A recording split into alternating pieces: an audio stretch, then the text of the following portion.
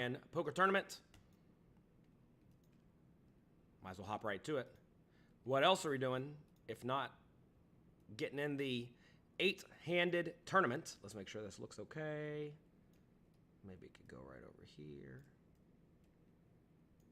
Does that look good enough? Good enough. I think we'll only be in one tournament today, unless I get bored. You know how that goes. We tried streaming 2 days ago, and it went great until we had some dropped frames right at the end of the day. Hopefully that does not happen again. That would be unfortunate. There's a $1,000 World Series circuit event. Winning player will receive a gold ring. Well, I guess I have to play that as well, huh? It starts in 30 minutes? All right, sure. A circuit ring. I have a whopping 0 World Series circuit rings. To be fair, I've played about 3 of those tournaments, so not especially live to have one. Could you imagine I win a World Series of Poker circuit ring? What else do they have today? What's an OC? OC number 151. I think that's about it.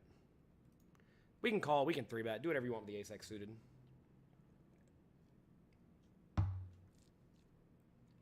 Reasonable flop. One pair is pretty good. If he checks, should we bet? I mean, look, if we bet and get raised, it's pretty rough, but I think it's just fine to bet and get raised. We can easily get called by ace-3, ace-2, ace-king, ace-queen. If he folds out, like jack-10, it's fine, right? By the way, I've tinkered with the volume a little bit. I have turned the volume of the microphone all the way up. I've turned the gain all the way down. Let me know if it's functioning. We are on a 6-minute delay. I don't actually know how much delay I need on this site, but you know how it goes. All right, so I'm going to play this $1,000 game as well. This is funny. So does this World Series bracelet event have a guarantee? So this has no guarantee, but it's a bracelet event. The other one has a guarantee, and it's not a bracelet event. Well, whatever. So we'll play 2 tournaments today. We raise big blind calls. Not a good flop here for my hand. I don't really want to bet and have to fold this to a raise, so we'll just let it go check, check. Notice jack, 10, 9, 8, 7, 4, ace are all pretty good. 6 is pretty bad. Spade would be good too. So we had a lot of good turn cards we could get there, but we did not. We are very, very deep stacked. Blinds seem to last 20 minutes per level. Ugh. We're going to be here all day, hopefully, with any luck. I think we can re-enter this 2 times. Yeah, 2 times. Hopefully we have to re-enter this 0 times. That's the dream, to play a re-entry tournament and only have to play 1 time. Sounds impossible, but that's the dream.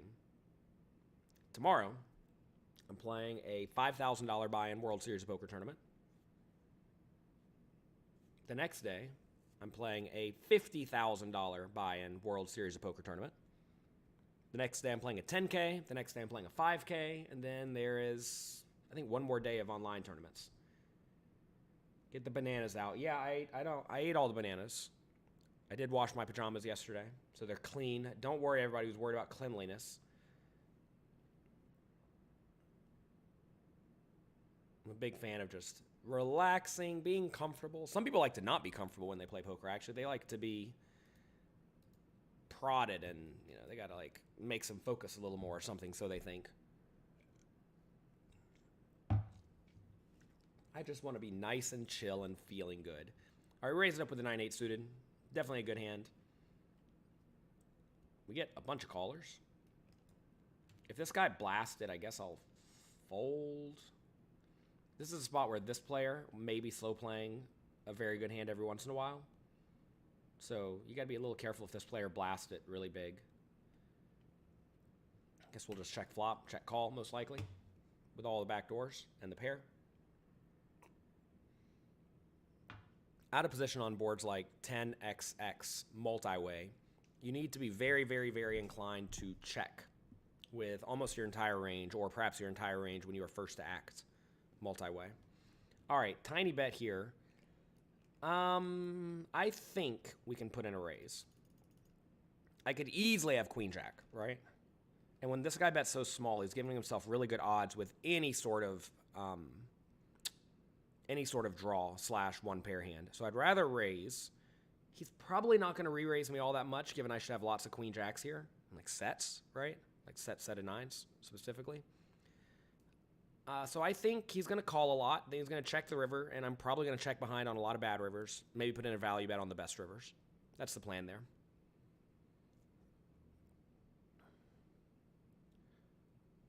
Looks like we are live with 0% drop frames so far. So that's good.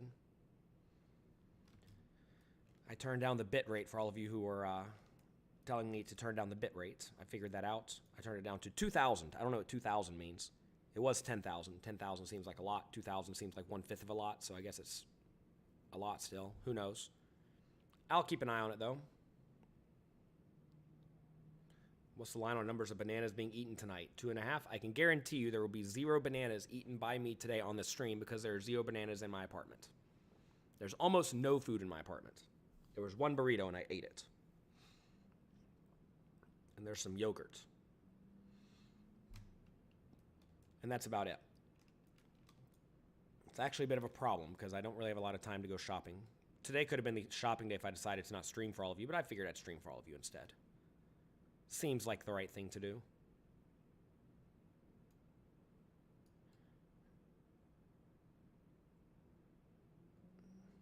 While you all trickle in, feel free to click the like and subscribe button and the notification bell and all those things.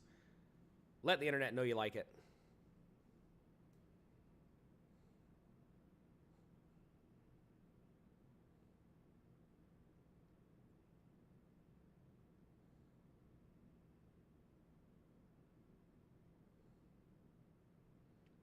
Augustin says you're going to play Texas Live 1-3. Good luck. Have fun.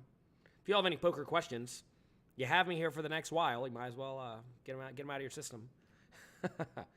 Ask whatever you'd like. 3 is a good sample size. No. 3. 3 what? 3 bananas? It's about as much as anybody should eat in a short period of time, probably.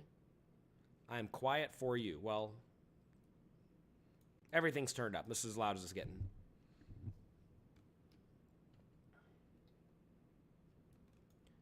Riki B has it right. There's no bananas behind me. I ate them all. I ate them all yesterday. All I have is a loaf of bread this old, some RX bars, some wheat thins. I don't even know what that stuff is. I got a few things I don't know what they are. But that's all we have. I did find a secret closet right down here with cereal in it, of all things. I think it's whoever actually owns this place. Probably shouldn't eat their cereal. I was talking to a friend last night about maybe, I'm on the wrong microphone or something? No, I'm on the right microphone. Let's take a look at what I look like real quick. Hello, hello. Look at this giant microphone. You want to put it like right here? We could do that number. This is how it's going to be today. Oh, maybe I need to turn up the gain a little bit. You know what? All right, I have turned up the gain a little bit.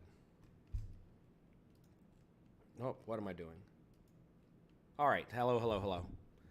Turns out the gain makes it to where you can't hear me unless my face is right on top of it. So we've turned it up a little.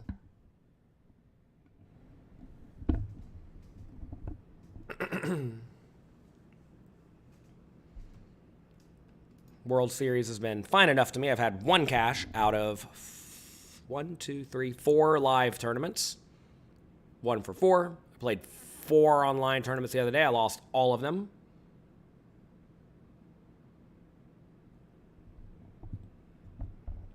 So such is life. Up money somehow.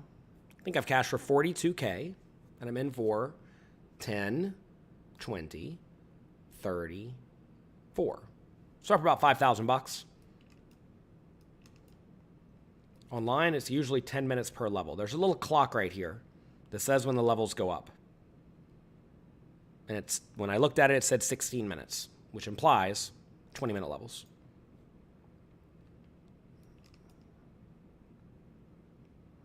I know good and well all of you can hear me. I can look and tell because it shows me how much volume I have.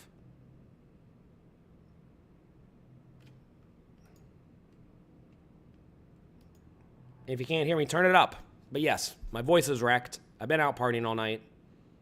Here we are today.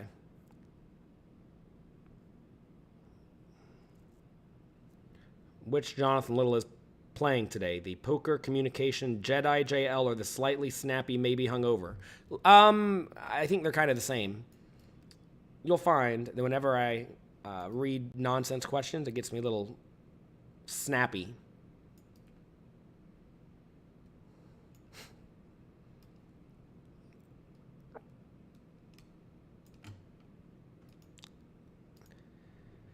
Oh, we're going to have to be a nice, disciplined poker player today. I'm clearly feeling a little bit antsy because I'm like, do I play the 7-3 suited?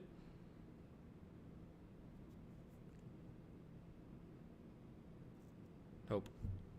All is well and all flops your way. Ooh, it'd be good to have all flops go my way, wouldn't it? So far, we're up 825 chips. Can we cash out?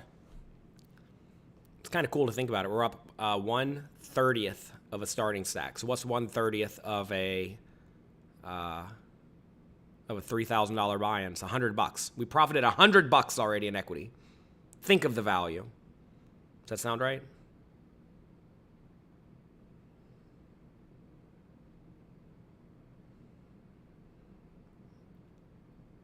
Are these footed pajamas? I don't know what a footed pajama is. Does it mean does it have socks pre-attached or something? No, there are no socks on these. This is a shirt and a pair of pants. How fancy, I know. What a genius idea. They're blasting over here.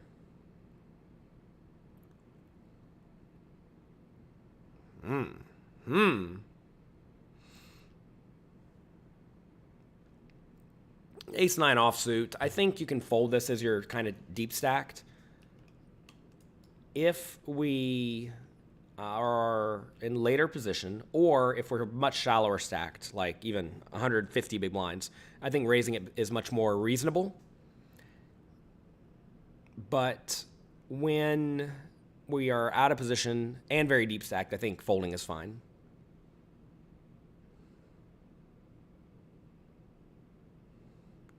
$4 or $5K bit rate is fine. Not for this internet, it's not. Only had to pay $20 a day for this internet. You'd think it'd work. But it doesn't.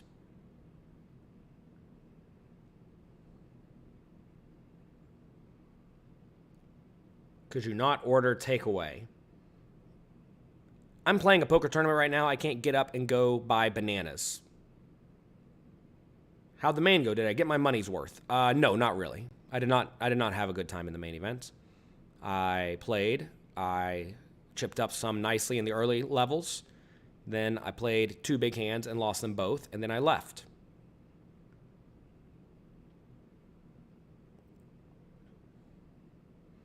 I've actually gotten my money in almost dead in a few tournaments. In the main event, I got it in almost dead. In a 2K yesterday, I got it in almost dead with a set. And yeah, it was so funny. I go to this 2,500 yesterday. I'm a little bit late. I buy in. We have 100 big blinds or something. I fold for 45 minutes, just getting absolute garbage. Then this guy raises early position. I call in the big blind.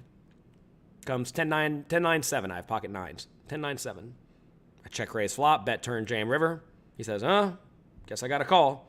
I'm like, oh, I got him. He has the ace and the ace. But no, he had the jack and the 8. So he flopped the straight. That was fun. I got it in almost dead in a half PLO, half no limit hold'em game the other day. I had a middle pair and gut shot. The opponent turned bottom set. That was a weird spot. I was kind of shallow stacked on that one, so didn't really mind. When you're shallow stacked, it's whatever. Feels bad when it's 100 big blinds, though. In these online tournaments we played the other day, I got it in with kings against aces. I got it with ace-king against aces. I'm getting it in almost dead. I mean, I'm just sitting here thinking about it. If I've played 8 tournaments, I've got it in dead or close to dead in like 4 or 5 of them. That is not good. That is not good. Variance, you know? What does a study session look like? You can get in the poker coaching study sessions if you're a poker coaching member. Just hop on over to the Discord. You'll see exactly what they do. When should you check raise top pair on the flop? Often. What ratio of studying into playing do I recommend? Depends on how good you are at poker. Or if you're already a super crusher, you don't really need to study that much. If you can't win, you need to study a ton. Do I have kids? I have 2 children. They're 3 and 5 years old. They're nice. In the money, 6.5 big blinds, cut off or middle position shoves, 11 big blinds. You have ace-4 suited. It's probably a fold. Glad you loved Matt Affleck's webinar today. What stakes should you play if you win at 2-5 live? Tiny. 50 cent or 10 cent, 25 cent, and then work your way up. Work your way up nice and slowly. Are you watching Dale Negreanu video blogs? No, right. I'm streaming an online poker tournament right now. This is not a laptop camera. This is a good camera. Good camera. It's what everybody else uses. How much cash have I been playing in Vegas? None.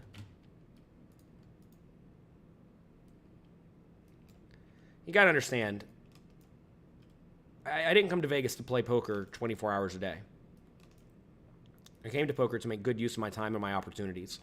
And I'm in a cool spot where a lot of my opportunities implies going out to dinner and having fun, which is exactly what I did after I lost a tournament the other day. So the World Series has morphed from when I was young to being like, I could only afford to be playing like $1,000 tournaments and $2,000 tournaments whenever I was 21, to now I can play basically any of the tournaments, starting a few years back. And then now I play almost none of the tournaments because I have a wife and kids at home and I got a bunch of business stuff to do out here. And it's interesting how it works. But I used to play like 24/7 when I was out here, pretty much. Not 24/7, but, you know, I would play solid 16-hour days every day. And now I don't. Can you play on WorldSeriesPoker.com in Florida? No. Partying, what was the occasion? Just living a fun life. I'm in Vegas. There you go. What's the occasion? I'm in Vegas. Are you going to play a hand? LOL. I've played plenty of hands already. You start with 25,000 chips. We have 25,725. Have you not been paying attention? Are you going to pay attention, LOL? I'm doing great today. Is it worth playing 1-2 at the 5% rate capped at 10? This idea of worth is always a weird one to me because, like, are you asking, can you win in the game? I'm sure you can. I'm sure you can win in the game. Miguel, I already said I'd probably fold.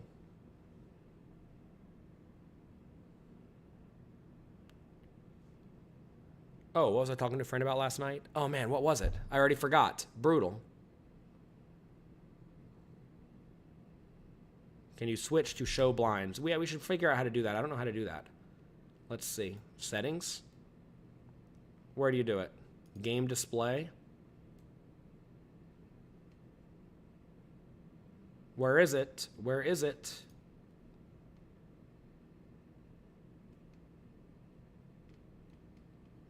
I don't see it. Tell me how to do it and I'll do it.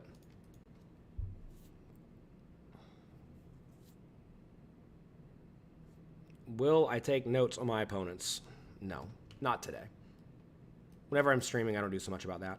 Are you watching Poker Go coverage while you play? No, I'm streaming an online tournament right now. I'm not sure if everybody's aware that this is not a recording or something. I'm streaming the online tournament right now and doing nothing else. Whenever I play poker, I try to be at least not all that distracted. And that implies not watching Poker Go while I'm playing the poker tournament. This is loose, but whatever. We've been somewhat tight.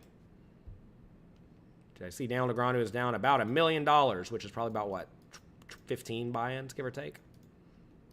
You got to realize there's variance in poker.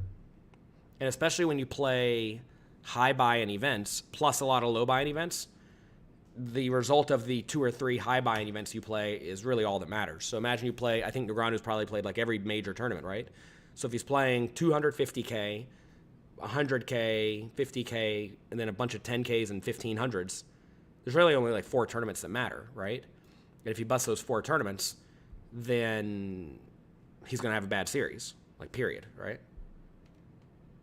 Don't you think other players can see my hand while I'm streaming? If they can somehow delay 6 minutes, then yeah.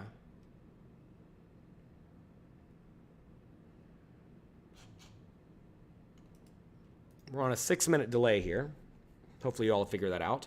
There's something called stream sniping or ghosting, where people can watch you playing and then see your whole cards. But we have a 6-minute delay on. I don't think any of the time banks last anywhere near that long. It would take some heck of an anomaly to make it happen. I'm sure we'll get to the final table and somebody will screw me by colluding with a friend or something. But not so worried about it. If you could sit down once a week for an hour with anyone and talk poker, who would it be?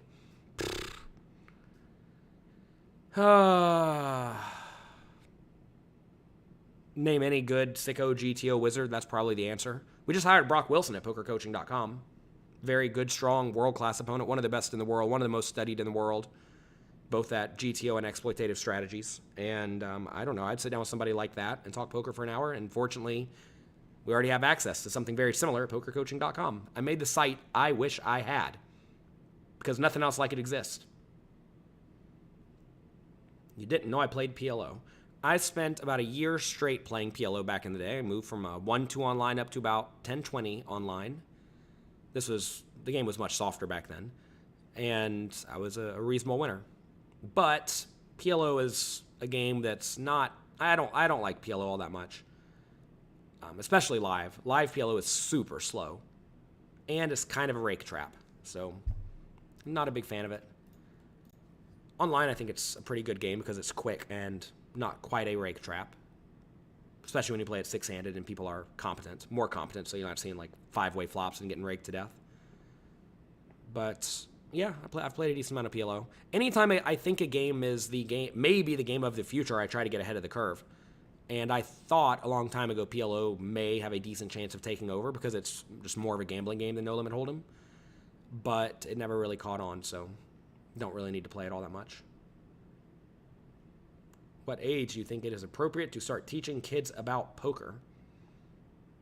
I don't know. Any age, whenever they can count and figure out hand rankings. The question is more like, when do you think you should start teaching children about math, logic, and emotional skills? Like as soon as they're born, basically? K-Stan with the Prime sub. Great. I appreciate it. By the way, if you have Amazon Prime, which I know a lot of people do, it's probably a good value if you shop from there. If you have Amazon Prime, you get to subscribe to someone on Twitch every single month. That gives them a few bucks. And if, you like people's streams, feel free to give them a few bucks. Why not? Don't give it to me. Give it to other people. But I think it's a very nice thing to do. Will you ever go on TV again? I don't even know what that means. I was on TV playing poker literally last week. Did you all see it? I took 2nd place. Almost won. You got my mastery book. Great. Do you ever play slots or video poker? Almost never. If you want to get a diamond card very quickly at Caesars Properties, you can get... What in the world is happening here? If you want to get a diamond card very quickly at Caesars Properties, you can play $25 hand video poker, and you'll get it in something like 2 hours. They have, let's call like a diamond in a day promotion, and you can get it pretty quick playing $25 video poker, which is like $125 a spin, right? It's like not cheap. But you'll roughly break even. There's 1 or 2 machines on the entire strip that are roughly break even, and then you'll have diamond card in a day. All right, break time. I'll be back in a minute.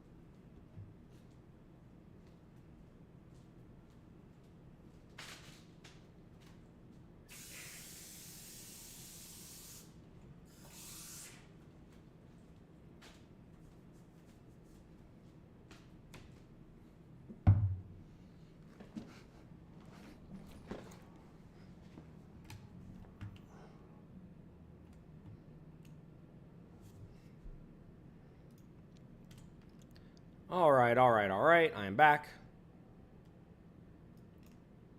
Any tips for staying focused during a long event? Realize why you're there to play. Are you there to play and goof off and pass the time, or are you there to try to win as much money as possible? A lot of people are just there to hang out. Click the chip amount totals, you guess.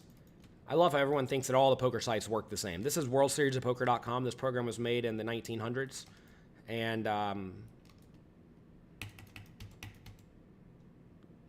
yeah, good luck with that. Evil Mel says he liked my work. Very good. Glad to hear it. How would I recommend you improve your game today? I have a book, Secrets of Professional Tournament Poker, The Essential Guide. It's a very, very much updated version of that book that you have from 10 years ago. And I would recommend that if you are playing poker tournaments. When considering private coaching, how many sessions would you recommend a prospective student be able to afford? That's kind of a weird question because anyone who's trying to get better should probably have a private coach to some extent.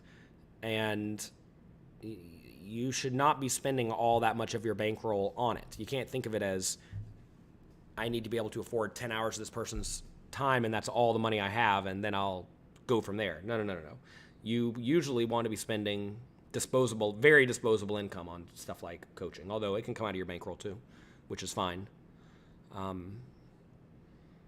It really depends. I mean, whenever I have private students, it's not like I'm saying you must sign up for 10 sessions or anything like that. It's more of come to me with your hands, with your questions. We'll go through them. We'll figure out some problems you have. We'll fix those problems. You can play. Come back next time you're ready, and then we go. For anything structured, I have everything very structured at pokercoaching.com, and you don't need to pay all that much money to get access to that by design, because I realize that a lot of people don't have a lot of money for private coaching, and $500 an hour for private coaching is very expensive.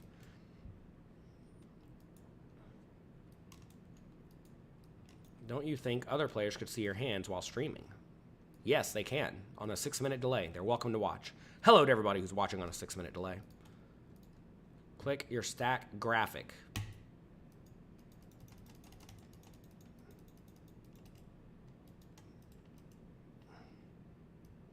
Literally does not work, everyone. Is poker my #1 paying job? The only other jobs I've had besides poker were working at a airport, fueling up airplanes. Didn't get paid all that much money there. I worked at a comic book store. Didn't get paid much money there. Worked at McDonald's. Didn't get paid much money there. So there you go. You want info on survival tournaments. Survival tournaments are just satellites, right? I'm pretty sure survival tournaments are just satellites where they force you to cash out and don't force you to play a tournament that's way too big for your bankroll.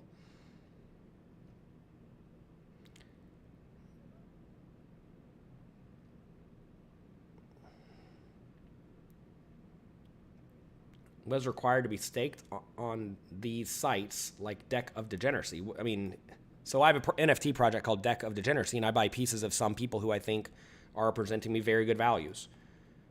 Usually means no markup.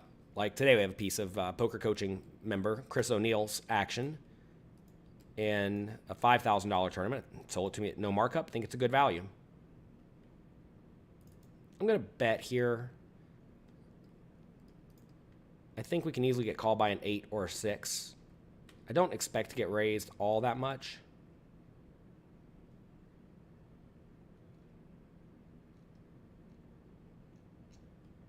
Then check river. Let's see if I won. Did I win? How do I tell? I did win. Good. Raise. No, what is happening? Limp, raise, call. I guess I call. Maybe I'm supposed to re-raise this. This is a weird one because this guy open limps under the gun. Yeah, I mean, could have seen that coming a mile away. Just fold, just fold.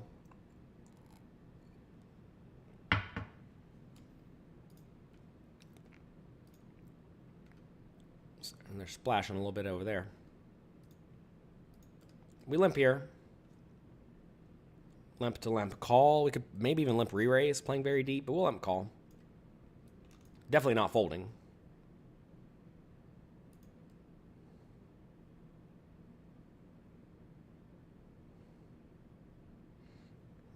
Easy call on the flop.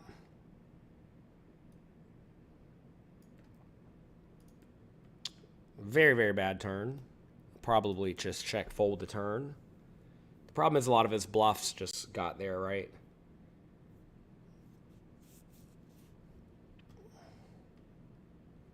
This is an annoying one. A very good spot for the opponent to bluff, but the problem is if I call and the turn brings anything and he bets again, I just have to fold again. So we'll just get out of the way. A little bit nitty, I know. But that's okay. What would you say is the ratio of luck to skill in playing poker? Depends on what poker game, obviously. As the game has more variance, it effectively has more quote-unquote luck, right? We can 3-bet this. We can call. We can fold. Do whatever you want.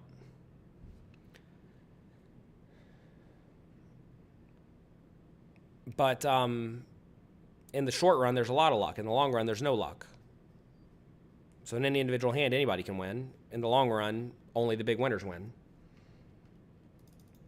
We can 3-bet this one up as well. 2 3-bets. 2 3-bets. I got to figure out how to click from table to table easily. All right, we get 4-bet, so we fold. When you get 4-bet and you have nothing, fold. Next time, try to have something. All right, here we get cold called. Kind of suspect. Jack is actually not great because a lot of the cold calls are going to have a jack. I think I can just bets, though. Small. If he has under pair, he's always going to call, which I do think will be a lot of his range. But if he has some random unpaired hands, then I think a lot of unpaired hands will fold. What is my opinion on SharkScope subscription? I have not subscribed to SharkScope for a very long time. But if you play regularly, it's probably good to get information on your opponents, right?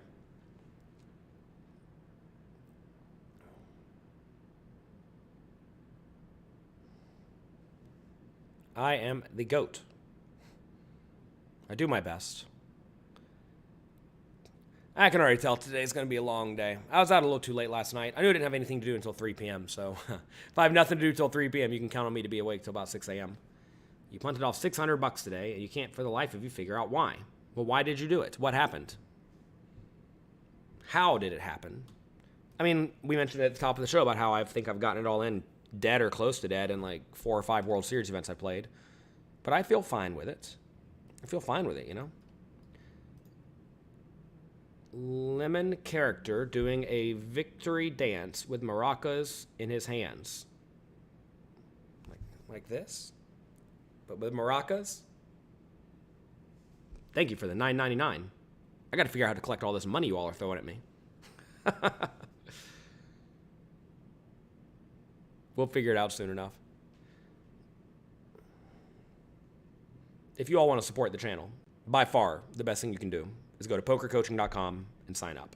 That way, you learn poker, you get a lot of value added, helps me pay all of my employees who help make poker coaching excellent.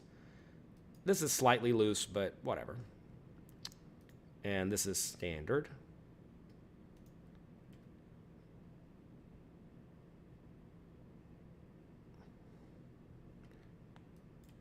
Teenagers can't control emotions and have a lack of discipline. Indeed, and learning games that demand discipline is a great way to improve those life skills early in life.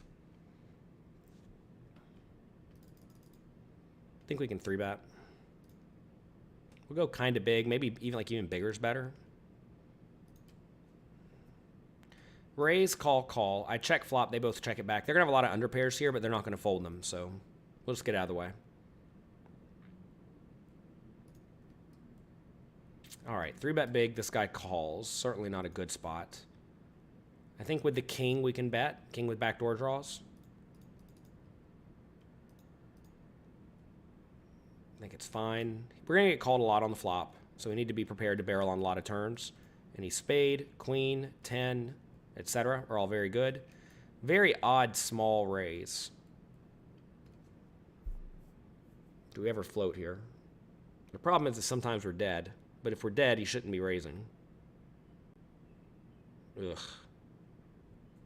All right, I'm going to fold, but this feels very suspect. There are some players in these games that will just like randomly put in small clicks back and forth thinking that's what they're supposed to be doing. And if that's the case, obviously you can't go around folding out much of anything. You need to be blasting them because their range is going to be full of garbage.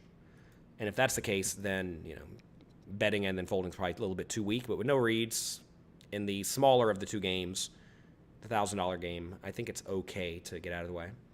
Why are you in your pajamas? Because I wanted to put on a shirt for all of you. I know some streamers stream without any clothes on, but I'm a little more modest. How many hours of studying should you spend to improve at poker? Well, I've probably spent about 30,000 hours, give or take. So, something like that.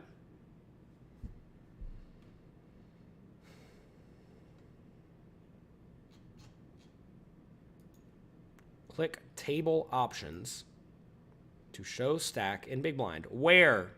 Where? I click on Settings. I sure don't see it.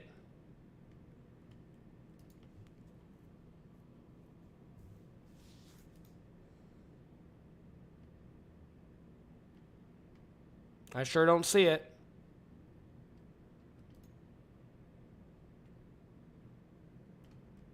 You all are killing me here. I love when people say to do something and then they don't say what to do.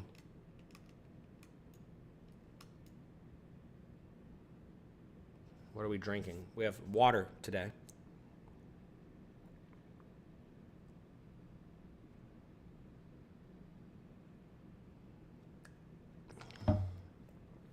What are my thoughts on global poker? No thoughts, really. I think their whole scheme of gold coins is a little bit convoluted. Games are definitely soft. Not too big of tournaments, so I don't think, right? Is WCOOP Online tournaments allowed only in Vegas? Well, these are World Series of Poker, not something another. I don't know. Tony Dunst is on my right. All right, cool. What is Rummy? Rummy is a game. You try to make pairs in 3 straights. Well, 3 straight flushes, I think. Yeah, trips and 3 straight flushes.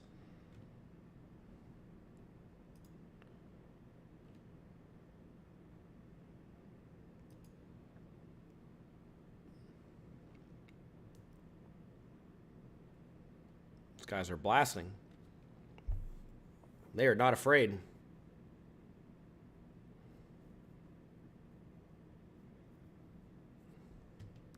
I know some of you want your Twitch streamers to stream with no clothes on, but that's just not how I operate. I try to hold your attention with only my exciting words, and that is it. If I need to be topless for it, it's not going to happen today.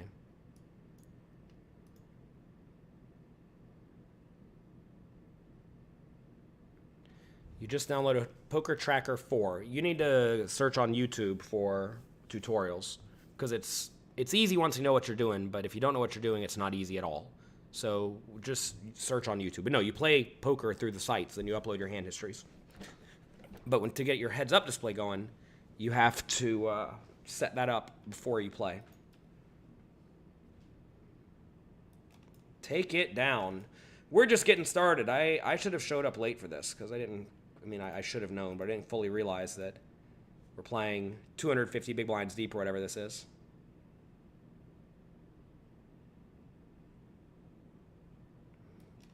Can we defend the 7-2 suited? Probably not. Probably not. And full ring. This is the loose player, so maybe I should have defended. I would fold 3 ways, of course. But maybe I am supposed to just defend any suited hand heads up against 3x with ante. With a relevant ante. I know it's not quite a big blind ante, but it's close.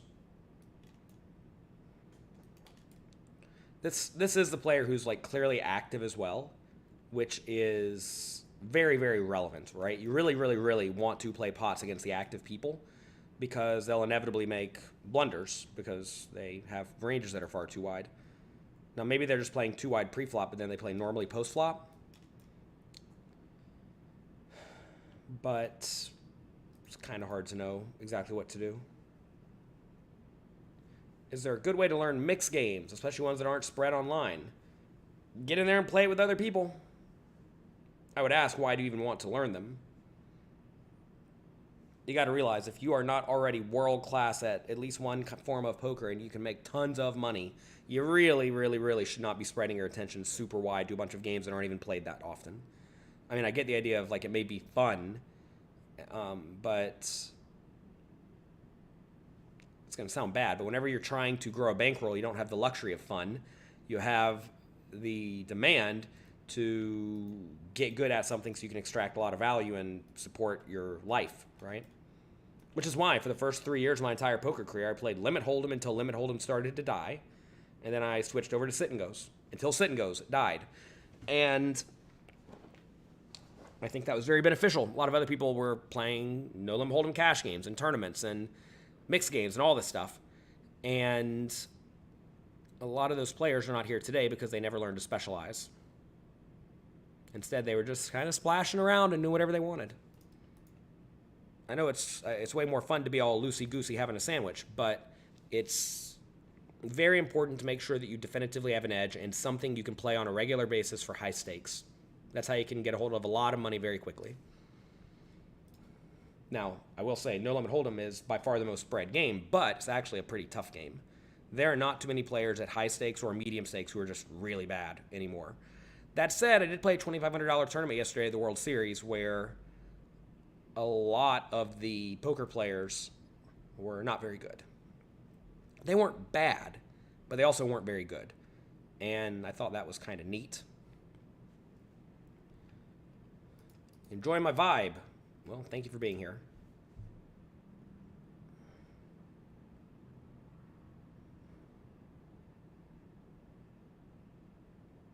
I remind you of Bob Ross because he doesn't let hands bother him. I never watched any Bob Ross. He's the painter, is that right? Don't know anything about the guy. But I would hope whenever you're painting, you don't let things bother you. Sometimes you're going to make an error. All you can do is fix it and move forward with life.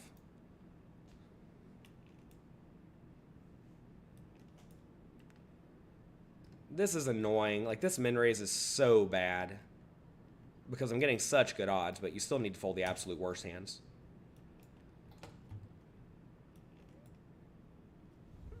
Did I play any live World Series events? So far, I've played 4 of them.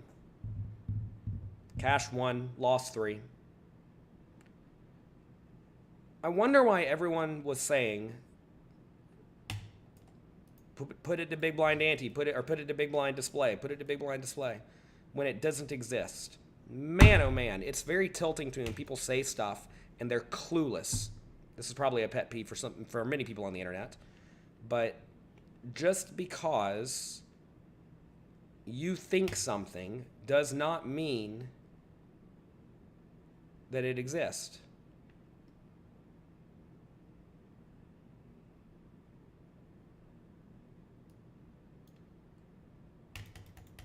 Double click your name. Double clicking my name, everybody.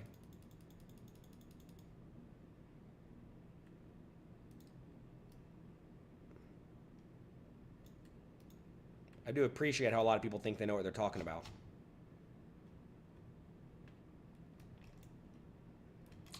I remember one time it was so funny to me. I was at a poker table, and I knew for the fact that Phil Hellmuth had busted on the bubble of this WPT final table. I also knew for a fact Mike Sexton and Vince Van Patten were not going to be there. I also knew for a fact the tournament started at 4 p.m. At the table, the players at my table together decided, let's pump it up here a little bit for fun. They decided that the tournament resumed at noon, that Phil Hellmuth was the chip leader, and that both Mike and Vince would be there commentating. And I just sat there listening to these people who were literally clueless act as if they knew what they were talking about. And you got to realize that if you don't know what you're talking about, shut your mouth. Just because you can say something does not mean that you should say something. A lot of people think that their opinion matters, but in things that are factually based, your opinion does not matter all that much. All right, what are we doing here? I think every once in a while we get paid pretty nicely if we spike, and we're getting roughly break-even pot odds.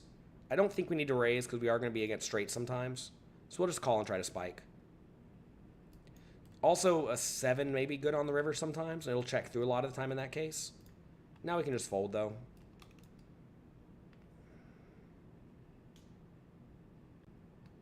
Man, oh man, they're blasting me today. We get to see what this guy had or no? No. I bet this guy had some sort of draw, pair and draw, like king 10 of clubs or something. Which is nice, because if we got there, we would have got paid. I'm playing 2 tournaments right now. You bluffed a spot, but the problem was you didn't have enough of a stack to pot ratio to get him off of. You got to set up the hand a little bit better, right?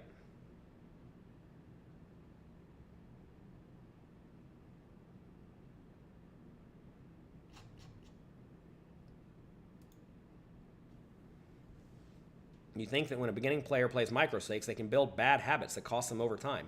Yeah, of course. Anytime you spend your time playing instead of studying, you are developing some number of habits. And it stands to reason that most habits you learn randomly through playing are going to be bad habits.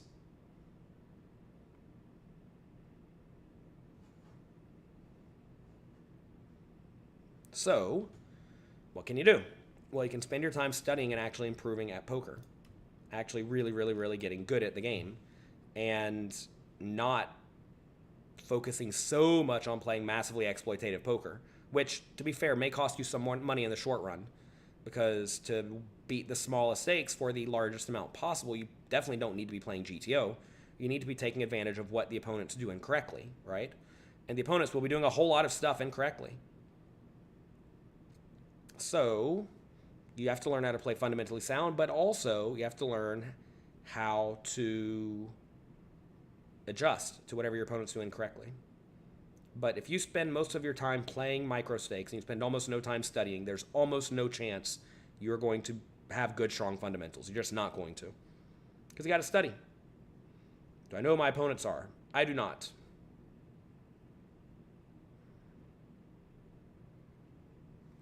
I'm not concerned with getting any table tamer stuff or anything like that. As you can see, I'm playing a whopping 2 tables. It's not hard to play 2 tables. For those who can't divide, it's not that hard to divide. We got about 150 big blinds, call it something like that. It's close enough. Close enough, everybody.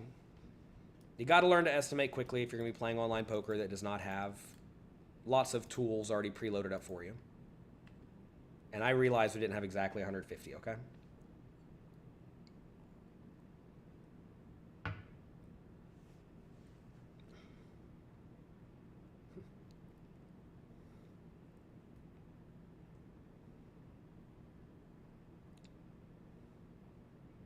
But yeah, the internet's hard because the internet has given a lot of people the ability to easily say whatever's on their mind.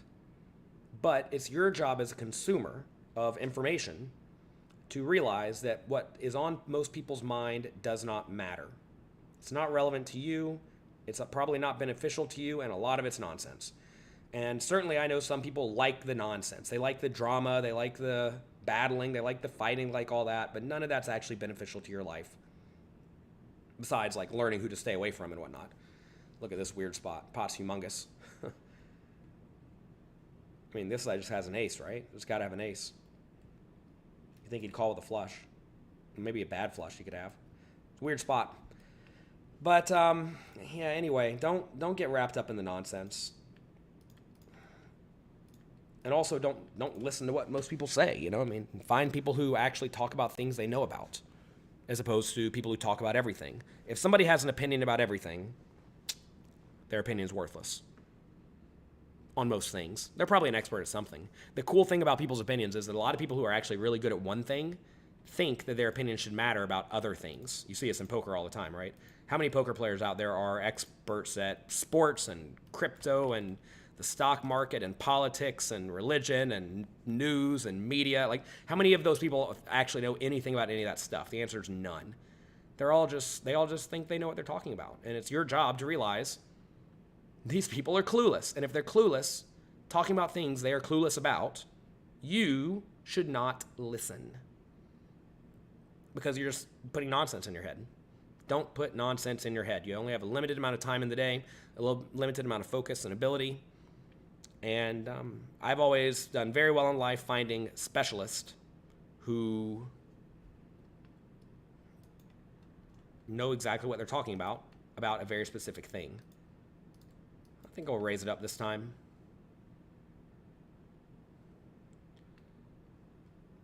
$2,500 tournament live was probably like a $40 tournament online. Weird 4x big blind raise. We'll just fold.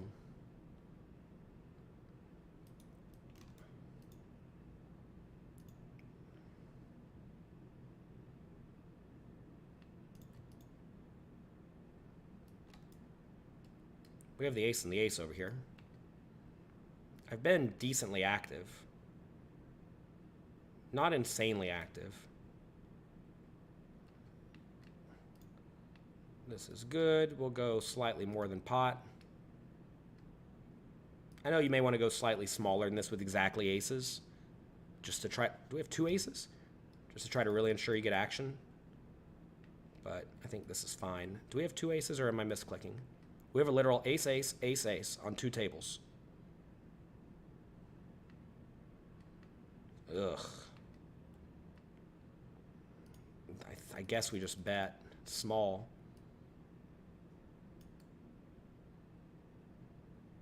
We're going to be against sets here some. Oh my god. Jack is pretty bad too. So look, in the ideal world, we're against like 2 king queens, right? This is a pretty bad spot though. This is a much better spot. If we was out of position, we'd be checking this. But I think in position, we just have to bet. This is sick. This is sick here. The nice thing is that this is not going to be kings that often because kings re-raises, and it's not going to be a jack all that often either, although it will be like some queen jack and jack 10 suited. If it goes check, bet, call, or check, bet, raise, I'm going to fold. I'll check, call this guy, though, I think. I kind of hate it, though. I mean, we're definitely just like stacking off pretty poorly here sometimes.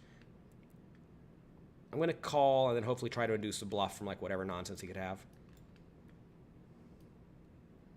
I mean, I realize I lose here a lot, but like, what can you do? Multi-way, you got to be really, really careful in these spots. But like right here, we somehow had the best hand, right? Because people overvalue hands in multi-way pots. He had the 8-4 suited. Okay, that's not what I expected. Remember, I went raise, call, call, call. I 3-bet this guy cold call, so this guy's clearly not very good. That'd be someone to take a note on. Yeah, we got to start respecting the viewers. We got to wear a suit, stand up when I talk, etc., etc. You're correct.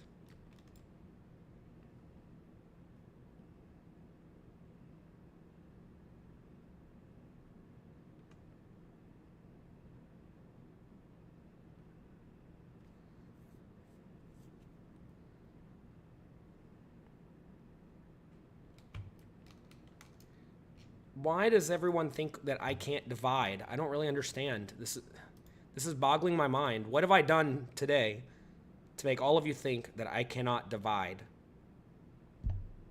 It's really not hard. Like, look, right here. 95 divided by 8. Well, 80 divided by 8 is 10, so that's 100 big blinds, right? So we have 100 and change big blinds. It's not that hard. It's really not that hard. We're playing 2 tables. It's not like we're playing a bunch of tables, right? What do you think about the Mattisau bust-out hand? I have no idea how Mattisau busted out of the main event. Because, again, should it matter to me how Mattisau busts the main event? We are playing so many multi-way pots here. I guess I just fold here. You really don't want to be bluffing into an 8 or an ace. It's just never folding. I'll just check, although this could maybe be good enough for a minimum bet. I could see betting minimum being good here to get called by a 3 and king high. If I check and he bets, I'm obviously going to call, though. I'm just going to fold this immediately. This guy bet into 2 players plus me, and he's potting it off a short stack. So this is going to be a lot of draws and kings. Maybe some 10s, but a lot of the 10s are better than mine, so I think we'll just fold.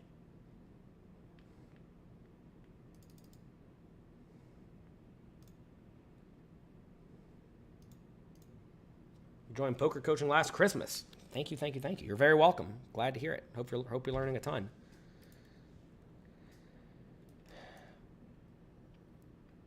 Are you all kidding asking about these big blinds into chip stacks again? I mean, this is just absurd. We're not playing on GG, everybody. We're not playing on ACR. I'm going to check this one through. I'm going to check this as well.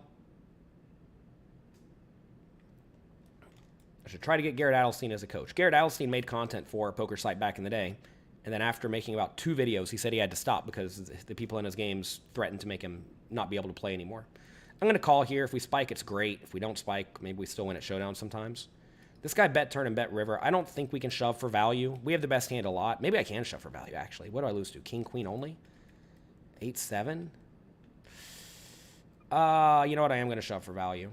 I think it's close, but I'm going to shove for value. Ace jack, ace jack. I thought he was going to have some ace 10s and ace 9s a lot there.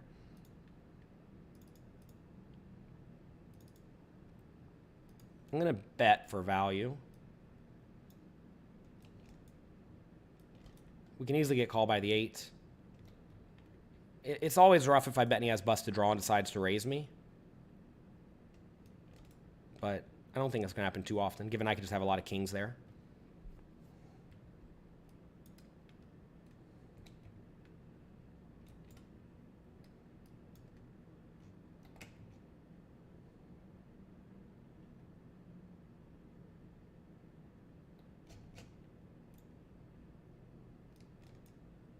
Here we raise, big blind calls, checks flop.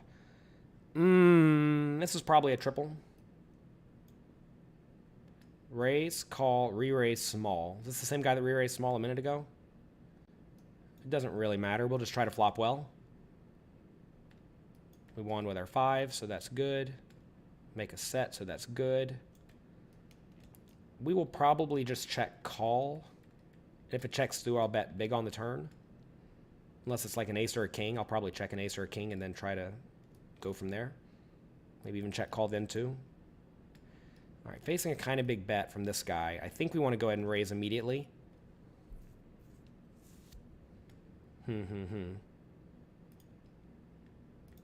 Sure. If he has overpair, he's just not going to fold. Obviously, he could show us the 9 and the 9, but whatever. I mean, look, calling there is obviously fine. But I think out of position, we should be slightly more inclined to raise. Is Pio Solver too advanced for you if you're brand new for poker? Yes. You should instead go to pokercoaching.com and go through the tournament or cash game masterclass based on whatever you're trying to learn. And go through all of that. That'll go through a lot of the common spots that you're going to encounter, and it requires you to do no solving of anything on your own. It's just all there for you already. By design, I want to make it nice and easy for you.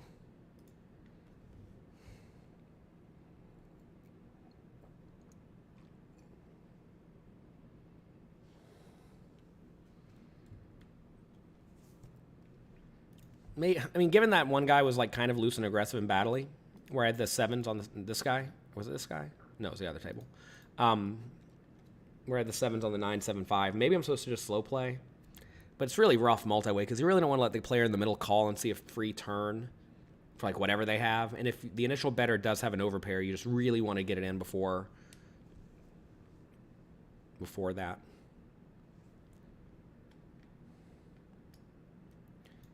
He's been ranting about nonsense statements for 30 minutes. And, you know, everybody has their own pet peeves.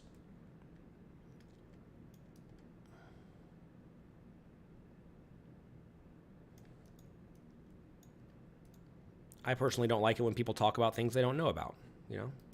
But that's okay. Everybody has their own things they like and don't like. Here we raise. Everybody calls.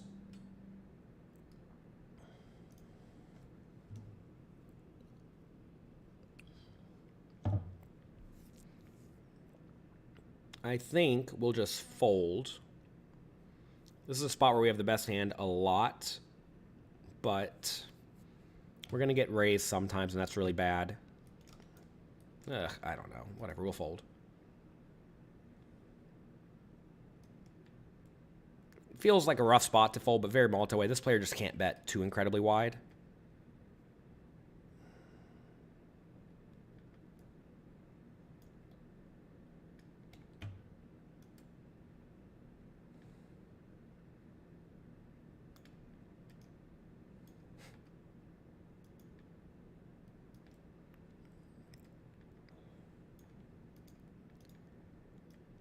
You gotta love it when people who don't know what they're talking about and have never played on a site think they know how to operate the site better than someone who's played poker for literally 20 years on the internet.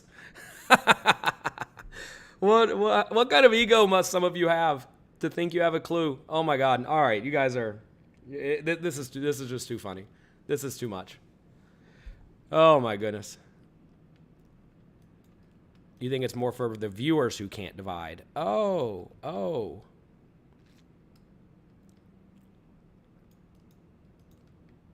If you can't divide, you need to learn how to divide, because when you play live poker, you got to divide. You got to love some of these people on the chat. Oh my goodness. You got to feel bad for people who come in here trolling. Could you imagine having such a sad life that you think in order to try to feel better about yourself, you have to go and try to troll on someone who you don't even know? What a weird world we live in. Look, I realize there's a lot of people out there hurting, a lot of people having a difficult time. The answer is not to try to drag others down with you. It's really not. I used to be a salty idiot whenever I was young too.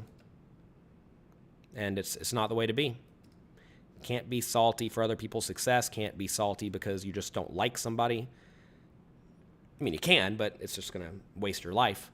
And I can guarantee you're going to do way better by building up others and helping others succeed than by trying to drag other people down. All right, here we have a raise. Guess we'll put in the 3-bet. Sure. Jack 9, we could raise if I thought I was going to get through a lot, but it seems like the players are decently aggressive. Oh, boy. Okay, this guy raises, I 3-bet. This guy cold calls. This is a very active guy, or a very active guy. I mean, obviously, you could just have a king, but it's a tough spot, that's for sure. I think now we can just bet. This might be okay to check.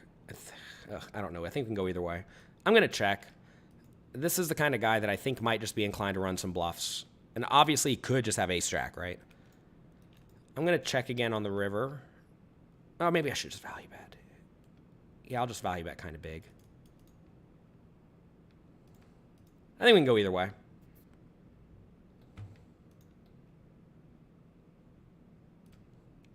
It sure is unfortunate when he raises me, but I think he's going to have a lot of kings and queens and tens to check down that will check behind if I check river. And I thought if he had a lot of bluffs, he would be betting turn. So he did have a 10 and decided to hero call, right? And that's a hand where if I check, he's just going to check it back. Do I think ACR is a good site? I think ACR has very soft games, and I think they have a lot of games. The fear is that they stop paying out at some point. And, you know, they've had a few scandals in the past where they either don't pay people out or their users get cheated by bots and colluders. But, you know, that happens on every site. So as long as you protect yourself, I think it's perfectly fine to play there. I mean, they banned me for saying that it's not as safe as a licensed regulated site. I'm sorry, it's as safe as a licensed regulated U.S. bank. Which, you know, they're allowed to ban people for any reason they feel inclined. And they've banned some other people for very, very interesting reasons as well, which had nothing to do with doing anything out of line. But they have a lot of games, and so far they've paid out for the most part. Better record than most sites operating illegally in America. So you got to hand it to them for that. It also didn't seem to like that I said they're the best of a bunch of bad options. And they are the best of a bunch of bad options, in my opinion, at least when it comes to getting in decent volume.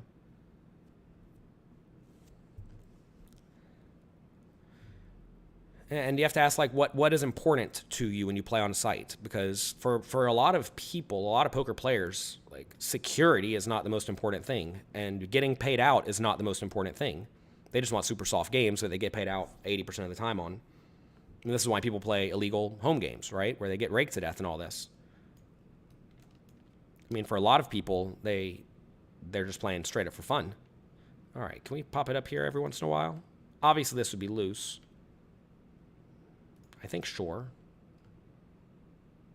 Sure. I don't mind making a little bit of loose plays every once in a while like this. Especially with hands that flop very well.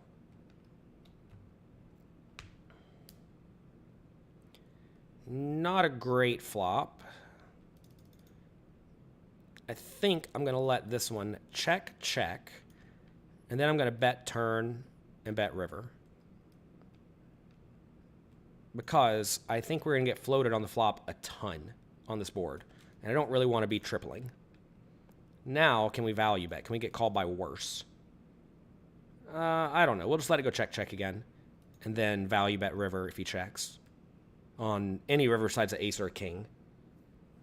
On a jack river, if he bets big, we'll call. If he bets small, we may put in a raise. And when he checks, we're going to go big to try to make him think we're trying to win with a hand like tens. Or like steal the pot, you know. And I think we'll get called by ace high here some. I'd be pretty surprised if we get raised. It'd be pretty nasty spot.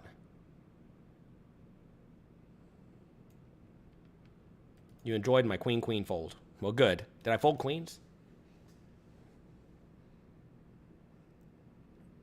Are there any poker educators that I admire? Yeah, a lot of poker educators are good. I mean, ask what you're trying to learn. I mean, you got to find people who you resonate decently well with. You have to find people who know what they're talking about, which, you know, those two things are both easier said than done to find those. You have to find someone who's consistent, who shows up and actually does the work and continues staying on top of the game because the game does change.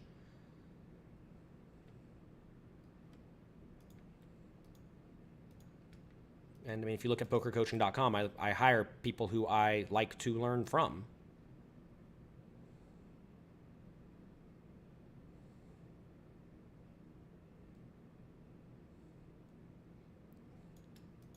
If you look at all of the very high stakes players I've hired at poker coaching, like these are all people who I want to be learning from. We just hired Brock Wilson, for example.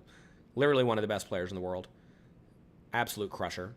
Also, we hired Giraffe Ganger a while back, another super high stakes crusher. We have Matt Affleck. He is one of the most studious players in the world. We have Justin GTO Saliba, world-class grinder, world-class player who is very, very, very good at solvers.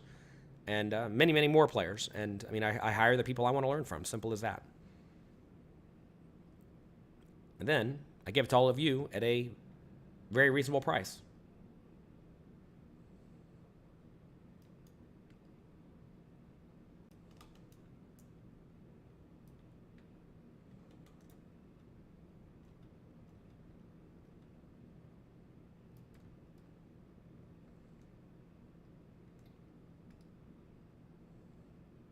Life isn't a zero-sum game.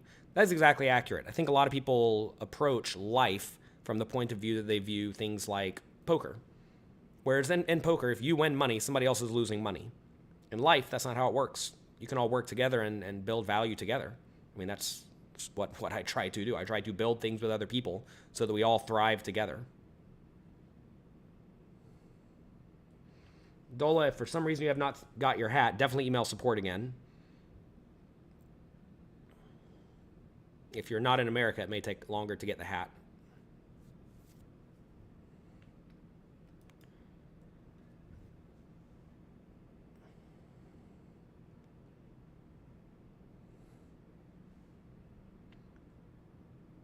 One thing I'll definitely say is that the usual JL crowd who watches these streams are very, very good-hearted people who just want other people to succeed and do well, and they want to do well, and they all want to work together to benefit each other. And I think that's fantastic. I do realize that is not the standard for many people's streams, because on a lot of streams they get a little salty and annoyed and angry because that's what people think they have to do when they play games. You have to realize just because everybody else gets mad and annoyed when they lose doesn't mean that you have to. Just because everybody else does something does not mean that you must also do it. Also, if your entire identity is wrapped around a game that is very variance-filled, you are going to have a miserable life. How do I know this? Because I've had a miserable life in the past, despite crushing poker. And you're going to go on downswings. You're going to have a tough time, and it's all about how you view the world. A lot of people think everybody's out to try to get them, and that the casinos are trying to rake you to death, and that the players are all shady and all this. People think these things because they're looking for reasons to excuse their failure and their bad decisions. And you have to realize that you get to choose how you view pretty much anything. You get to choose the things that you do for the most part. I realize some people are not in situations where they necessarily get to choose the things that they do. But if you're here watching this show, you probably have a pretty good amount of options available to you. And it's up to you how you utilize your opportunities.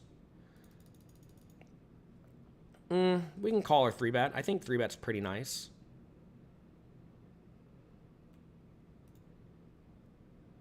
I think this is probably fine.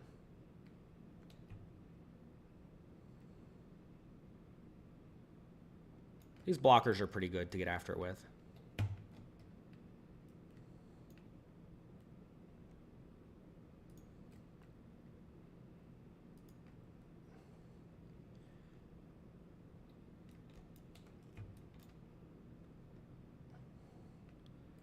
Guess I can 3-bet again, huh?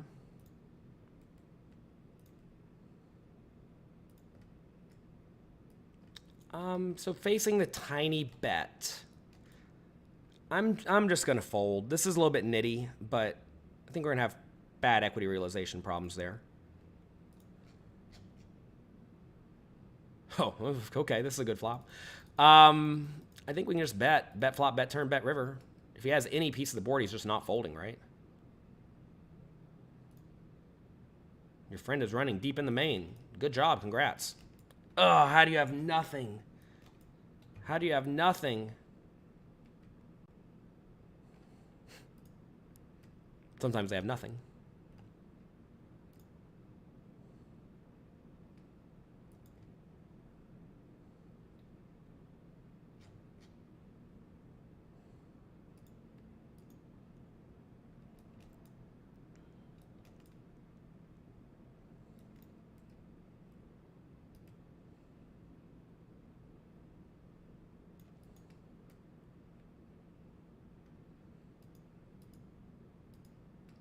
Seven, 6 suited against the under the gun raise. Do we ever blast him? Do we ever call?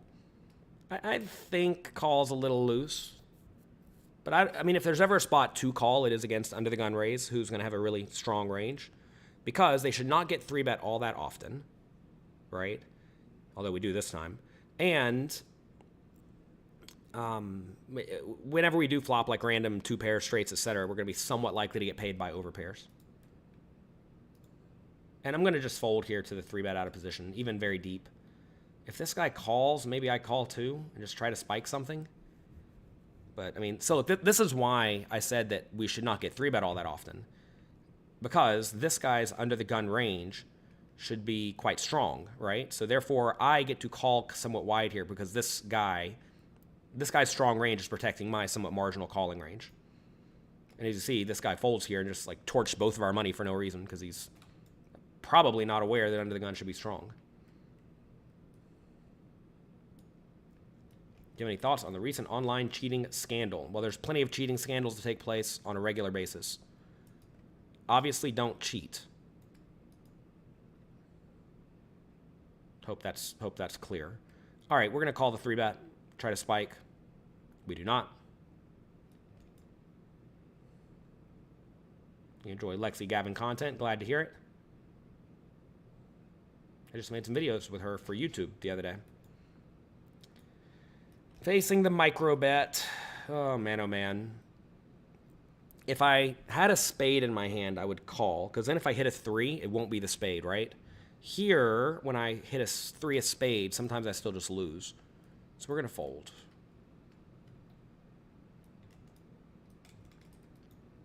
Was Matt Affleck the guy who cried on TV? Yes, when he was 21 or 22 or 23, he cried on TV whenever he got unlucky for a pot worth about $3 million when he had a few $100K to his name. In spots where crying is acceptable, anytime you lose 10 times your net worth on a bad beat, it's probably all right to give it a little cry. I only thought I was going to cry one time at the poker table. I was wrapped up in emotion. This is what happens when you care too much. I was playing at the Foxwoods the year after I won their WPT. So I was defending my title, okay? So I won the previous year. No one had ever won the same event back-to-back years. I was second in chips with 7 people left. okay?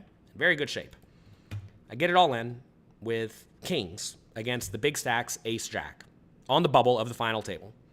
Maybe there are like 8 people left, something like that. And it comes brick, brick, brick, brick, ace. I had the kings. And that was for, I don't know, 70% of the chips in play, something ridiculous. And I lost. And I felt like I got hit in the face with a bat. Why? Probably because I really wanted to win a tournament. I never really want to win a tournament. I don't care that much. And I really wanted to win this tournament because nobody had ever won the same tournament back to back. That would have also made me one of the few people to have 3 titles. This was a long time ago, before I stopped caring. And there's a lot of emotion and prestige wrapped around it, and that makes you feel things a little bit incorrectly. Do you ever flat out bluff in online games? You've been watching? Can I help you get money out of your TBIC account? I don't work at the World Series of Poker. I'm not affiliated with them in any way. So no. You got to get up, go to the cage, wait in line for 2 hours, and then get your money. And I don't even know if you can get your money out. I think you may have to get it back the way you put it in. So wire or onto your credit card, I think. You want hats. If you're a Poker Coaching Premium member, you can get a hat for free. Just email support@pokercoaching.com. I know a lot of sites out there try to charge you for merchandise. I never really got that. If somebody's paying you a decent amount of money per month, give them a free hat, you know?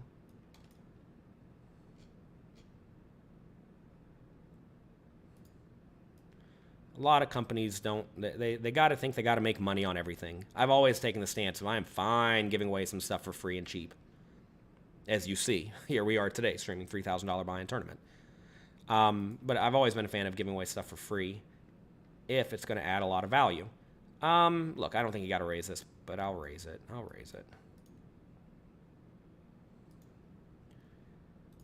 I generally want to stay active in the $1,000 game, more so than the $3,000 game, because $1,000 game should be a little bit softer.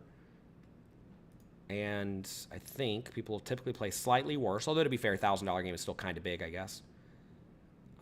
But I think it's fine to be active enough. And it's not like King 5 is absurdly loose or anything. This is a nasty one because I have the king. If I had like Queen 5 or Jack 5 suited, I would probably check it back. But I think, I'm sorry, I'd probably bet if I had a worse hand. But with the king, I think king actually wins sometimes. So we'll let it check. We make it straight. That's good. What do I lose to here? 8-5, which is impossible. All right, we'll go big. Try to make it look like we're trying to steal. Let's go real big. I think that's good.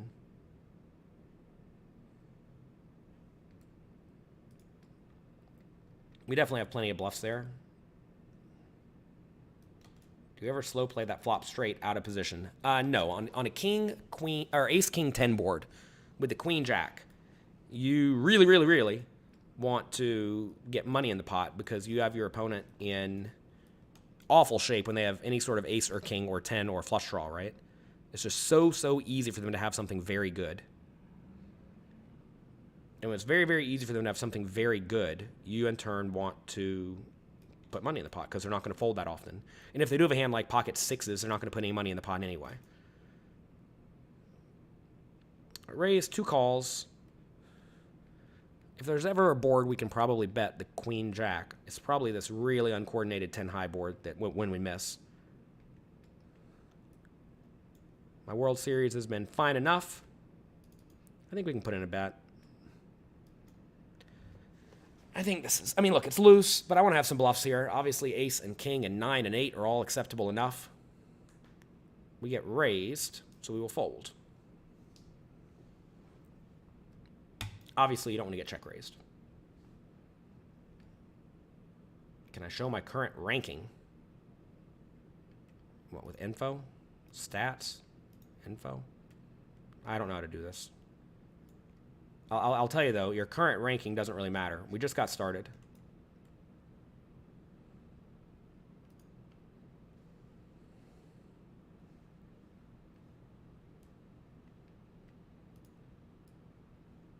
It is worth noting there's a lot of spots where something should or should not happen, but it still happens. Like, for example, when Under the Gun raised, I called cutoff and I said I should not get 3-bet that often, but I did get 3-bet. Now, maybe the opponent's just blundering and 3-betting a bunch of nonsense for no good reason, or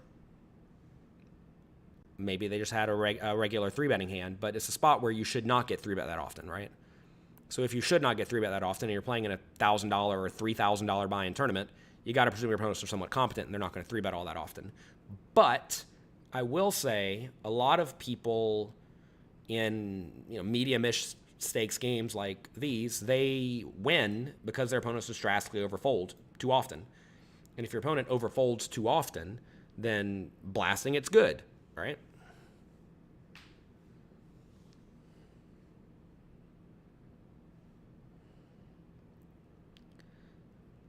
I hope I win a bracelet for today and I'll wear it for a year. Why wouldn't I?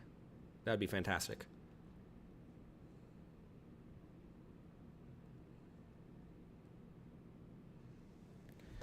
Oh man, an hour and a half in. How many chips did we start with here? 25K? Does that sound right? Yeah, so we started with 25K, I think. So we just got started. We're ninth place. If we cashed out now, they'd give me $9,000.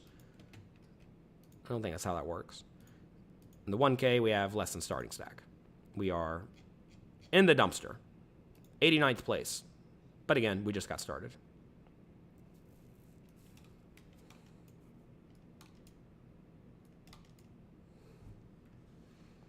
Poker can bring out all your emotions. It certainly can.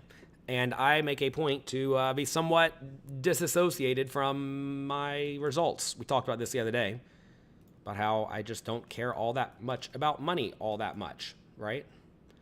And I think that's valuable because win or lose, I'm not going to be wrecked emotionally, mentally, physically. I can just go to bed, wake up, do it again the next day.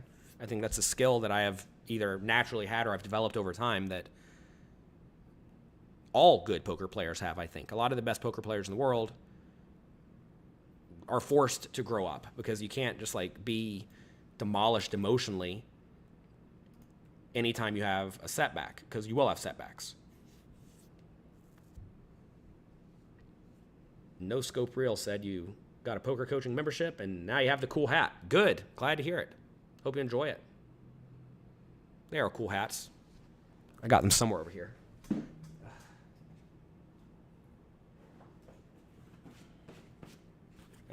Yeah, nice hat.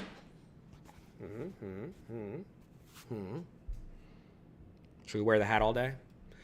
Funny enough, I actually don't wear hats all that much, but for some reason, a lot of the casinos recently have different kind of lights that the hat is very beneficial for. Normally, I don't know what it is, but it's the lights are now kind of going at your eyes. It's definitely the case in the Poker Go studio. So the hat's actually really beneficial. But I used to never wear hats. But if you got to wear a hat, you might as well wear a poker coaching hat. All right, I'm going to take a break. I'll be back in just a minute.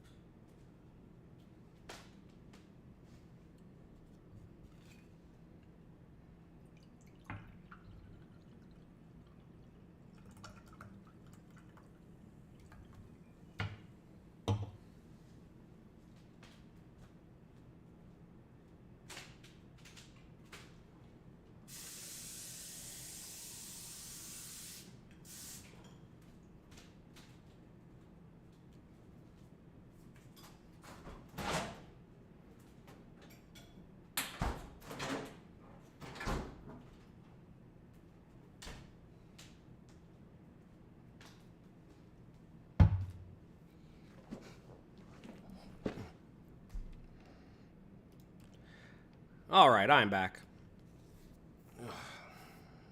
What a day, what a day. Thanks for all the free content. Well, thank you for watching all the free content. I appreciate it. You had to leave Vegas because of COVID. Brutal. Need some more shark fins for the run good. There you go. Have you played at a Final Table Outdoors? Yes. And that was at the Poker Stars Caribbean Adventure. It must have been in 2007. Does that sound right? We played outside on a deck, and it was super windy, and they had like these pieces of tape you kind of had to put your cards underneath after you looked at them. Otherwise, they'd blow off the table. It was not the ideal place to play poker, but it was pretty cool. Wish you could have bought Deck of Degeneracy cards. Well, you still can, but the problem is the floor is 4 times what it was when we started. Sorry for adding value to all the Deck of Degeneracy holders. It prices out some people, I understand. But I told all of you, buy in, and if you listened, you would have 7x'd your money in a bear market, so figure that one out.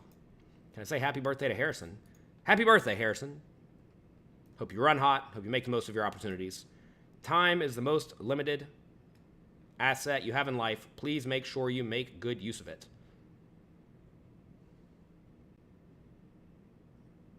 The thing about tournaments, Goner, is that you get to play giant pots against players who don't really know what they're doing for tons of money. It's exactly why tournaments are so good, because never in cash games do you get to play humongous stakes against players who don't know what they're doing.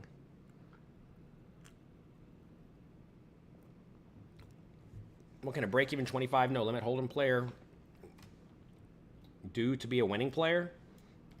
Well, raking online games is usually kind of rough at the smaller stakes, so make sure you're not getting raked to death. Also, ask yourself, why are you breaking even and not winning? Look at what the winners are doing that you are not doing and start implementing that into your strategy ASAP.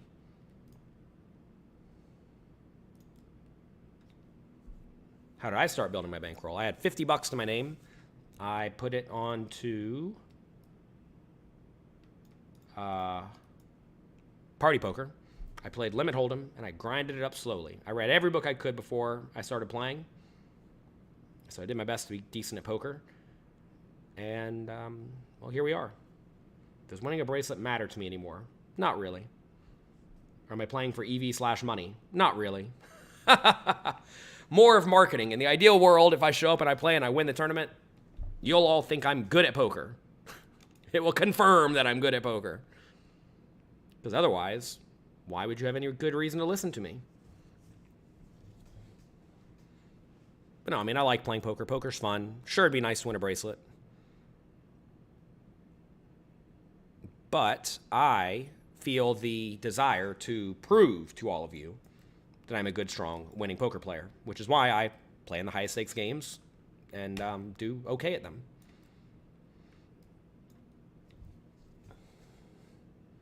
John says you have a piece of me in the freeze out tomorrow. Good luck to us. Let's go. 51 people have 1% of me in the $5,000 buy-in tournament tomorrow, and the $50K the next day, and the $10K the next day, and the $5K the next day. You all told me you wanted to get a piece of my action, so I figured out a way to do it with the NFTs. That way I can just send the money to you automatically. It's nice and easy. You get the action. You can sweat it. You don't have to sweat it, whatever. And I'm glad that all of you are enjoying it. We had a nice piece of Chris O'Neill the other day in the main events. He returned $250 to 51 people. The other day, I took 12th place in a 10K for $42,000. Got to send that 420 to a bunch of people. So that's a lot of fun. Is that a onesie? No, it's not a onesie. It's a shirt and a pants. Hello from India. Hope you're having a great day. You grow up or you go broke. Pretty true. You might sign up to poker coaching just for the hat. You know, if that's what it takes to get you over the line, there you go. What does the hat look like backwards? I don't know, but we have this cute little pen on it. Can you see this? I don't know if you can see this. No, it's not a pen. It's a cute buckle. It's got a shark fin on it. I think it's cute. I designed it myself. You grow up or you go broke. You can't handle bad beats. Why? Tilton takes a big chunk out of your winnings. Why? Well, look, if you don't like getting unlucky, poker may not be the game for you. Pretty big 3-bet. I mean, I guess I'll fold. We're at the bottom of our range here. I also don't like it when they tank forever and then 3-bet. I think that's probably a little bit stronger than when they don't tank and then 3-bet.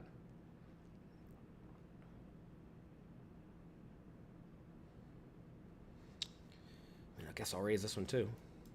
I didn't come here to not raise. Lasagna is an accomplished player. Lasagna, Oh, is this the real Lasagna, What's his name? I can see him, but I can't recall his name. He's from Italy. Man, what's that guy's name? My brain's broken. I can't remember anything. We'll go for small bet. If he folds anything, it's great. We can turn some draws, right? So I think this is fine. He just snap folds. That's the spot where he's going to have some aces, but also just a lot of decent undercards. What is Lasagna's name? Someone look it up. You can tell me in 5 minutes from now. I met him a long time ago and had a fun hangout in, it was in like Malta. Must have been 10 years ago. Man, I'm so bad with names. Bad beats are what keep the bad players playing and giving their money. That's exactly true. Volume cures variance at the end of the day. I'm going to fold this 3 ways. Bankroll management has been your worst enemy. Well, you gotta have discipline. I mean, look, all you really have to do to win, only 3 things. It's not hard. Everybody wants to think poker's hard. It's not. You gotta find a game you can beat. Most people play in games they can't beat, either because they have not studied at all or because they demand to play so high to the point that they lose whatever edge they have. You gotta find a game you can beat. Then you have to play the game a lot. Most people don't actually want to play that much. They complain about 3 unlucky tournaments. It's like, get real. 3 is nothing. Come back after you've played 1,000. So you got to find a game you can beat. You have to play it a lot. And then third, you have to keep a proper bankroll. You do those 3 things, you will win. You do not do those 3 things, you will lose. I'm tempted to pot this, but I really don't want to pot it and fold to this guy. And this guy seems to be really active. So I'm going to call, even though I know this is probably not the ideal play in GTO world at all. Piker 1 with the Prime sub. Cool. Thank you for all the subscriptions. I appreciate it. And we'll just fold if someone bets on the flop. On the turn, I think we can also still just fold. We're going to be against a lot of ace-high flush draws, which we're not in great shape against. We're going to be against a lot of queens and a lot of flushes. Big blind can have even 9s, a lot of 9s. So I think this is a pretty bad spot to continue, even if they just fold around to me. Once it goes bet and call, we're definitely going to fold because it's really easy to be against a better flush draw and a better made hand. So we are out of there.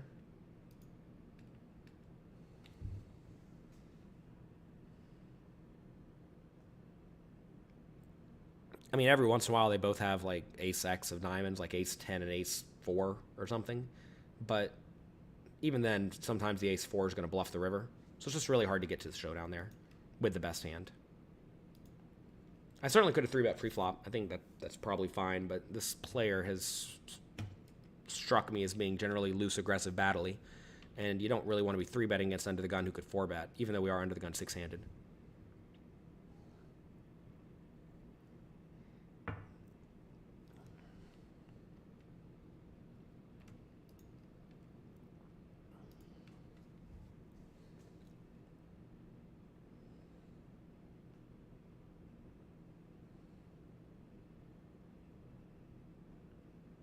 When is the next cash game meetup? I don't know. We had one just the other day at Aria. That was a lot of fun. Abyssal Wook says that you enjoy my audiobooks. Good. Glad to hear it. Do I ever play mixed games? Not really. The problem with mixed games is that it takes a long time to get good at any game. And I generally like to know I have at least some sort of an edge when I'm playing. I don't like playing just to play. That's not how I operate. And if I don't know I have an edge, I don't play.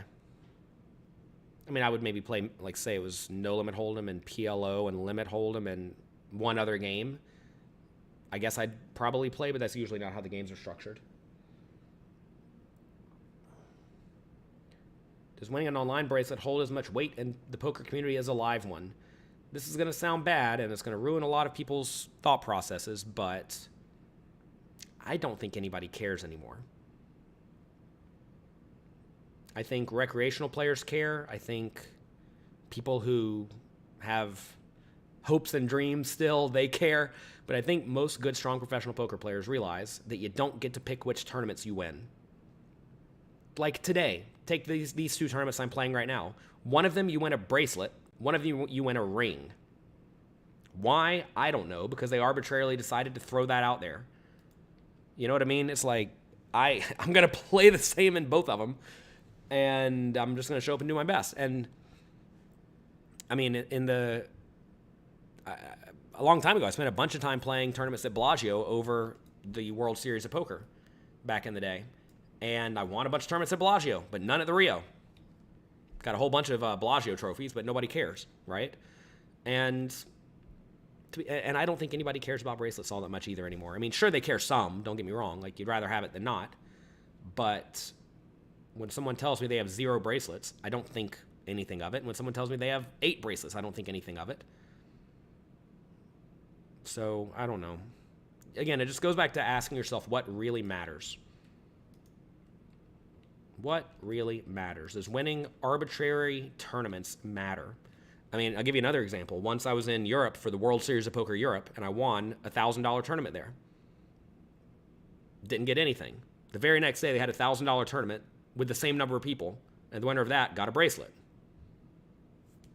You know, figure it out, right? I mean, I literally won the one the day before, and for some reason that one had no bracelet, and the one the next day had a bracelet. So it's like, whatever. Well, whatever. I did get a cute little plaque, though. It was actually cool. They took the literal cards off of the table and put them into this giant plaque thing that like had my cards and the board, and it said like World Series of Poker Champion or something on it. And it was really heavy. But I've never seen that where they take the actual cards you were playing with and they popped them right into a trophy or a plaque type thing. Yeah, Mustafa Knit. There you go.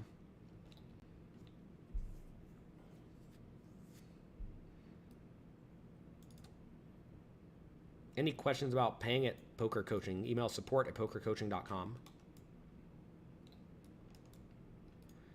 The easy part about the game is when you have a solid bankroll, sponsors, and a huge source of income. Sure, most people don't have that. Whenever I first started playing poker, I had only poker as my source of income, no sponsors, and $50. So I had no income. Well, I did have a $10 an hour job. So I had a $10 an hour job, no sponsors, and $50. And that's what most people start with. And if they're smart and disciplined and they take it slow and they don't think they got to get rich quick, they succeed almost every time. The problem is a lot of people want to try to get rich quick. They think they need those 3 things, otherwise they can't make it.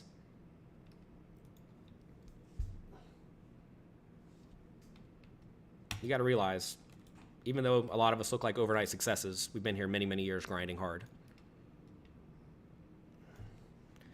People look at other people who have success, who have it a little bit easier than them because they have head starts, and they think that, well, only people with head starts can succeed.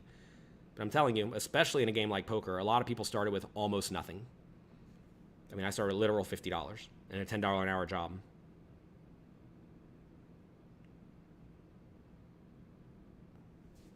I realize poker's tougher today than it was back then, though. So, obviously, it's going to be a little bit more difficult. Definitely see a flop with the Queen 7 of Hearts. If we had, like, Queen 6, maybe I check call the flop. Queen 7. The 7's kind of a bad card. It's actually a really bad card. I guess I'll just fold.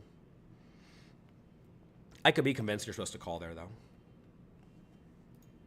Fold the Queen 6 3-ways. You got to be very careful 3-ways with hands like Queen 6, King 5, Jack 5, stuff like that. Heads up, you can perhaps defend them against a min-raise, but at 3-ways, this player's range in small blind should very much dominate random high cards, right? So it should be this should be a lot of King Queen, King Jack, Queen Jack, etc. And when you have Queen 6, you're just going to be super duper dominated. Spawn, thank you for the kind words. How much was the starting stack? Starting stack over here, I think, was 25K. Does that sound right? And on the other one, it was 10K, I think. So we're up a little here, down a little there. Doesn't really matter. We're just getting started. We're going to be here all day with any luck.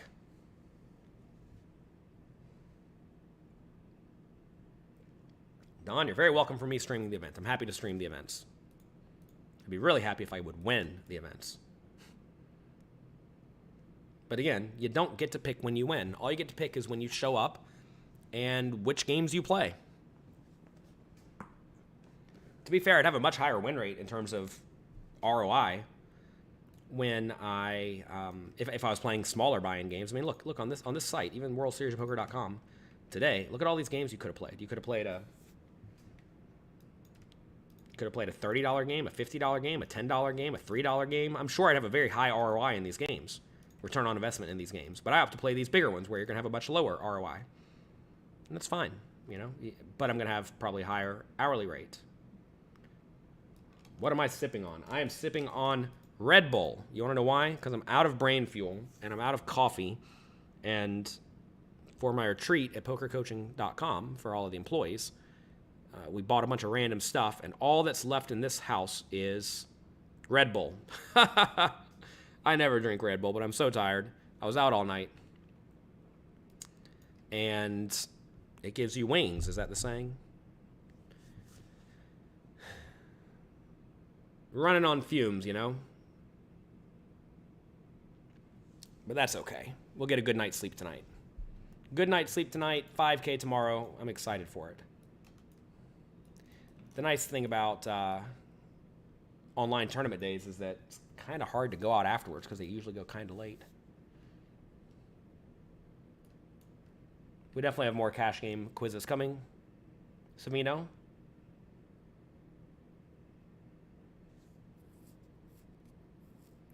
Two callers.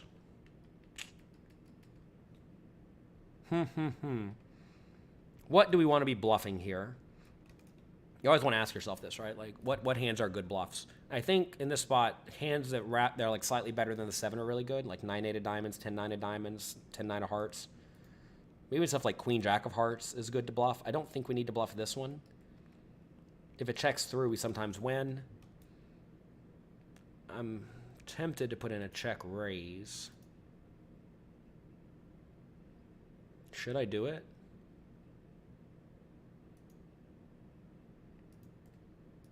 Ugh, I'm just gonna fold. I'm not really sure I need to be check raising there. I mean, probably the same range of hands I just said. You should probably be betting something similar. Don't you think it matters strategically how many players are in the tournaments? Not so much. I mean, the payout structure matters. When the bubble is matters. This would be a little loose to 3-bet. So I guess... No, we can 3-bet it. What's the difference? Let's pop it up. Slightly loose. I don't care.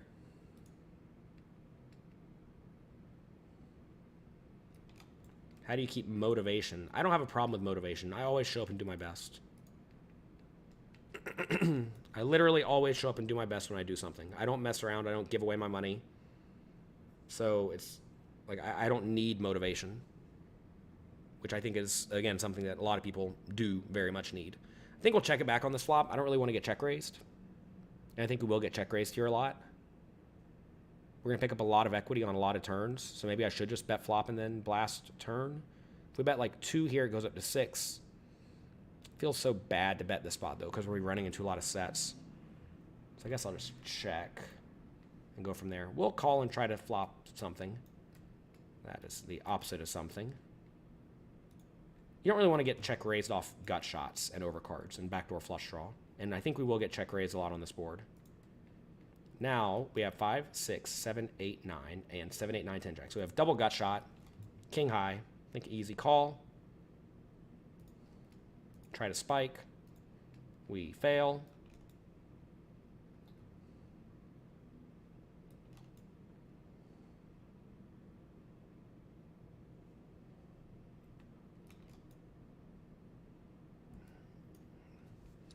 That's fine. That's fine. No, that looked like a kind of loose, splashy hand, but I think it's perfectly reasonable. What's my opinion on the future of online poker? All games get tougher over time, and online poker is no exception. Online poker is in especially bad shape because the good players are a million times better than the bad players at this point in the game, even at the tiny stakes. And Do we 3-bet this? I think it's fine.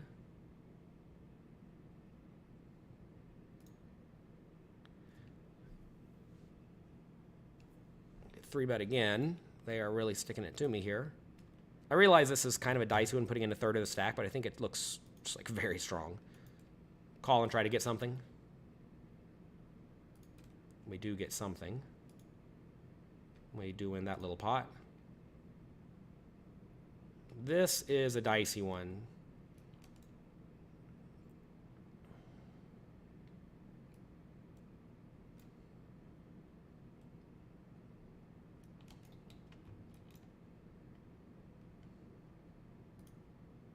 That's a fun card. I think this will make the opponent not bet the turn so often with value hands, which is good for me because they have to be worried about running into a 7, right? Not that I have a ton of 7s, but I certainly have more than them, I would think. Although maybe I don't. Kind of bad river.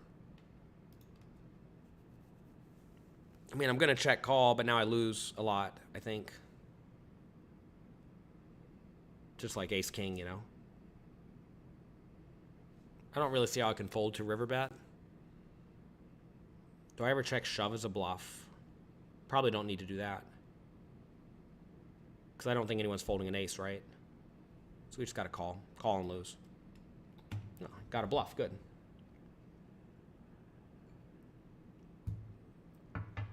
Surprised the opponent just didn't bet the turn there. I think if there is a hand to bet the turn with, it's going to be that type of hand. And to be fair, if they bet turn and then jam river and I don't make an ace, it's pretty rough for me to call. So yeah, they're running into a 7 a lot, but I think it's fine. Do you ever wear bracelets or just display them? I don't have any bracelets or rings. Thank you, Icetown. Actually, I do have Bellagio bracelets and World Poker Tour bracelets and Turks and Caicos bracelets and all sorts of bracelets. I never wear them. I don't think anybody wears them, really. Some people do. How much dollars to win? I don't know. These are re-entry tournaments. And it doesn't really matter because I'm probably not going to win. First place is $169,000 at the moment.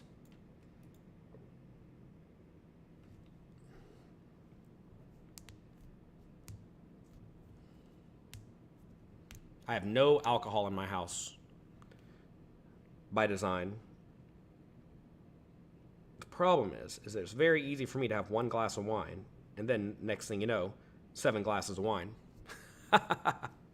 So I've learned, just don't keep any at the house. Thank you for your constant calm posture. It's definitely centered your mind concerning bankroll and variance. Yeah, I mean, look, you're gonna have swings. You can maybe raise this, maybe not. If the opponents are like tighter and more passive and more straightforward, you should definitely raise stuff like King 10, but not so much when they're gonna be 3-betting a lot. So yeah, no drinks around the house by design. Got to go to bed early. Got to get some rest. Get room service. There's no room service where I'm staying. Would you believe that? They've actually gotten rid of room service in a lot of Vegas casinos. I took my kids to Disney World the other day. They had no room service at a fancy Disney World hotel either. I don't know why. To get food, I have to get up and walk down to the casino and then buy stuff and then come back. It takes 30 minutes. Can't be spending 30 minutes just to eat. So I have Living Fuel Super Greens. It's one of those, that white tub back there. It's full of vegetables. And you take the vegetables and you mix it with water and you shake it up in a blender bottle. And then you eat it. Here, we raise it up. This guy has no chips, so it doesn't really matter. What motivates me? What does motivate me? I don't know. I have the idea that there are some things I should do, things that make logical sense for either me personally or professionally, or from a family point of view, right? And I do those things.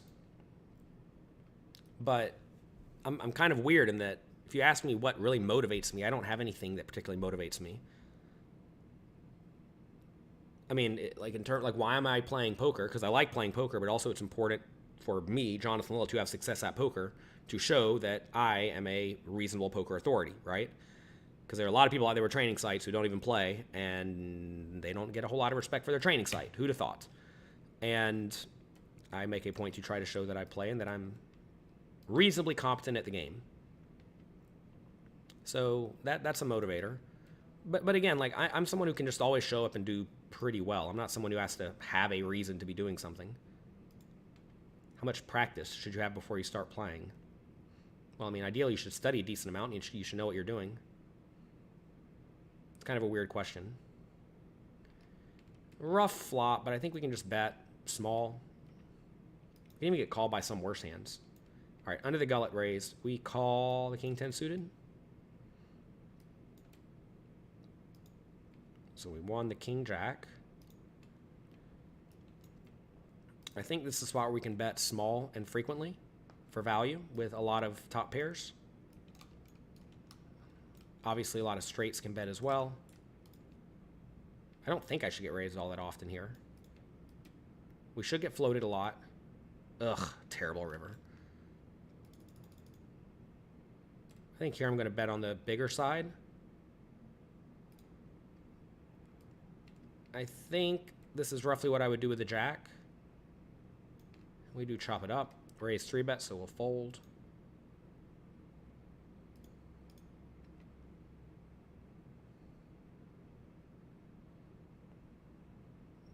A belt buckle would be an interesting trophy. There are a few casinos that give out things like belt buckles or belts or jackets or hats. A lot of casinos used to give out leather jackets if you final tabled a tournament. I don't know if anybody still does that anymore.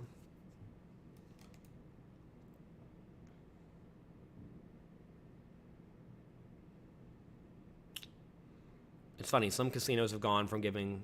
Well, some casinos have like really leaned into good trophies, and some casinos just given up on trophies. I always thought it was kind of cool to give out some neat trophy. Something iconic, you know? But a lot of casinos just don't deal with it.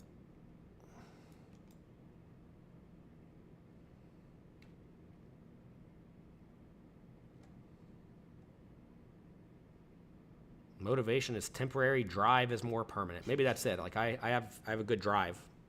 There's something to do, I sit down and I do it. You talk about the very large skill gap between recreationals and skill players at all stakes. Is this due to solvers? No, it's due to the good players having plenty of time to play and get good. A lot of the recreational players don't play much poker at all, and especially if you think about players who are just getting into poker today, who have never played before, and they go and they sit down at 5 cent, 10 cent, no limit, they are going to get crushed. There's literally no way they can win because the good players at 5 cent, 10 cent, no limit are actually pretty good. They're not bad at all, right? Certainly they're not great because they would have moved up, but they're not bad. And now when anyone new comes into poker, they are very definitively going to get smashed for some amount of time. And that's a problem. That's a big problem. Now, when we talk about recreational players at the higher stakes, these are usually just very good players who are just not quite as good as the best players for one reason or another. And usually that reason is lack of study, lack of playing, lack of good tools, etc. I think we can bet small and frequently on this board, even though it is all low. I think 3 flush boards, the initial raiser should be betting very frequently because they have a lot of ace high, right?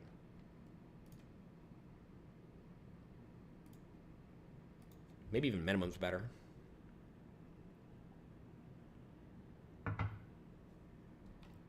If we get raised, it's nasty. Nasty, nasty. But no, I mean, things like solvers certainly made the game tougher. Quite clearly, right? I think we can value bet again. Solvers certainly made the game tougher, but at the same time, that's not the only thing that's made the game tougher. Really just a humongous amount of experience and skill level, or a humongous amount of experience that decent players have over not decent players just gives them a very big edge. If we get raised, it's rough. Oh my God, why would they raise? I mean, I'm going to call here and hope they check river. This is a rough one because, yeah, like obviously he could have a lot of flushes in his range. His problem is that I have a lot of flushes in my range, and I would call with all of them. You know? So it's a spot where the opponent just can't go nuts. And if they do go nuts, they're just going to be torching their money into my flushes. Right? So here, I think it's very easy to fold. But it's a spot where I have a lot of flushes in my range, and because of that, they just can't go nuts. Right? And maybe I'm supposed to just fold the turn because they have to be so tight. But wouldn't put it past the opponent to run in some dumb bluff there with King Jack or King of Hearts Jack or something. But I think it's a fine spot to call the raise on the turn, and then if I approve to a straight or flush on the river, call it off. Maybe I can just fold the turn. There are a lot of players who, when they check raise flop or turn, they always bet river. And obviously, if you know you're always going to face a river bet, and you have a hand like fives there, you're never going to get a great river. So it's a tough spot there. I do think some of these players will check raise turn and then just check fold river, though, whenever they have nothing. And if that's the case, then obviously it's very, very good to call the turn and then fold the river. Because you got to realize when you're calling turn, you're putting in 2,400 to try to win like 10,000 or whatever it was, right? So will you realize 25% equity in position with a straight draw and a flush draw and a pair? And the answer is just yes. Even if your opponent's going to bet you off on a lot of rivers.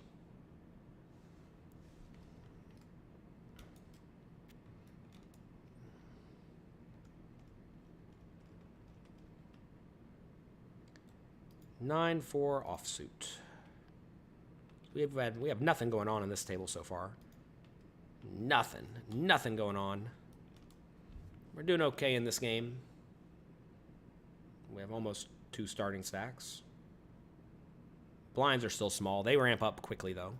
I was talking to Anthony Zeno the other day, who apparently was at my table, and he said that he's like, you kept raising my blind literally every hand. And yeah, remember the other day I just got a ton of nut hands over and over and over and over and over. And I thought it was funny that I just like had a lot of good hands. Are you ever jamming pre-flop with what? Sure. See pokercoaching.com. Go to the tools section, look at the charts. Do I have any issues with static electricity in Vegas? No. Do I like the new photos NASA released today? I've not seen the photos NASA released today. I literally woke up an hour or two ago, rolled out of bed, and started streaming for all of you. My wife called me today to ask if I had looked at the email she sent me. I'm like, I haven't looked at anything.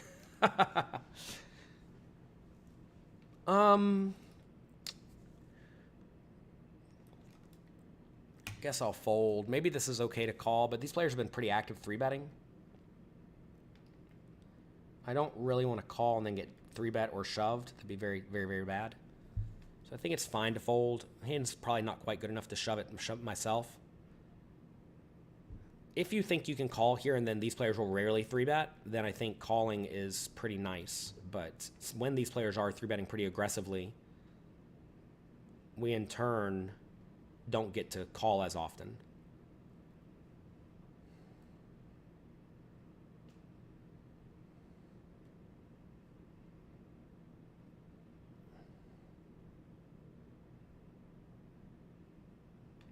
What in the world does this guy have? What do you think? If you have ace high here, you got to call it off. Because there's a lot of draws available. Oh, 9's easy call.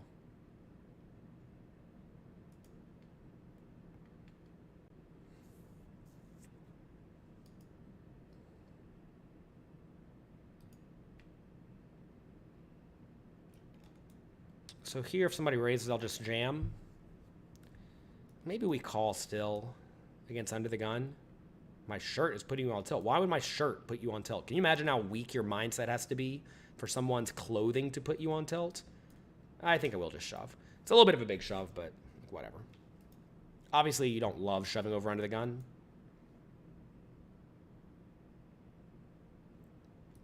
Rough spot for fours. I think it's probably a fold. My range to shove should be a lot of medium pairs, right? A lot of ace-x suiteds, a lot of good, strong high cards. So I think because I have a lot of medium pairs and he's roughly flipping against the good, strong high cards, you probably want to fold there. I do think it's funny how a lot of people do get tilted over stuff that should absolutely have no impact on your life whatsoever. Like what somebody wears or what somebody says, like what somebody does. I mean, so many people get tilted for so many nonsensical reasons, and it actually does impact their life really negatively. Like a lot of people get mad if they get stuck at a stoplight or if somebody cuts them off driving in traffic. And it's absurd. Like, I mean, you're just going to be unhappy your whole life.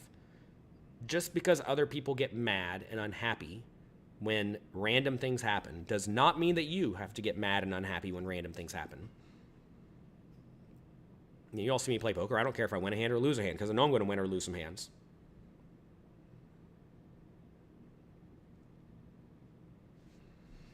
I can guarantee you I'm going to win or lose some hands today. I'm not going to be too shocked either way.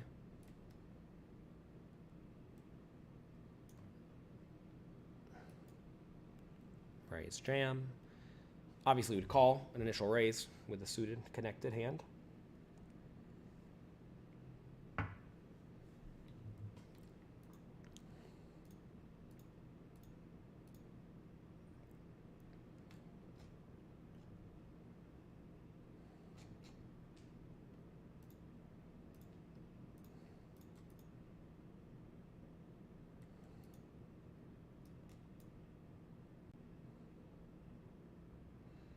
I bet if you personally, for some unknown reason, have issues with static electricity shocking you, I would bet that there's something you can do with your shoes or something that would make you not have static electricity.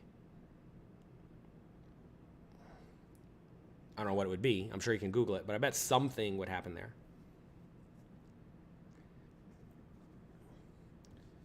You've been winning at your local casino and in Vegas, Venetian, Bellagio, etc. You have 195 hours of study. Is it possible to have an edge or good luck? Well, don't know what you mean. Is it possible to have an edge? Of course it's possible to have an edge.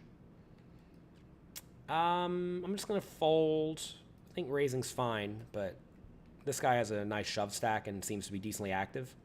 So that's another spot where if I raise, I think I'll get shoved more than normal. I don't really want to get shoved more than normal.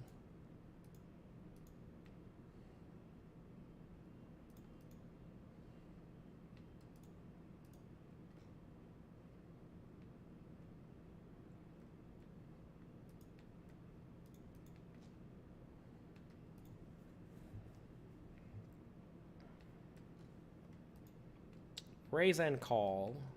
Guess we just fold. Why are you wearing a shirt? Because I thought that was appropriate. I'm not going to the pool today. I am streaming online poker for a bunch of people. And I opted to wear a shirt today. Aren't I sweet? I'm very, very nice to all of you.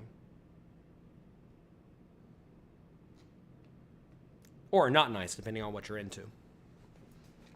I know some streamers stream without clothes on. I'm fully aware. I've seen it. But that's not me.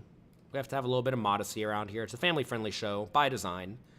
I never really understood shows that were purposefully not family-friendly. It's like, why would you try to make kids... Why would you try to not help kids? And I guess all shows are not about helping. But I always thought it made sense to lean into family-friendly stuff. Especially if you're not in like a vulgar space, right? There's no reason. I mean, I realize that poker in theory is a 18 or 21-year-old plus activity. I don't think it necessarily should be, personally. But I don't think you got to be... I don't necessarily see the purpose of vulgarity. I mean, I get that sometimes you use specific words to make a point, and I understand that, but we're playing a logic game here. You don't really need vulgarity to make any points. What adjustments do you make to a tournament with a flatter payout structure? You want to survive longer. I mean, imagine a satellite, right, where 1 in 10 people get a seat to a tournament and everybody else gets nothing. You just want to survive, right? You really, really, really don't care about getting a lot of chips. You just care about hanging out. And that's the same thing with the flatter structure. You don't really care about winning. You just care about hanging out and getting payout jumps.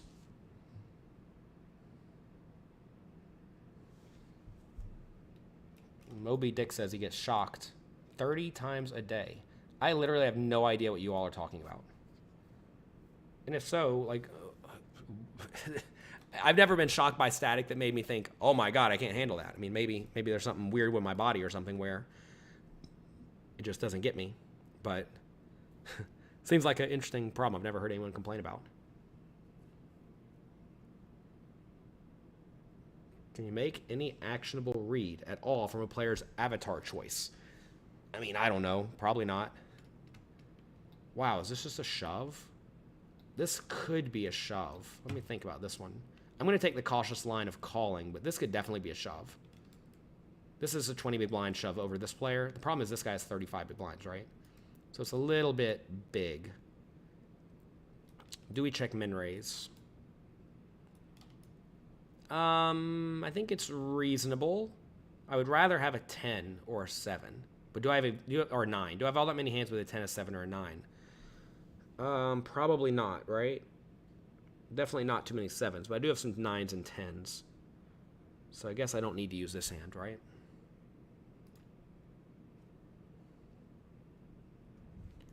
When was your last royal flush? I have no idea. Don't keep track of that kind of thing.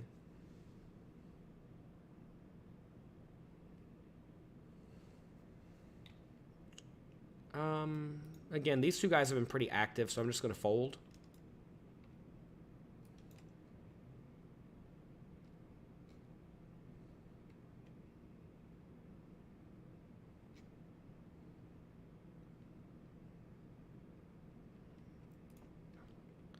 Raise, call. It's on me. Ooh, is this one of these times? You know, I can either call or re-raise. I'll just call this time. I think if we had more like Queen 10 or King 10, I'd be more inclined to squeeze. I think this can probably just call. What is a good book for mindset? Excelling at No Limit Hold'em. There's 3 chapters on mindset there. Check them out. What am I playing today? I'm playing a 1K ring event and a $3,200 bracelet event. Whatever that means.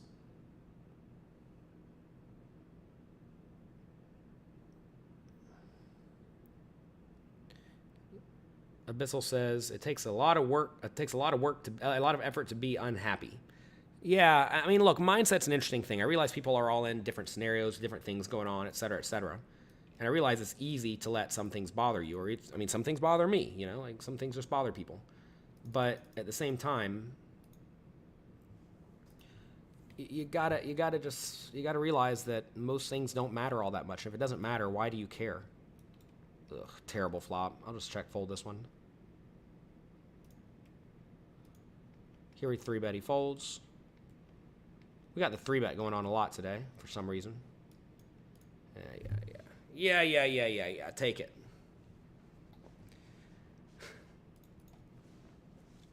It really is all about mindset. And you got to realize that what other people do really doesn't matter. Because at the end of the day, most people are just doing what they think makes some sense. And even if it is something that is wronging you or something that is hurting you in some way, you got to realize they're just doing what they think makes sense. And people are going to do what they're going to do, even if their logic is flawed.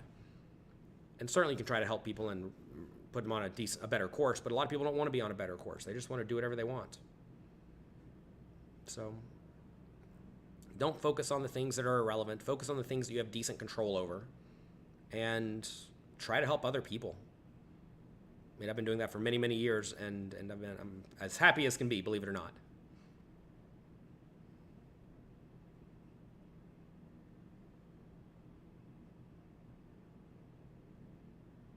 Daniel says he loves me. Well, thank you. I love you as well.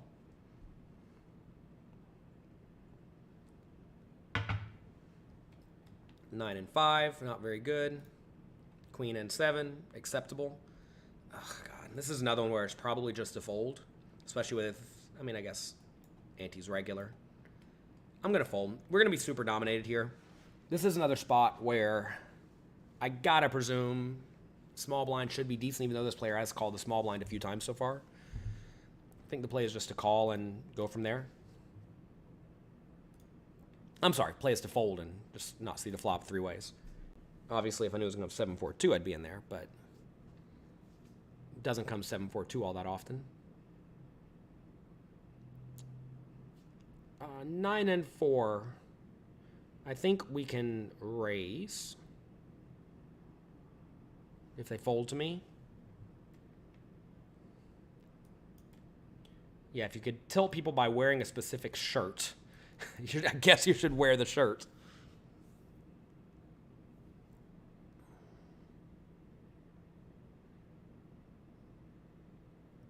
Break my hands down. I had the 9 and the 4, so I folded. I have the 10 and the 10, so I raise. A lot of these hands are not, they're not rocket science here. I'm playing my hand because it's good. I'm not playing my hand because it's not good. 8-5, easy fold in the cutoff. Literally never play it. Unless you're in some weird bubble scenario, which we're nowhere near.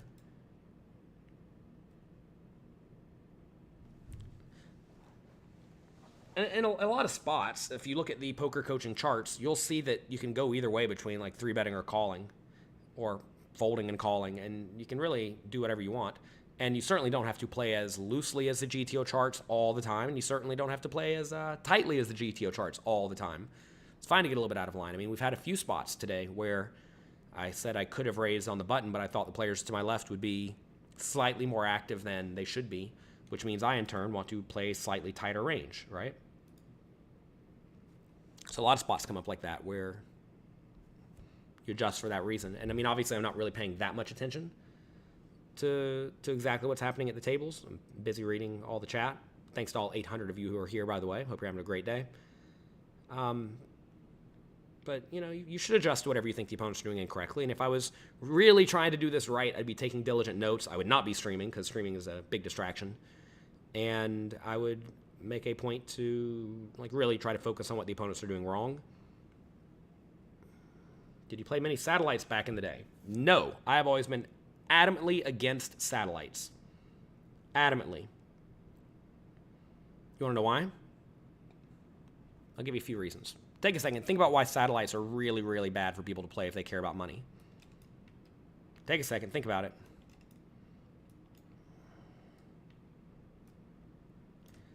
All right. Let's think about what satellites are.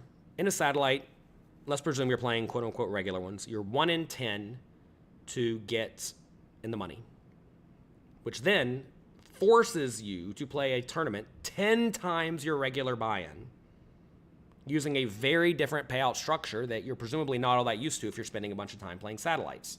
So now you have to play way out of your bankroll in a game where you likely don't have an edge. So you're 1 in 10 to cash a satellite. Let's presume you're good. You're 1 in 8. And let's presume you're 1 in 8 to cash the main event. That means you're 1 in 64 to get a cash every time you play a satellite. 1 in 64 is basically never. That's really, really, really not good for your longevity as a poker player to get a cash 1 out of 64 times, and even then it's not a big cash. This guy tanked forever and then bet. I'm actually kind of unhappy about this spot, but obviously we can't fold the 9s. It's a nice turn that may slow down the opponent. Satellites also, if you're like playing online satellites, they'll give you money to go to play somewhere, but that's effectively rake, right? Like imagine they give you $12,000 to play a $10,000 buy-in World Series event. What happened to the other $2,000? You spent it. That money just like goes out of the poker economy and into hotels and stuff. We'll check call river. It's a spot where you can just super value town me if he has overpair, but nothing I can do about it. He may also not bluff the river with hands like ace-king. He shouldn't. If he does have a hand like king-queen, though, or nothing, he may feel inclined to bluff. And he could have something like 8s or 7s, maybe. I mean, look, I think I just lose here a lot. I feel like I'm getting value owned a lot, but I don't think there's anything I can really do besides call. It's just a call. It's such a call. King and 9. All right. Good. Do you have any opinion on apps that track your opponent's actions and help you play online? Assuming they are allowed on your site, you should be using whatever tools are readily available for you.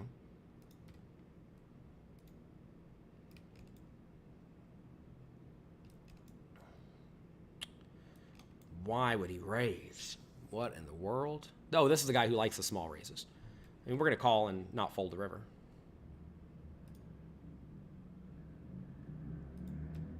Easy check on the river to give the opponent every chance to bluff. Check, check, though. I'm interested to see what they had here because I think I was smashing them. Yeah, they had the twos. This is the player who has done these small raises a few times. Remember I said, against this player, we can't go around folding all that much. Kind of surprised they didn't bluff that river.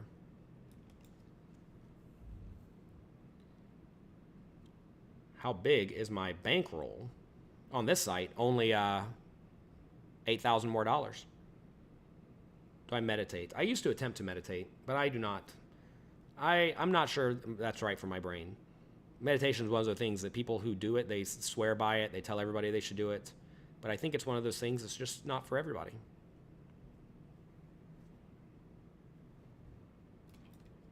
Notice we're on the button here because this guy's sitting out. This guy's shallow, but I think Jack 9 is good enough to just get in against this player for 5 big blinds or whatever it is. A lot of people love meditating, and I'm happy for them. Happy they found something they like. Value owned me. Easy all in with the Queen 8. Notice there we lost like almost no chips. And there was dead money in the pot. Where can you get one of these shirts? It's made by a company called Saxx, S-A-X-X. I think it's called the Sleepwalker Collection. It's pajamas, very clearly. I wear these at the house, and then I have short sleeve ones that are black and blue and gray, and that's all I wear. They're so comfortable. So yes, if you see me playing poker ever, I'm wearing pajama shirts. They're so comfortable. I don't even know what they're made of, but it's so comfortable.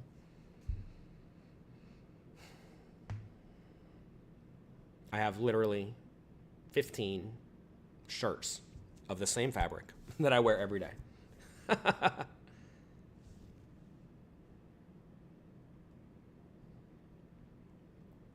How was Disney World? It was a lot of fun. It was crowded. The boys had a good time. We got to ride lots of rides, do lots of things. King 9 offsuit is not a good enough hand to raise under the gun, especially with shallow stacks who will be getting it in decently wide. There you go. Gave you some pre-flop strategy there.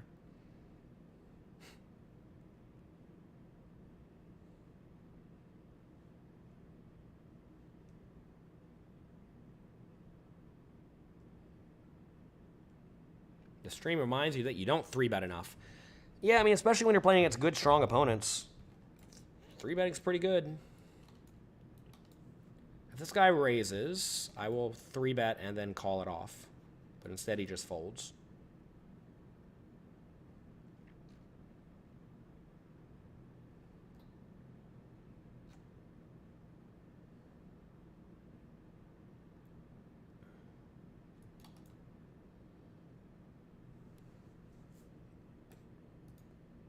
What's happening on this other table? Haven't had a hand in forever. That was a weird bluff from that guy with the King 9. That's why you just can't go around folding too often in $3,000 buy-in tournaments. People like to bluff. They know how to bluff. They will bluff. And if they're going to bluff some portion of the time, you cannot go around folding very obvious bluff catchers. Make sure you play in a manner that will result in your opponent's bluffing. You know, don't just like blast your money in. But checking and giving them a chance to bluff with their king high, queen high, jack high, well, not jack high, 10 high, whatever's available. That's a spot where you want to give them every possible opportunity to make a blunder. And it's not even necessarily a blunder, to be fair.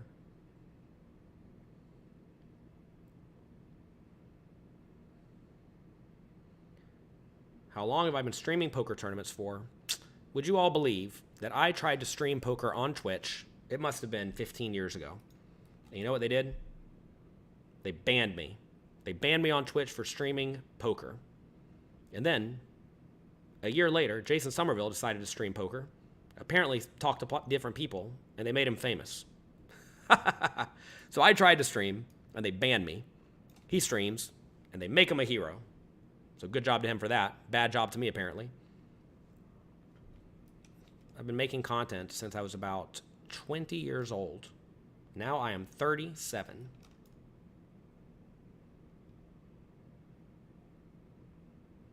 Pajama company name is S-A-X-X. Saxx. They make underwear for men. Designed specifically for men's anatomy.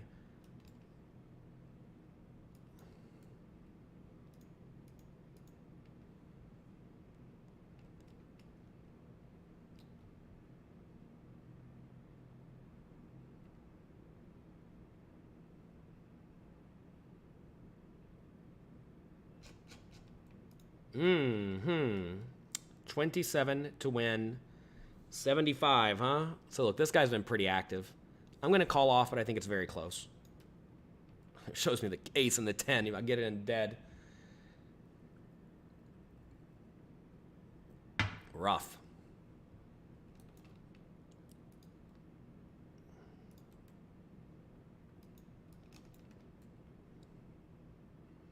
You don't want to be dominated when you call off there. I think we're going to be 40-ish% in that spot against that player who seemed to be pretty active. And we needed to be 33, so just got to find calls in spots like that. This is probably going to be a check raise. I wish I had a flush draw or backdoor flush draw, but I do not. Once it goes check, check, opponents are now going to have a lot of jacks and nines and tens and under pairs. So we'll just keep checking.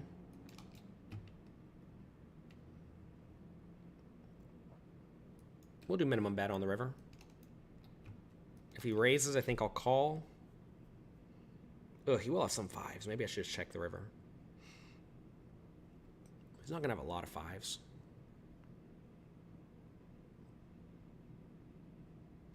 I think we just have to call here. I mean, it's kind of rough we have the queen, because that's obviously a card we want him to have, I think. Whatever, I pay. I pay. Jack and jack for nuts, fine.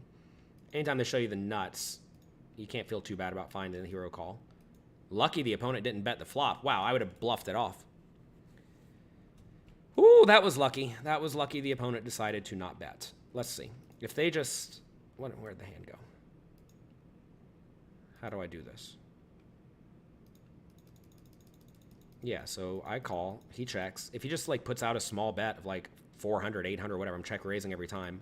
Turn 8, I guess I check call then. He could have gotten a lot of money in. On the river, I probably cry call it off because he's not going to have a lot of nines anymore. It's going to be like a jack or better. He has no fives. That was good. Oh, well. Lucky for me. All right, I'll be back in just a minute.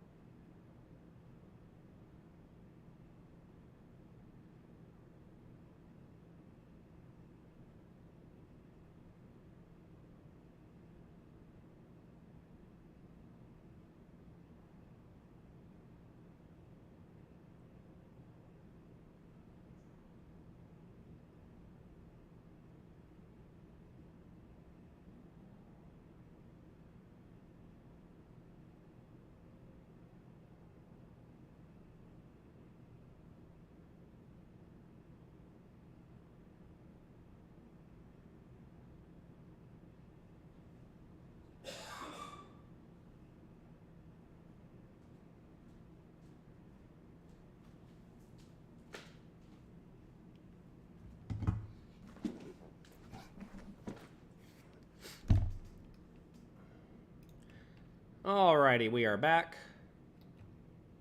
You need to know my life bankroll. The problem is I don't know what my assets are worth. What is my poker coaching training site worth? People have tried to buy it from me. I have not sold it. Their valuations were quite nice. Like retire money, but got to do the work, you know. I'm not done yet. Omaha low course, almost certainly not. You're struggling to apply solid game theory optimal theory to micro stakes tournaments. Is it still fundamentally sound at these levels? I mean, you need to know what GTO looks like, and then you need to adjust to take advantage of what your opponent's doing correctly.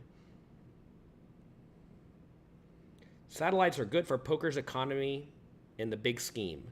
Oh, satellites are amazing to get fish into games they should not be in. Satellites are the greatest invention in the world to make people think they should be playing a tournament they are not adequately skilled or bankrolled for. Stories like Moneymakers are amazing because anytime a random guy turns no money into a lot of money, that makes other people think they can do it too. Now, I'm not here to help all of you be degenerate gambling fish. Okay? You got to realize, I am here to help all of you win the most money possible. Okay? My goal with this channel, even though I do help grow poker, is not to actually help grow poker. You all watching this show pay me to teach you to make as much money as possible. That's it. Okay? So, when I say satellites are very, very bad for you to play, I mean you, anyone who's actually trying to win money. You certainly want all the bad players in the satellites because that gets them into the main events that they are not adequately skilled or bankrolled for. And then you, the good players, get to smash them. So yeah, poker satellites are great for the economy. Certainly good for the high stakes economy.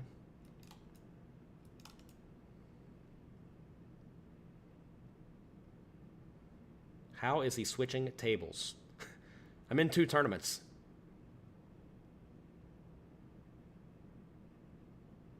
Who would win the most often in our games? We never really played against each other. Andrew Robo is always very good at sit and goes. He ended up being, he was probably one of the bigger winners. Did we go to the Star Wars park? We did go to that. It was a lot of fun. I enjoyed it. Do you go back to the tournament series? Do you think big tournament series will ever go back to Borgata, Foxwoods, etc.? I don't know about that. I don't know about that. It's tough to know because I don't work at those places. And again, it's just pure speculation, right? I'm not the right person to ask because I'm not involved with those casinos at all. Are there any upcoming sales or promos? Maybe if you're lucky. I'll just fold this one. That's weird stack sizes.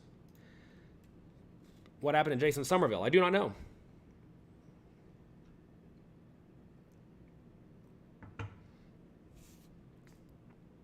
Ask him. Maybe he's active on the internet. Do you think there's a chance I lost money to bots or colluders or real-time assistance users, etc.? Absolutely. Whenever you play on legitimate sites, they'll just send you money like every month for the people who cheated you. I remember a while back when I used to play a lot of sit and goes on PokerStars, they were like sending me something like $8,000 a month because there was this cheating ring, like a colluding ring, and I was still winning. Like I was winning in the games and I was getting cheated. So it's like people are gonna cheat and I still beat them. So that's good. But obviously, as people get more sophisticated and as you play on sites that are not licensed, legal, regulated, etc., it becomes far more likely that you actually will just not get that money because the cheaters will get it. Do I look up players who I'm playing against? I mean, in theory you should, but it's like whatever. Be the shark underwear. I actually love the idea. I mean, I would love to get some like custom of these made with like little shark logos or something.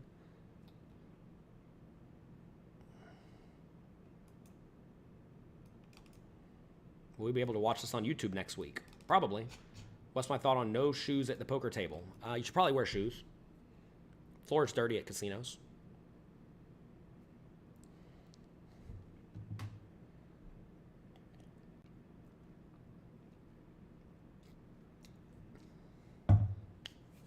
Got water on my head. Here we have Carlos Welch. Wonder if that's real Carlos Welch. Friend of poker coaching. We worked together a little bit. Very, very cool guy.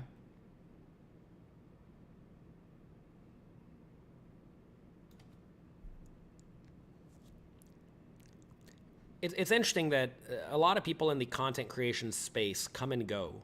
They completely lack consistency. Or they're really consistent for a while, then they just like burn out and they leave.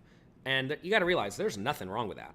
If you're not paying them to be there, they are allowed to leave whenever they want. Now, I know a lot of them are backed by or sponsored by like PokerStars or whatever, so it looks a little bit bad when they just ditch on them. But, ooh, what is this, a check raise? I think it is. You got to realize people are allowed to leave. People are allowed to disappear. People like, I mean, name any personality who just like kind of vanishes. They are under no obligation to show up every day. If they don't want to do it, they don't got to do it. I think God, I guess I got to bet now. We'll go for big bet. Just hope to get folds or spike, one of the two. It's going to be really bad if I get raised, because a raise will often be pretty big. But I don't think I'll get raised all that often. This is a terrible river. But I think I got to go. I think I got to go for value again. I mean, I got to go for another bet. He's never going to fold a 10. I'm trying to get him to fold out like a 6, right? It seems like a spot where I may randomly have some nuts. He has almost no 3, so really shouldn't get away with raising all that much. He did call the 6, and I think a 6 is probably a good call. Really hoping to get just like busted flush draws to fold, ace high to fold, bottom pair to fold. I'm okay with that. That's an annoying spot, though. I mean, maybe I could just bet flop, bet turn, jam river, but that's the spot where really when it runs off where 3 is a straight, you don't get to jam river all that often to begin with.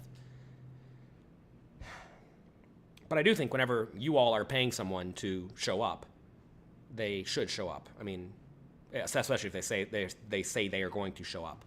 I think what happens is a lot of people get a little bit spoiled where they have these content creators who make content every day for a year, and then they decide, you know what, I'm just going to take a year off. And then they vanish for a year, and you're like, whatever happened to them? The answer is they're doing whatever they want. They're living their life.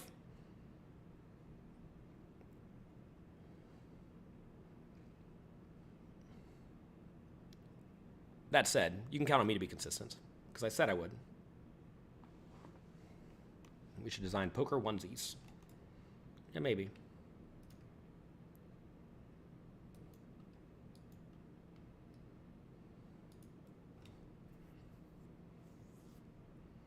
King 7, 27 big blinds deep. We'll fold against a raise, of course.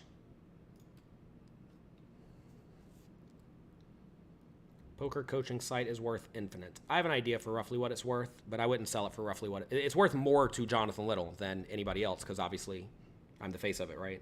So whatever anybody would give me to become essentially like an employee and just hang out for a few years and then leave, they will not get the value out of the site that I will, which is the problem with my business in theory that I've made, because it's very reliant on me. That said, I don't really care. I'm happy to show up. I'm happy to do the work, and I'm not quitting anytime soon.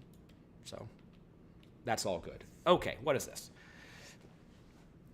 I think this is a call.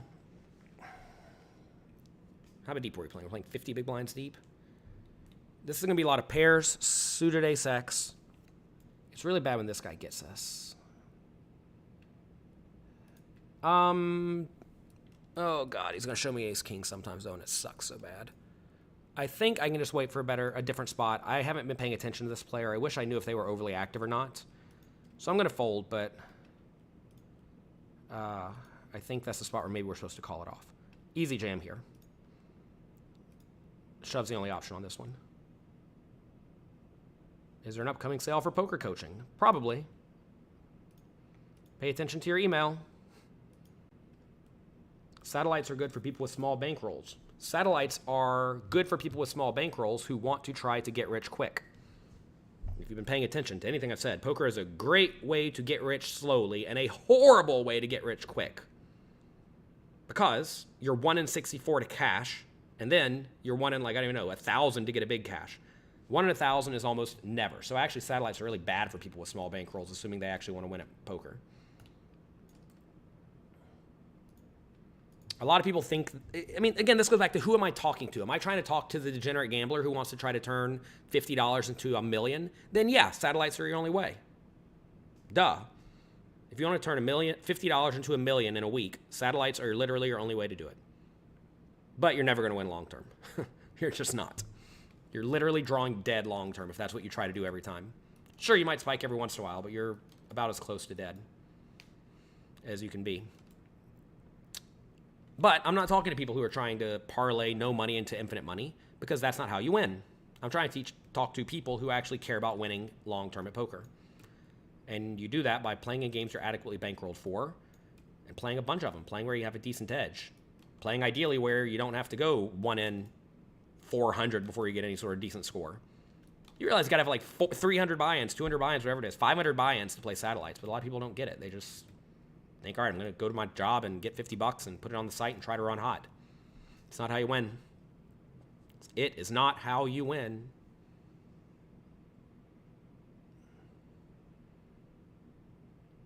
They also take a lot of time. Satellites take a lot of time. And I mean, really a big detractor of Satellites as well is that you learn a strategy that is awful for multi-table tournaments. Like if you spend a lot of time playing Satellites, you're inevitably spending a lot of time not playing multi-table tournaments. And if you spend a lot of time not playing multi-table tournaments, then, and you're playing a game with a drastically different structure, you're going to learn strategies that work well in that game that is not your game you actually play when you play for 10 times the regular buy-ins, right? And that works out to be very, very bad for you.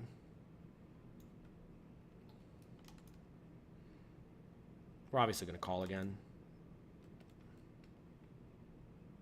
Just check, call again. Hope he tries to bluff.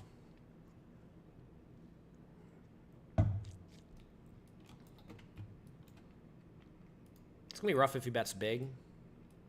I'm not folding. Good value bet. Nice, easy value bet.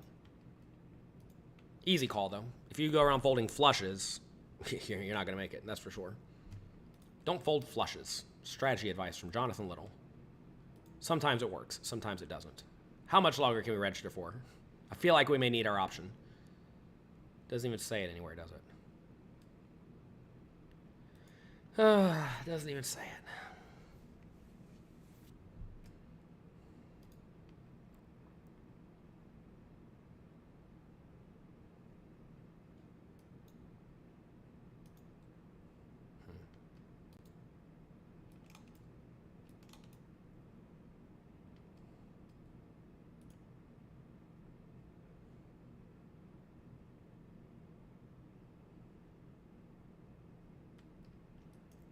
Can I name a player who is tough to play against?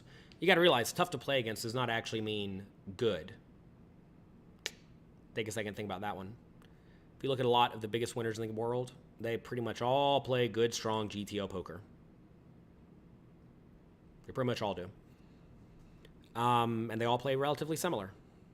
Now, some of the players are a little bit more loose and aggressive and battly, and those players feel more difficult to play against because they put you in worse spots. But if you just play good ranges against them, you'll be fine, right? And if you also look at a lot of the players who are really loose, aggressive, and battly, some of them will inevitably be very big winners sometimes. We're going to shove here. I think it's fine. Down to like 19 big blinds, 18 big blinds. Don't really see another option. Obviously, queens calls. We will be using our option most likely. Oh, don't have to this time. Sure, we're just going to run on fire. It's good to run like fire. We should try ACR. Well, I did, but then they banned me for saying it's not as safe as a U.S. regulated bank. I also didn't particularly like that they let bots run rampant. I didn't really like that they let their players collude. You know, all of that. They do have decent games, though, and they do pay out sometimes. So that's good. This is an all-in. Again, for 40. Maybe I'm supposed to call here. It's so rough whenever I jam into these two players. And they have something, I mean. But this guy's obviously opening normal. Have a fair flip. We're going to win 2 flips in a row. All right. Straight and straight. You think World Series will ever be back on ESPN? I would bet against it. Unless, like, CBS buys ESPN or something, which I don't think is going to happen.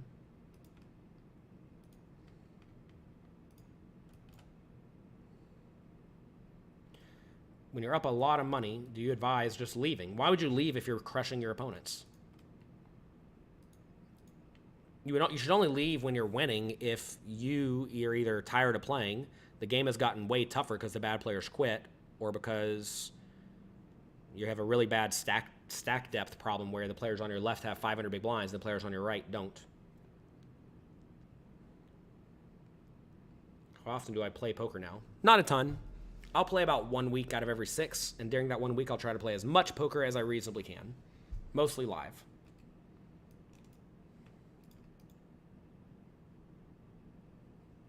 I should do a free roll for poker coaching members. Oh, good idea. I've been doing that for the last few months.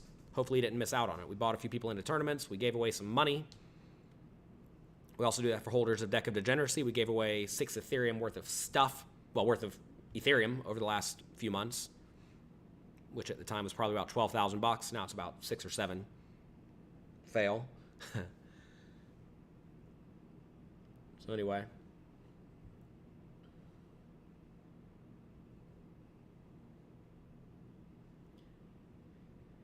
Everybody's worried about these cheaters on the internet, and I'm telling you, you really don't need to be all that worried about it unless you're playing the highest stakes games. A lot of these bots that you'll inevitably play against that are ran by the house or bots that are ran by players, they're not that good. I mean, they're fine, but they're not that good for the most part.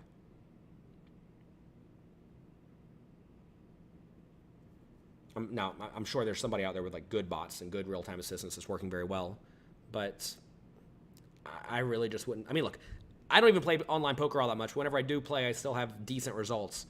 And I just think there's a lot of bad players still.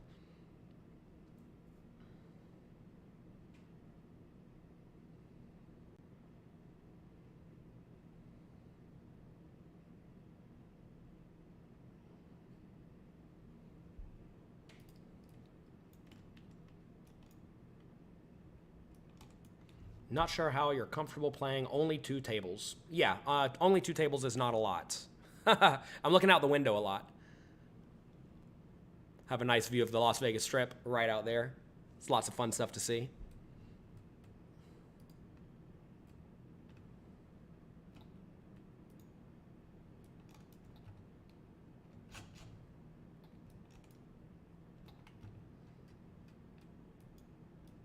I guess we'll just fold this one.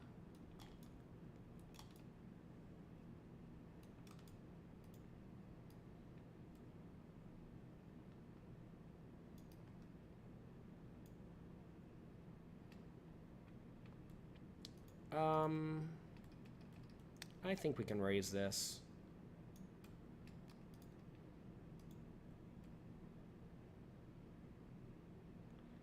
If you have the bankroll for tournaments with an average buy-in of $50, but you're trying to get in those tournaments through satellites, do you believe it's worth it?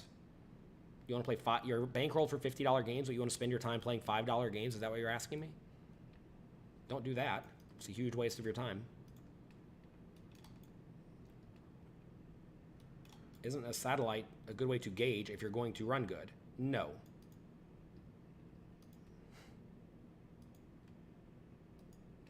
When you win your sat in event, when you win a satellite event, even if you min cash, the ROI is way bigger though.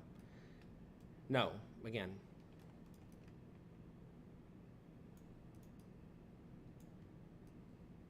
You have to understand you're not only going to play one satellite in your life. Right? People only remember when they win. They don't remember the hundreds of satellites where they lose their money and waste their time playing tiny stakes for no reason. Do you enjoy tournaments or cash games more? It depends on the lineup of the players at the table. I think I kind of like cash games more, really. Cash games feel less stressful, I think, in general. Right? Because in a tournament, you play for a while, then you get yourself in the big all-in, and then if you just lose, you're out, and you have no more equity. In a cash game, if you find a good spot, you can just play that good spot indefinitely. Cash games also don't force you to parlay your money like tournaments do. I don't think a lot of people understand what they sign up for when they're playing tournaments. I think they think they're just going to have a nice, solid, positive win rate, no problems. Graph's going to go straight up. But they do not realize the immense amount of variance you're going to experience. Variance is, it's the reason poker is successful as a game, but it's also pretty rough for most people. Can you not use a HUD on the site? You cannot use a HUD on the site. Can you get feedback on a hand? Sure, post it. Maybe I'll get feedback. We have a Discord, though, for poker coaching members. That we have a lot of people there answering questions, giving feedback, etc., etc.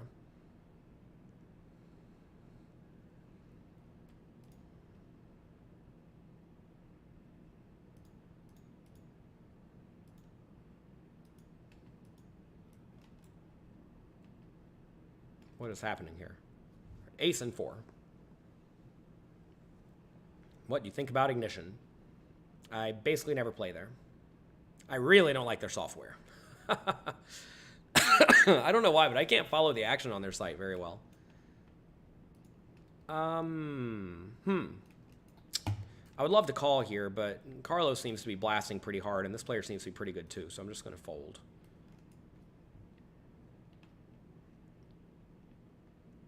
Call. Have any ACR pros given me slack in Vegas? I don't even know who ACR pros are. I honestly don't care about people who don't like me for whatever reason. I just don't care that much. But no, everybody's been incredibly nice to me in Vegas. It's been actually very, very good.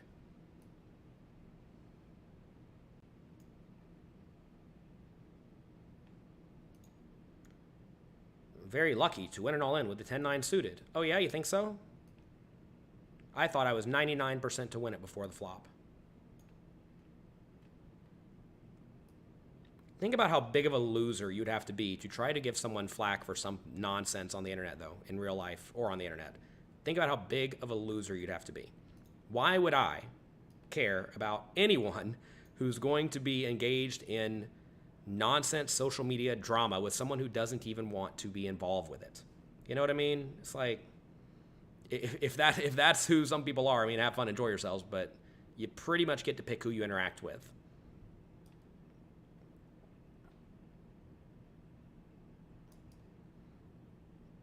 And the good thing about social media is you just click block and move on, you know? You don't have to give people attention. It's your curated social media experience. You can follow or not follow whoever you want. And in live poker, you can do the exact same thing. Slow down, bro, and play to win. Don't you think we're playing to win?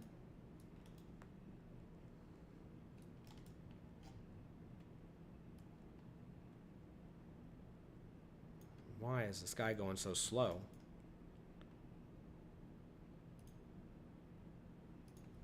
Making these middle pairs is not going to cut it.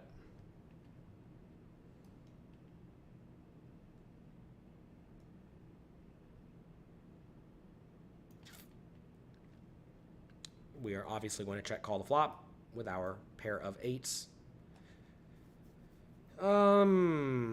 This might be a weird spot to lead. I think we want to have a club, though.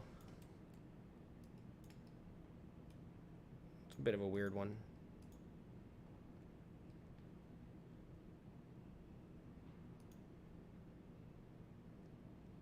Hello, Carlos Welch.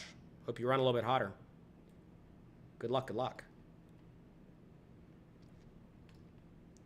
I think we can go for minimum. Okay, we lose nothing. Fine.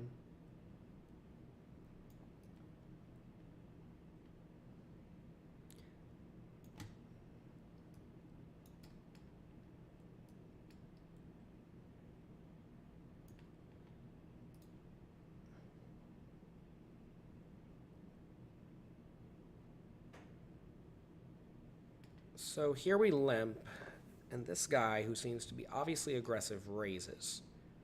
Do we ever put in the re-raise here? It's aggressive. It's aggressive. He was very fast with his raise. I wonder if I should read into that at all. Probably not, but we'll fold. We'll fold. That feels a little bit nitty. This is one of these spots where the live pro senses kind of come in, where you like see things that are a little bit weird. Like the fast raise size, I bet, is very strong or very weak, one of the two. I don't know which, though. And the sizing, I bet, is probably very strong or very weak, one of the two, but I don't know which. So I think we can fold. It's a hand that's certainly reasonable, but, you know, it's not a great spot. When you play a single-day tournament, do you set yourself any chip goals, or do you just play? You don't really get to control how many chips you have in a tournament. Sometimes you win your hands, and sometimes you lose your hands. All you can do is play great. Show up, ready to play, ready to focus, and play well.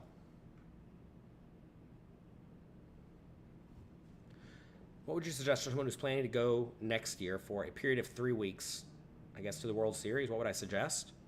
I mean, I don't know. Find the games you want to play and then line it up so you get to play them. This might be a fold here, by the way, because we have these two shallow stacks behind. I don't love it, but I got to presume K-Rab and Carlos are going to shove reasonably well. So I would rather have like ace-x type hands there that block their shoving range than hands like 9-8 suited.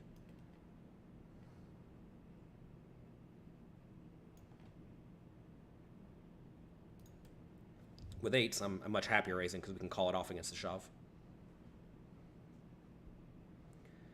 Raise call. Maybe you want to 3-bet sometimes there, but I don't think it's necessary. From early position for sure.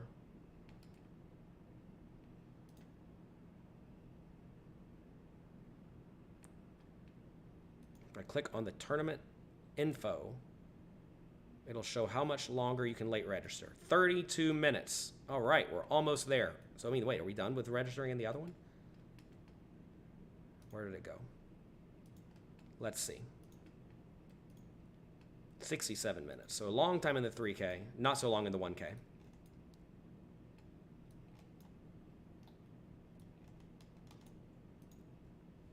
If the buy-in is more than 1,000, you try to satellite in. Well, you have to realize that satellites are just regular tournaments.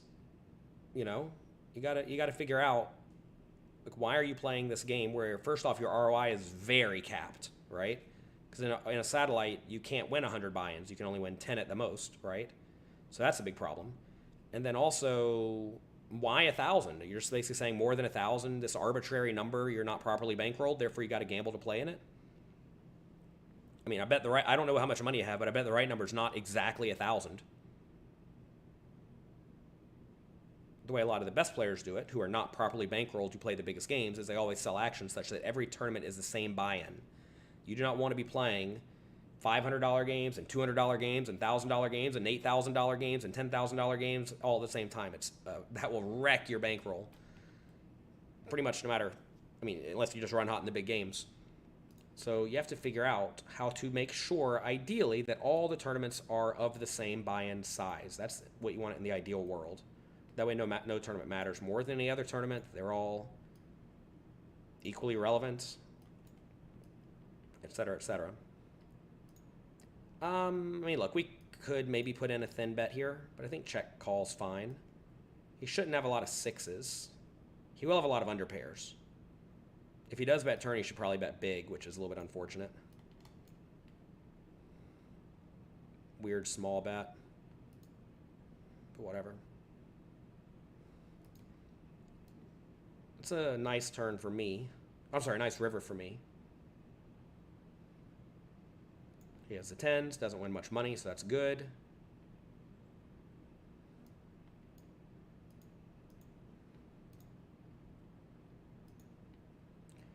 Queen, jack, offsuit. I was going to put in the 3-bet or maybe a call there, but when we get jammed, we can fold. How's the World Series gone for me? Okay. I've had 1 cash out of 4. Why don't you see me much on super high stakes games? I play a lot of them when I play. There's a 50K not tomorrow, but the next day. I'll be in that. You may not see me because I may not win. You only see the final table. It's hard to make the final table. Someone stated that No Limit Hold'em is solved, so you listened and you believed it? Why would you believe what people say on the internet? Come on. Come on, Mark. You're smarter than that. No Limit Hold'em is solved for a few bet sizes, and even then, I'm not even sure it's actually solved for multi-way or anything like that. Maybe Heads Up is, but even then, only for relatively few bet sizes. They have certainly like good Heads Up approximations where they use all the bet sizes, and that makes things difficult. But I'm very sure multi-way is not solved. Also, even if it is solved, who cares? Your opponents aren't going to be playing anywhere near GTO. Why don't I play more live cash games? Well, take a second and think about it.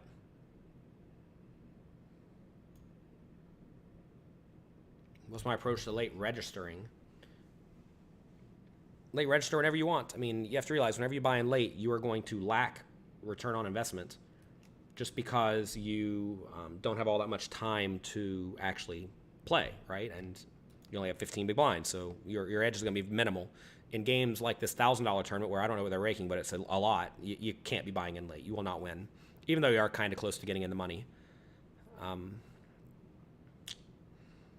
But if you are still like 20 big blinds or something like that, and you are very close to getting in the money, and the rake is not too big, then late buying in can be very good.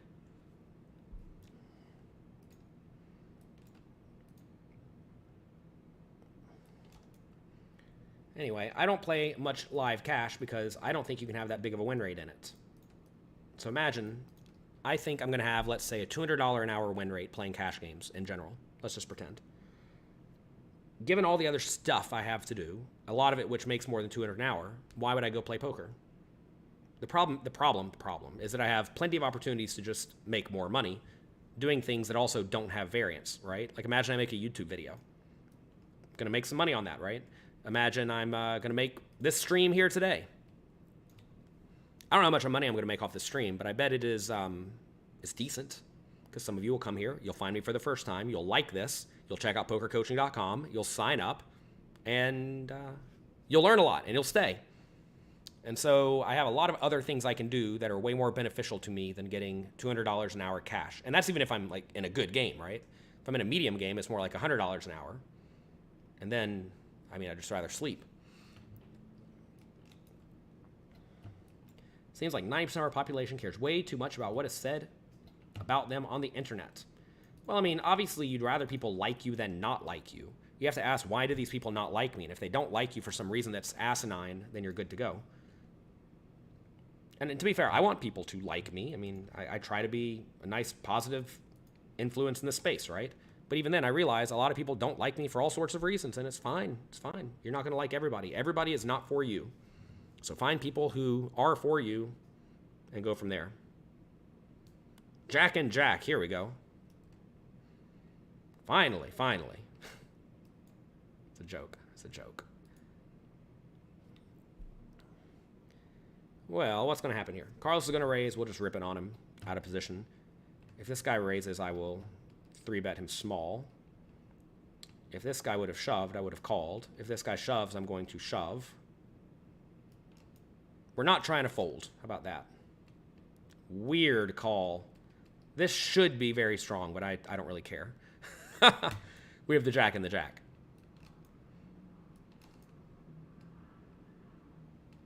That should be very strong. What state am I playing in? I'm playing in Nevada. Nevada or Nevada, depending on where you live.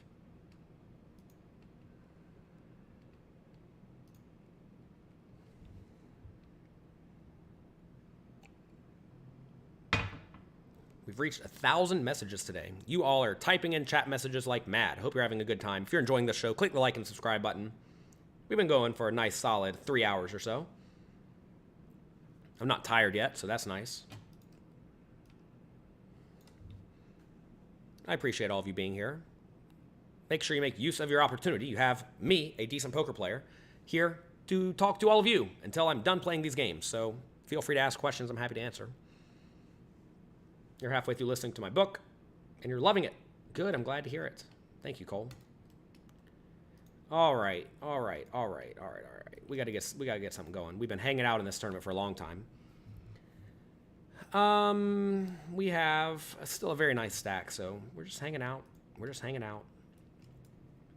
I'm not really the hangout type in online poker because very often the structures get kind of turbo-y and then you just have to be getting it in there. But I got to realize I'm sitting here playing this relatively slow structured tournament, and we're just going to hang out. We're just going to hang out for a while. I was talking to James Romero the other day at a Poker Coaching Breakfast, and he said that at these World Series events, he just realizes, all right, I'm just going to sit here for the next 12 hours, just play good, regular, fundamentally sound poker, not do anything too absurd, and that's it. We don't have the punting mentality going. You know, you don't have the punting hat on. We're playing with no shoes. You can't punt.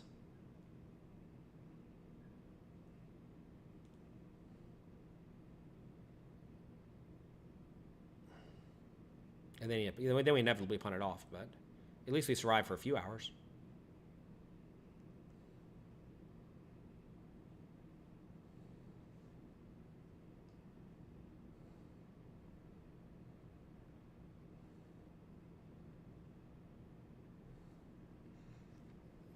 I'm looking at the Stratosphere Casino, if that's what they still call it. It's whatever that way. And there was this interesting stat I read a long time ago that no observation deck in the entire world in any major city has ever lost money. Anytime they make anything that's really tall that people can go and look out at the land, people are happy to pay to go there. Kind of interesting. Because I always wonder, like, who's actually paying money to go to these places? But people pay money to go to these places. I mean, I've paid some money to go to the ones in New York. Never been to the Stratosphere. Maybe I should go tonight. But it's an interesting idea. Build something giant and tall and people will come. Am I drinking whiskey? No. Most people lack patience. Sure. What types of hands are best suited for hand history reviews? Ones where you don't know what you're doing. Ones where you're confused. Ones where you're lost.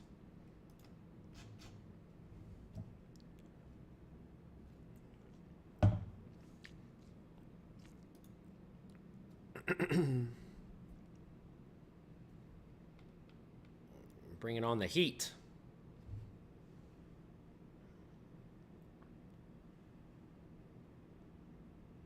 Just had it.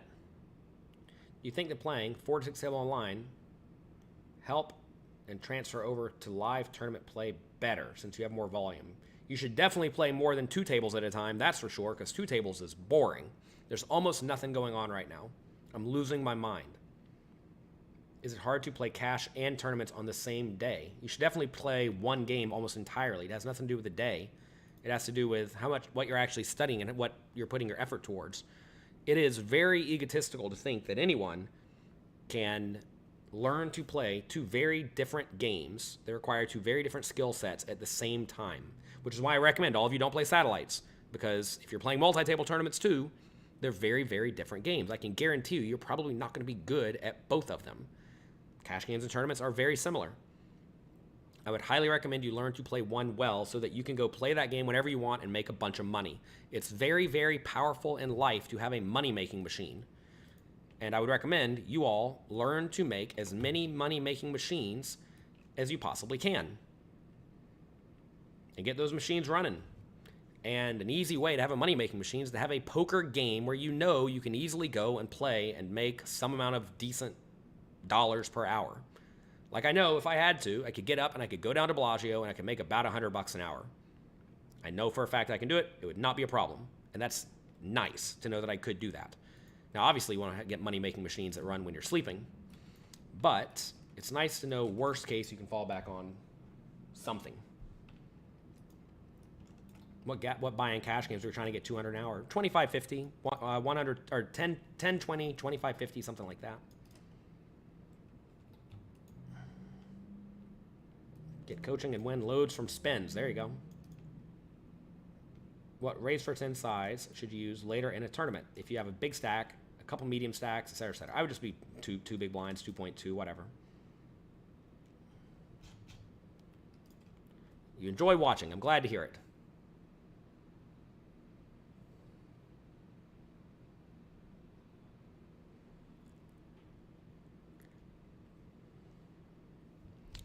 All right, under the gun raise.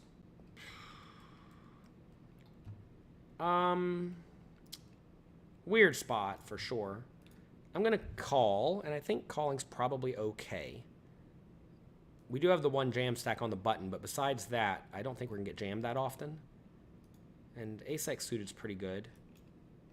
We'll float flop. Maybe we're supposed to just fold for this, but I think it's okay to call one time.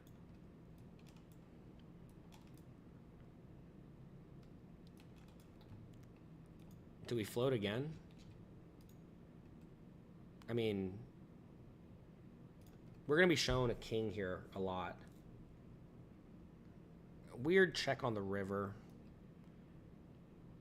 I guess I just go all in, right?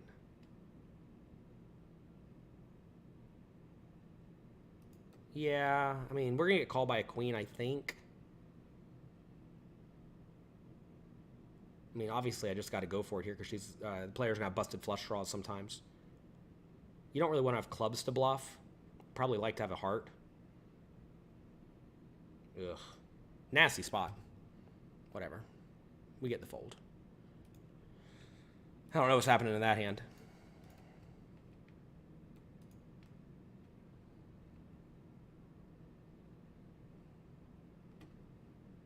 You've been a member since January and you love the content. Glad to hear it, Paul. Thanks for the kind words. What other languages do you speak? We'll keep that a secret.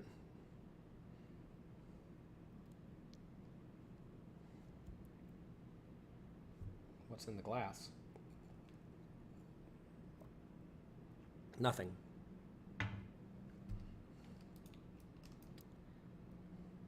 Is tight aggressive the best strategy for a new player?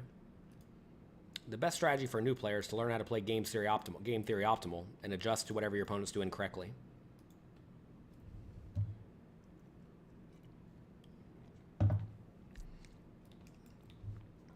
In a very easy cash game where everybody uses giant raise sizes, should you still use a small raise size of 3 big blinds or match what the other people do? Well, you always want to ask, why would you want to copy what bad players who are losing are doing? Why would you model your game after people who are not winning? The answer is obviously you should not do that. Obviously, you should not copy bad players. Obviously. This is what happens to a lot of players in small stakes games. They think that their opponents must be doing what is right. But in reality, they're playing small stakes games for a reason.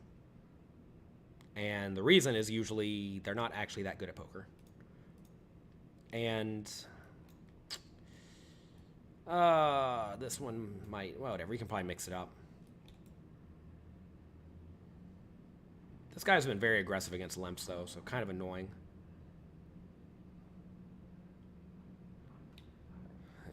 Yeah. I hate folding to small raises. 7-4 is really bad, though. There's a chance I'm supposed to still call with the 7-4 there.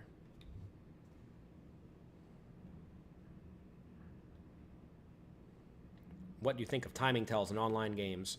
I would think you really shouldn't pay too much attention to them. Certainly there are some. It's really good when people like time bank for forever or something and do something really silly. Then they start to become very relevant. But I think a lot of the time, it's just people just take different. People are playing a bunch of tables. You know, they're doing stuff. They're watching TV. They're streaming on Twitch. They're reading the chat. You know, and whenever people are doing that kind of thing, you certainly don't need to be leaning too much on their timing tells. Does it make sense to have poker coaching standard since most of the good content is premium? There's actually a ton of content that is for standard members. But luckily, you can try both. And if you don't like it or you think it's not a good value, you can get a refund. We were talking about this at the poker table the other day about how pokercoaching.com is basically the only training site that gives you a completely free trial. No credit card required. None of that. And it's because I know that if you try it, you'll like it. A lot of other training sites will not give you a refund if you don't like it. They'll give you a full refund. If you don't like what I'm offering, I don't want or deserve your money. And I have a decent amount of confidence in the platform I have made that we're going to deliver massive value to you. And if I deliver massive value to you, why would you want a refund, right? So try it, and if you don't like it, get a refund. Easy as that. This is a bad flop for me 3 ways. We'll just fold. All right, raise, call. I think we got to jam this one. Let me think about this. What we got, 40 big blinds, 30 big blinds, 30 big blinds? Yeah, we got to jam. Easy all in. So you're saying we need to chip in to build an observation deck. Correct. Do you have any Australian poker playing friends? Yeah. Quite a few of them came to my poker coaching meetup game, actually. What's a good ratio time spent playing versus studying? If you are not already a good, strong winning player with a big win rate, spend most of your time studying. You want to play cash games, how much should you be playing with an 8K bankroll? That's playing for 1-2 no limit live. I think that's perfectly fine and good, assuming you are decently good at poker already and you have an edge. If you don't have an edge, any amount you play, you're losing money, right? So no amount of bankroll management will save you if you're a losing player. If you're a poker coaching premium member, you should go through the tournament or cash game masterclass first. Are you IT skilled? I'm not IT skilled at all. I have people who work with me who are in charge of that. We have about 10 employees at pokercoaching.com who do everything not related to the creation of high-level poker content. They take care of editing, support, website design, app design, emails, all that stuff. Have you ever staked one of your students? Some of them. I often just tell them to go to poker.com, though. That's a poker backing site I'm involved with. And if they'll take you, you're good to go. They'll teach you to be very, very good.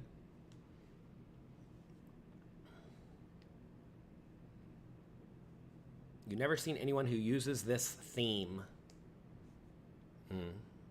Don't you want to feel like you're at Bally's right now, at near the final table?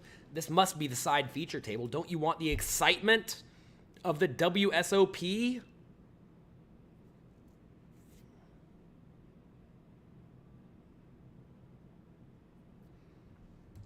All right. Can we make this a turbo? I am ready. 46 more minutes of late entry. I'm in 32nd place out of 240. Almost no one's gone broke. First place is $255,000 and a golden World Series of Poker bracelet.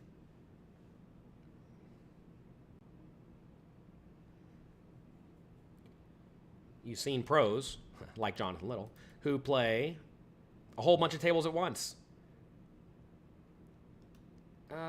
Sure. Does this not impede your ability to exploit weak opponents? Actually, it does some, but not so much, because you have a heads-up display if you're playing all those tables, and it will tell you what your opponents do wrong. All you have to do is know how to adjust appropriately.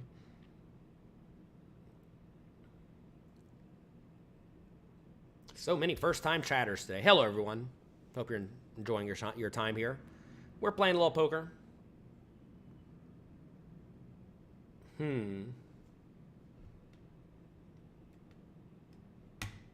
But no, I mean, you got to realize whenever you are playing a lot of tables, you're just trying to play good, fundamentally sound poker for the most part, or player pool adjusted strategies that take advantage of what you think the player pool does incorrectly.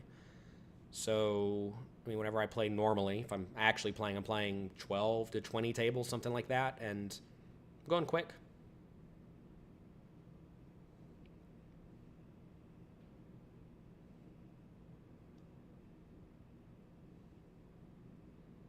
Playing at Choctaw over the next few weeks. Good luck. Have fun. I think I've only been there one time, and it was for a Poker Night in America show. It was a lot of fun. I think I was up like 50K. It was like a lot. I was up a lot playing. I think I was up like 20K. I think we were playing 25-50. So yeah, 20K is like a lot. And then like last hand of the day, I got ace king against kings for a decent amount. Brutal.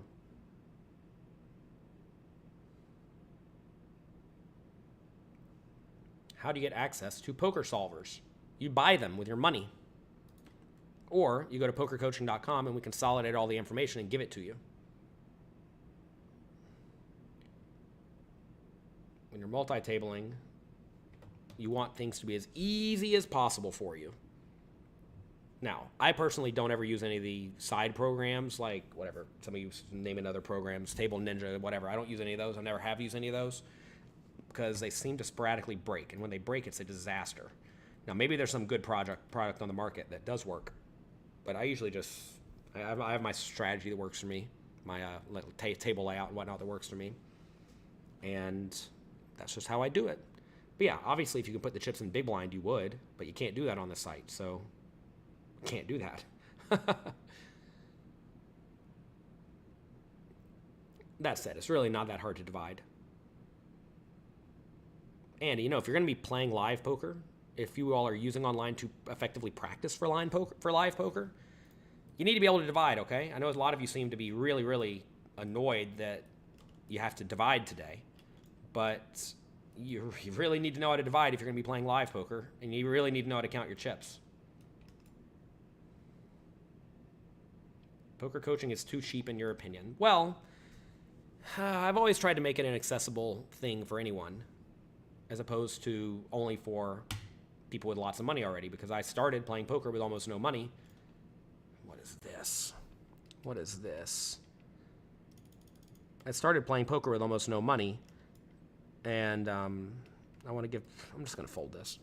I don't know, it's kind of weird. I want to give people who don't have much money a way to improve their skills quickly and effectively.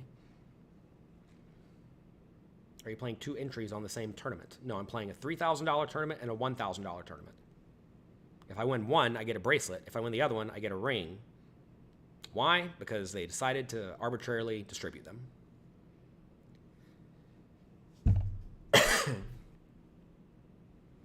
Can we have Draft make content on how to crush online tournaments? Draft just likes to stream and show all of you what he's doing. Oh my god, this player just limps. Huh. Alright, I'm going to limp here. I really don't know what's happening in this hand. If this player shoves and they fold to me, I can obviously call. I'm okay playing this in position.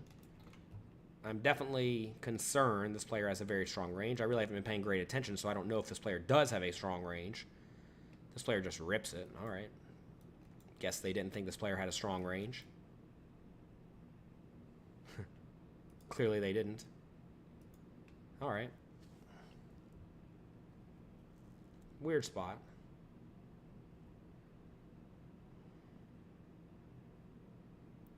As far as I know, you can play World Series real money games on the World Series app if you're in Nevada or New Jersey, or maybe like Delaware or something.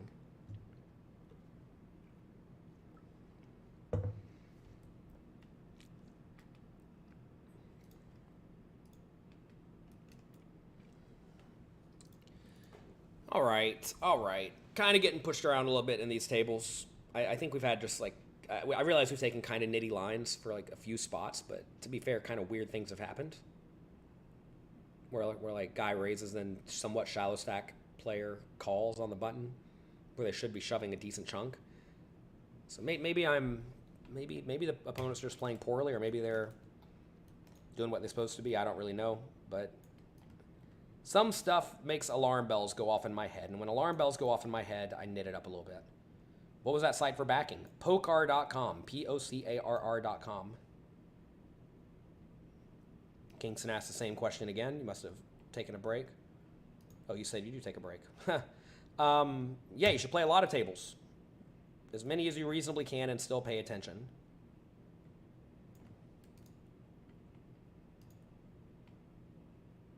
You definitely shouldn't be playing 1 or 2. I mean, look at this, right? I'm streaming. I'm looking out the window, talking to all of you, reading all this chat, and I feel like I could take a nap and be fine here. But you need to learn to play a lot of tables because that gets you a lot of experience.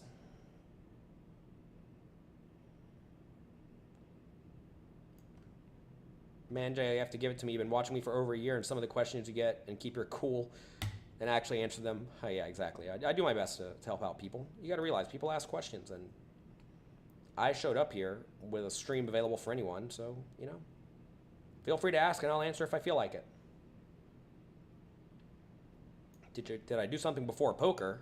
Yeah, I was a kid going to school, and then I worked at McDonald's, and then I worked at a comic book store, and then I worked at an airport, and then I worked the graveyard shift at the airport and spent all of my free time studying to play poker. Ugh, my God, this guy has no chips. Is this an all-in? I think it is. It's close. It's close. I think we can get overfolds here in general. Clearly not this time. Not against the 6-6, that's for sure. That's fine. I realize that was a slightly big shove, but I think in general, you should be slightly overly aggressive from the small blind against most people in most tournaments.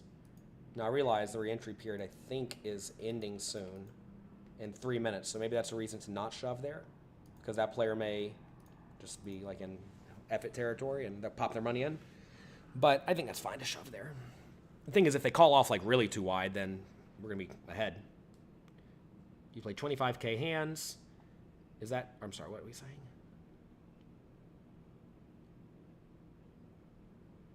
So basically, you've been on an upswing for the last 25K hands. I mean, I don't know. You got to realize that very often you won't know definitively what your edge is in most games. And because of that, you just have to sit down and grind, right? You think poker is going to fizzle out. Even Jonathan playing a bracelet event is bored. I'm certainly not a regular poker player. That's for sure. It takes a lot to get me excited because I have seen and done most things. And you got to realize that why should I be excited? Here's really the question. Why do you think I need to be excited? I literally never get excited when I play poker. It has nothing to do with poker. It has to do with me knowing that the optimal mindset for me is to not be overly emotionally invested in whatever I'm doing, because that's going to probably make me make slightly worse decisions.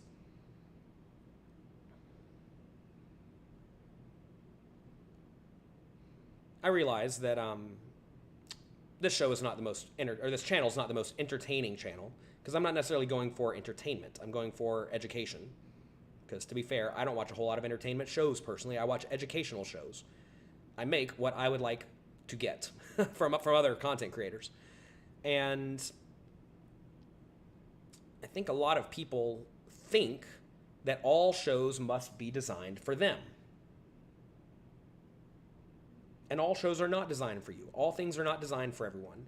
These shows are certainly not designed for the people who want to watch me playing slot machines, for example. I realize some Twitch streamers play poker and slot machines. You can be pretty sure I'm not going to be playing slot machines unless I think it's highly profitable for some reason, which it almost certainly will not be. So realize maybe this is not the channel for you, and that is okay. Everything's not for you. What do I think about how a guy I don't know played on the World Series main event today, which I have not watched? I do not know. Do I think Spinagos are a good place to win money? I'll leave that to City Roller if he's here. But basically, I think that if you make a point to have a decent edge and you figure out a way to smooth out the variance, they can be pretty good. But if you're doing it on your own and you're feeling the full brunt of variance, then you'll have a lot of swings. But you can certainly have an edge in there in the games. All right, break time.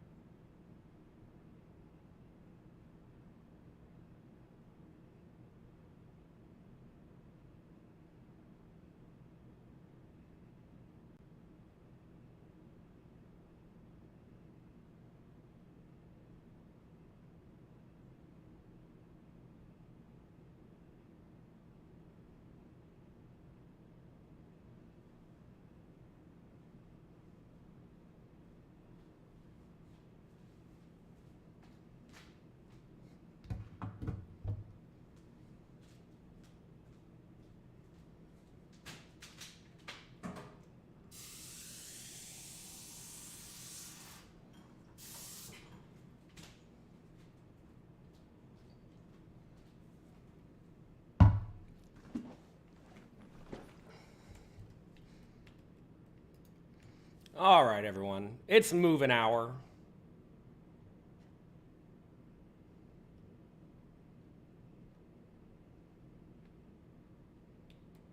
What if your table is calling gigantic raises with very wide ranges? Shouldn't you be charging them the maximum? Well, again, just because your opponents are raising, let's say 5 big blinds, maybe the right size to raise, because they don't care about how much you made it, is to make it 12 big blinds or something. Can you use play money sites to practice? I would not recommend it. When your opponents don't care all that much, they're not going to play as if they care, right? You want people to be playing for money. And I would recommend putting $50 in any site and playing against players who are actually playing for even some amount of money. I've been trying to pick up more Deck of Degeneracy cards, but no one is selling. There's a few people selling. I think you can get them for, I don't know what you can get them for, actually. Let's see. I'll look it up on my phone. They are pricey. Turns out if you add a lot of value and give people a really good time, they'll like your product. I'm telling you all, whenever I make anything in life, all I do is make the thing that I wish existed. Seriously, that's all I do. With poker coaching, I make the training site that I wish existed. With Deck of Degeneracy NFTs, I made the NFT project that I wish existed. And turns out people like it. People like what I like.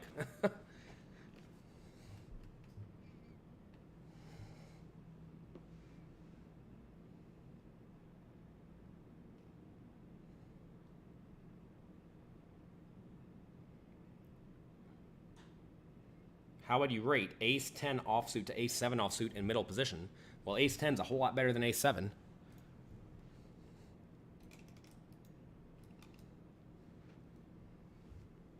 Poker ruins lives. No, people ruin their own lives with all sorts of things. And you can ruin your life in all sorts of ways as you see fit. There's plenty of ways to do it. A strategy card game, though, is one of the ones that's a little bit more tame than most.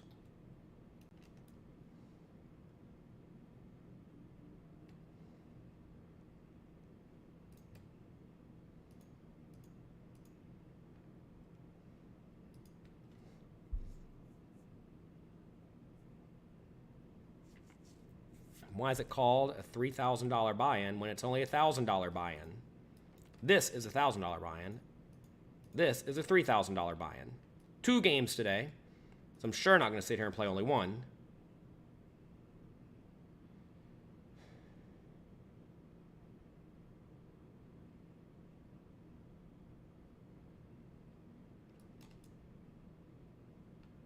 I actually recorded some videos with Rampage the other day, and a running joke was like, he's the entertaining one, I'm the strategy one, you know? Funny enough, there was a slot machine a while back that I recommended people play on my poker blog. It was a site where all you had to do was pay them $5 a month, okay? You paid $5 a month to be able to play this game without ads. And then they would have slot tournaments every hour where the prize was like $100. And all you had to do was just bet maximum and then walk away. Bet maximum, walk away, leave. Come back in 30 minutes. You'll probably have lost, but sometimes you just run like God and you spend it all the way up. And then you win the tournament. And me and about 20 other people who listened to me were winning something like $1,000 a month playing this slot machine thing. I think we're going to 3-bet this one small. Do I go smaller? No, I think this is good. You don't want to go too small here.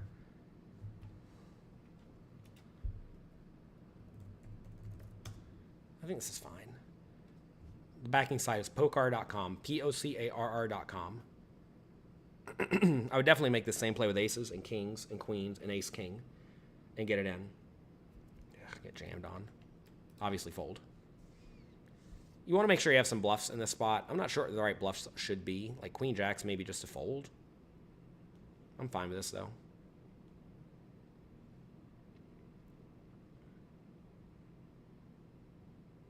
All right, so now we have 13.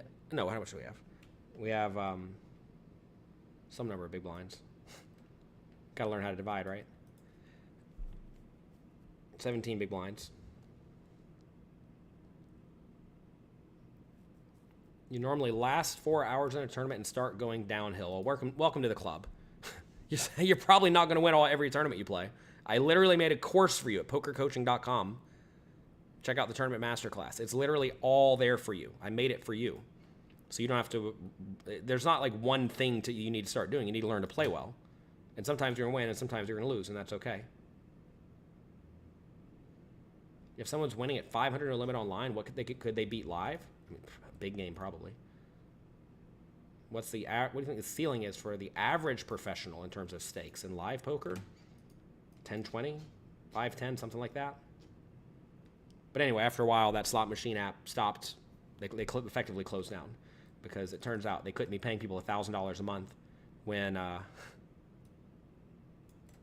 they're only making $20 times 5 a month. Oh my God, they torched so much venture capital money, I'm sure. It just like all went into me and poker coaching members' pockets who were willing to collect a free $1,000 a month.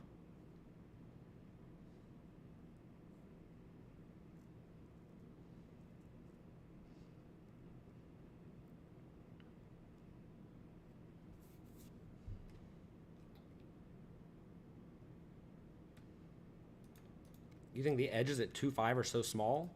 The edges at 2.5 in almost any casino are not small at all. In my mind, you should, quote unquote, should be able to win at something like $50 an hour, give or take. We'll put in the check min raise here. This one might be too good to check min raise. No, I think it's fine. I definitely want to check min raise stuff like 9-7 of clubs with slightly worse equity. You know, slightly less very clean outs, because you really don't want to bet here and then get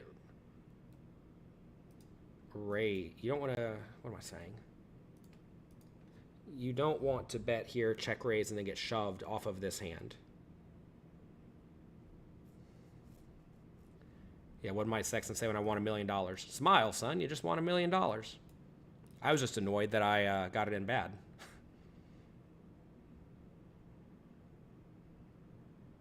Slot machine YouTubers get a ton of views, indeed. I don't really care about views, though. I'm going to shove if they fold to me here.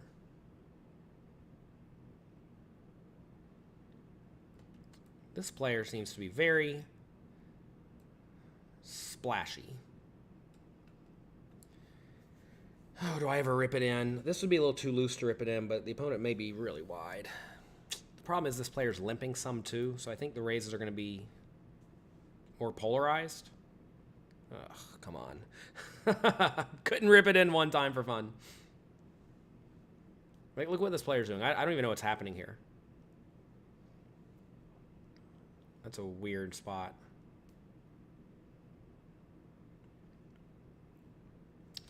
Don't even know what's happening here.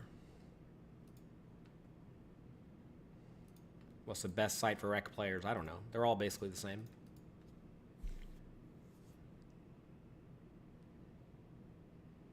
What do you think about games with random jackpots that could be won? I mean, they tried to do stuff like that on Phil Galfon's site that they had to close up because nobody wanted to play there. But basically, instead of people getting rake back, they would just like put 10 big blinds in the pot or 30 big blinds in the pot. Something that people would then have to fight for, and they would do it randomly, I think.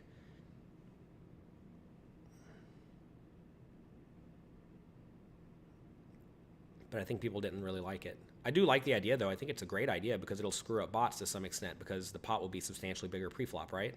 Which forces players to play much wider ranges, which the bot can't really, or solvers are going to have a tougher time at least solving for. I kind of like the idea of random antes. Ante is somewhere between no money and one big blind, like a gigantic ante. I think that'd be pretty cool. Again, I don't know if people would like it, though. I mean, the purpose of changing up the structure of a lot of games is to try to screw up game theory optimal players and game theory optimal programs, right? And bots for all practical purposes. So by changing up the structure of the game, effectively just having more money in the pot at a varying amount, that makes it more difficult for those programs. Am I the sexiest man alive? Probably not. Did I smoke any good weed out here? I've smoked 0 weed. Does poker coaching sponsor any players? What do you mean by sponsor?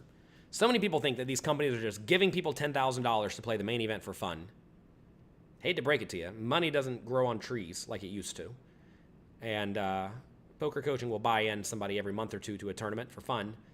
But we're certainly not sponsoring people to come out here to play and wear a patch on them. Sorry. How do you know if your medium suited connectors are getting 21 pre-flop implied odds? You do the math. What do you mean? You do the math. Somebody raises and you're in the big blind, you got to put in 1 to try to win 5 immediately plus whatever else you can win. Ugh. This should be strong, but it doesn't matter. This is one of these spots where maybe you could use like the white magic fill Helmuth powers and fold or something, but it's obviously an all-in. It's obviously an all-in. But this min raise under the gun quickly may be abnormally strong. But it just doesn't matter. Playing an online tournament, these reads that you have are going to be inaccurate. So, follow the charts, do what the chart says. I thought I was getting called a lot there. That's a good example of a spot, though, where like I kind of think I'm getting called a lot, but I realize my read's just not going to be right. So, therefore, don't lean too heavily into it.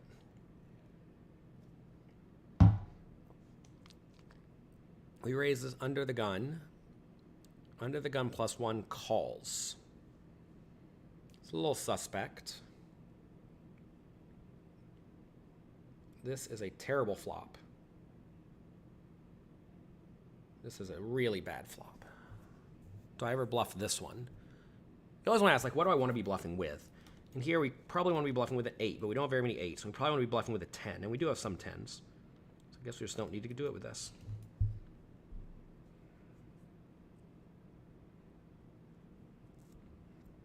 How many players are in these tournaments? 316 in the $3,200 buy-in tournament. In the $1,000 tournament, there's 226. I don't know why there's way fewer players in the $1,000 game than the $3,000 game. That makes no sense to me. Guess nobody cares about rings at all, huh? Nobody wants a circuit ring. They only want a bracelet. They only want a bracelet. Because how would anybody know if you're a good poker player if you don't have a bracelet? How do you determine what cash game and tournament stakes you play based on your bankroll? It's based on your perceived edge and your acceptable risk of ruin. When do you progress? Depends on both of those things. Go read pokercoaching.com/bankroll, Jake, and you will see all my recommendations pertaining to bankroll strategies. Go to pokercoaching.com/bankroll. I made that right there for you.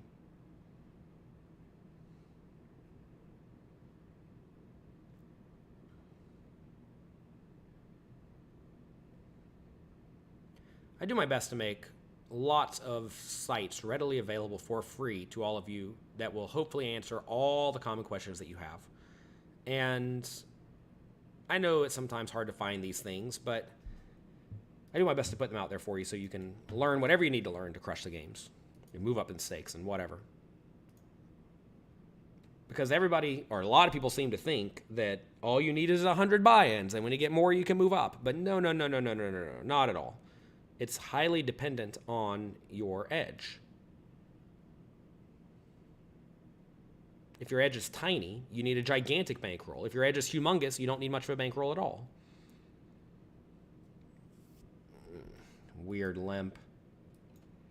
I don't know what's going on with these limps. Let me know what you think in the chat, what these limps are. I have no clue.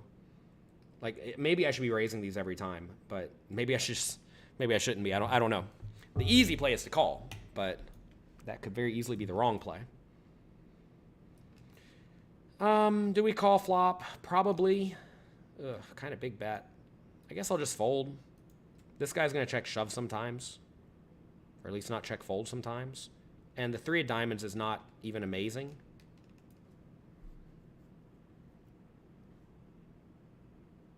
Can you not change dollars to big blinds for your stack? No, you cannot.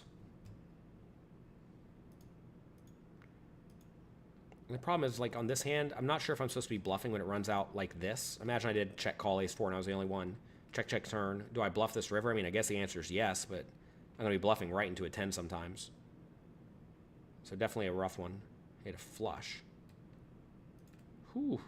Don't want to be bluffing into a flush, that's for sure. Jack 6 suited.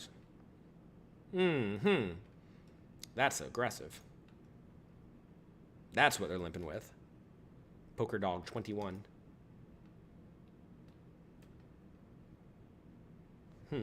We might want to get after it with this sometimes, but I'll just fold.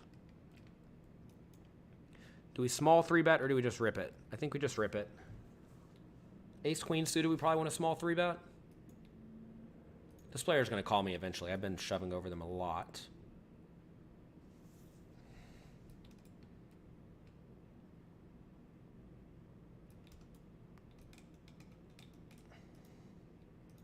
Thoughts on Run It Once relaunching in America? I have no thoughts on that. I don't know anything about what they're doing.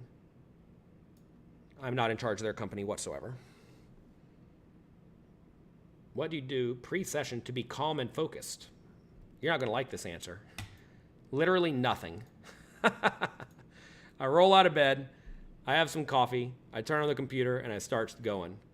Or I roll out of bed, I have some coffee, I go to the casino, and I start going. Oh boy. Are we in or do we call? I mean, I guess I call, right? This is a hand that's going to flop great. Oh no. Queen of diamonds. I think we can go 5,500 here. Or let's go 5,500 here. I mean, I guess I check, right? Oh no. Oh no. Don't you think you miss picking up on people's betting patterns? Of course you do, but I don't really care about that so much. I just hope he doesn't jam. I mean, anything besides jam is great for me. Because now I'm just getting good odds to call and try to peel, right? Oh, okay. Okay. Little dirty bird over here. You think the guy ever... We got to fold here. That's good. You think he ever folds here?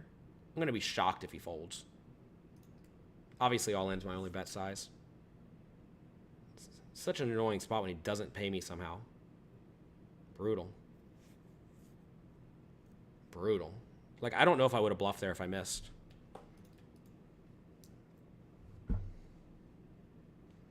You got to understand, Coop, that the goal is not to have the highest ROI in every tournament you play. The goal is to make as much money as you can while you're playing. You won 25K this year, DM McGee says. Good job, good work.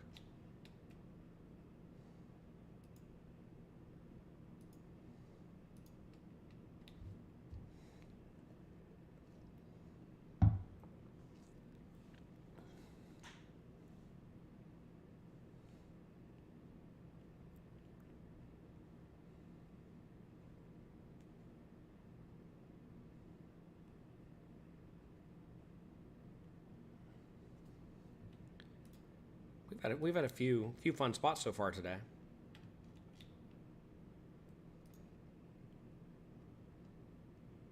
How do you feel about Club GG? I mean, it's a company that exists. I think that where you play poker on, right? How do I feel about it? Sure. Sure, I guess is how I feel.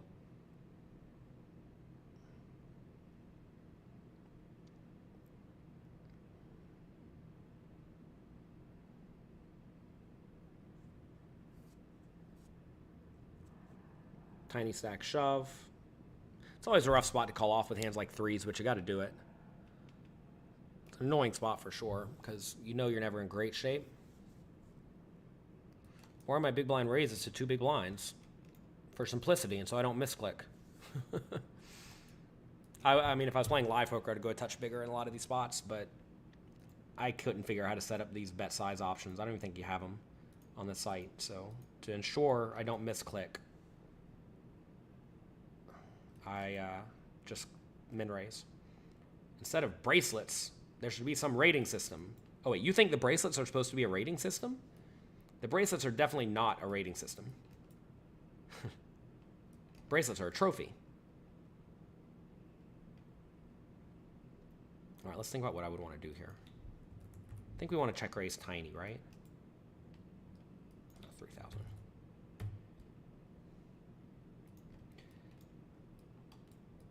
Obviously, we call if he jams or whatever. If he bet bigger, I would have probably called. But when he goes minimum, you definitely want to check raise small with some effective nut hands that you know you're never folding like this. And then some junky draws, like random Jack 4 of hearts. Like really bad draws. And then some high equity draws, you know you're calling it off with, like Queen 10 or something. It's Queen 9. Come on, dealer. Drop it up, drop it up. Seems fair.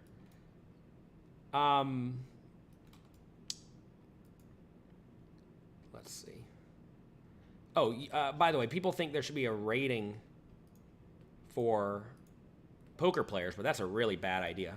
It's a really bad idea because why in the world would you want to tell the bad players they're bad?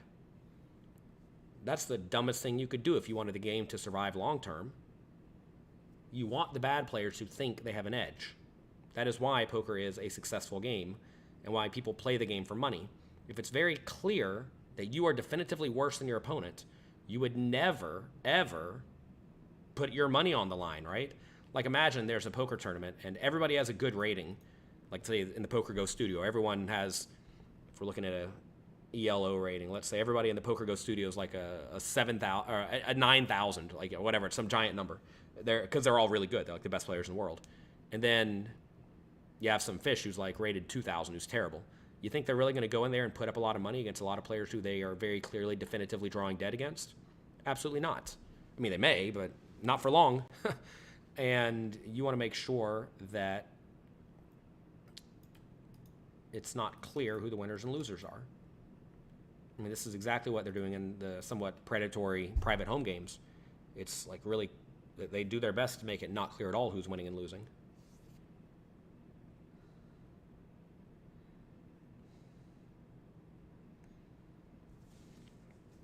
Any tips on how to practice putting opponents on ranges?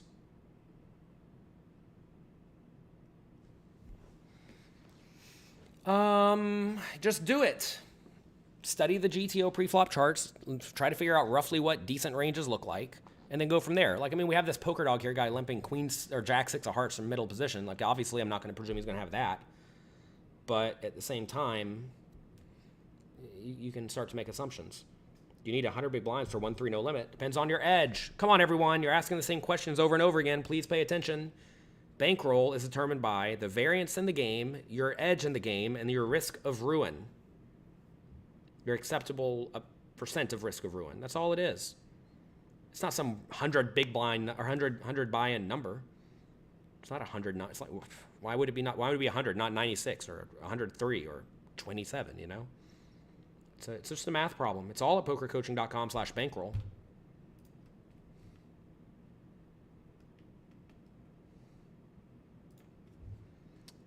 Is this an okay check raise hand?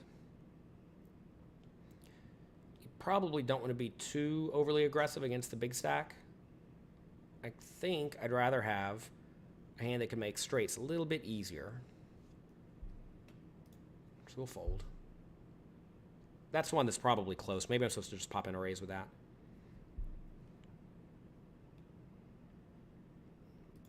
What are some important stats? VPIP, pre-flop raise, continuation bet percentage, fold to continuation bet percentage, fold big blind to steal percentage.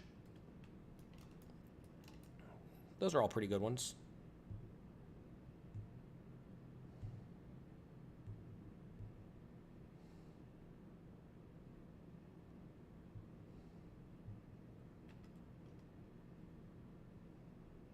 What do I think of Mattisau's final hand? I have no idea. I was not there.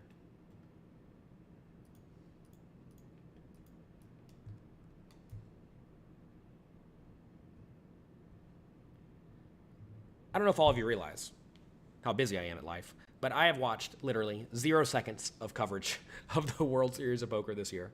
I've been quite busy. Every day is like wake up early, record content, play poker, go out to dinner, probably stay out too late, go to bed, wake up, do it again and again and again and again and again. You met my dad at Venetian. He asked where he got the hat, and he said from his son. Yeah, there you go. He is a nice guy. I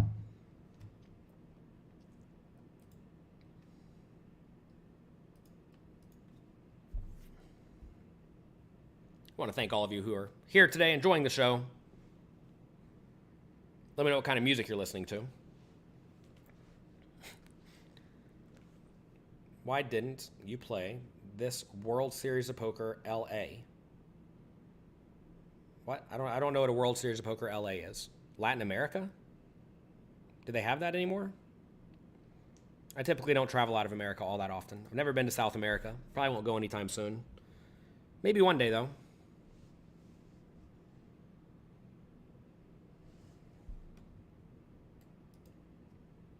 Would you play online for money on Club GG or Bovada if you had to play? And those were the only two options. You can't play for online real money on Club GG.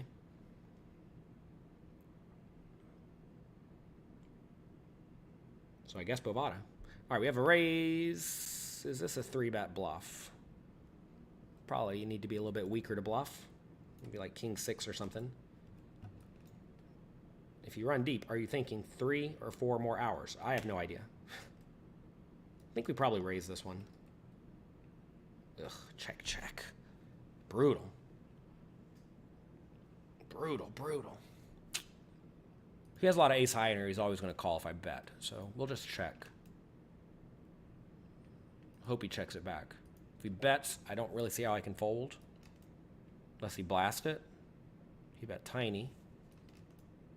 You can't really raise here too much because it's so easy for him to have a flush, right?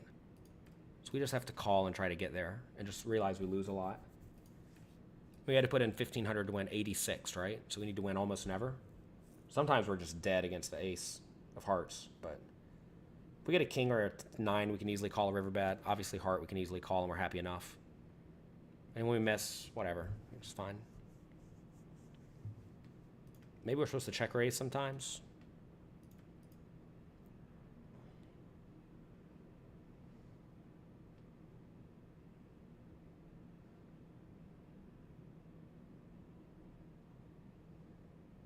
The solver does not know why it plays suited connectors.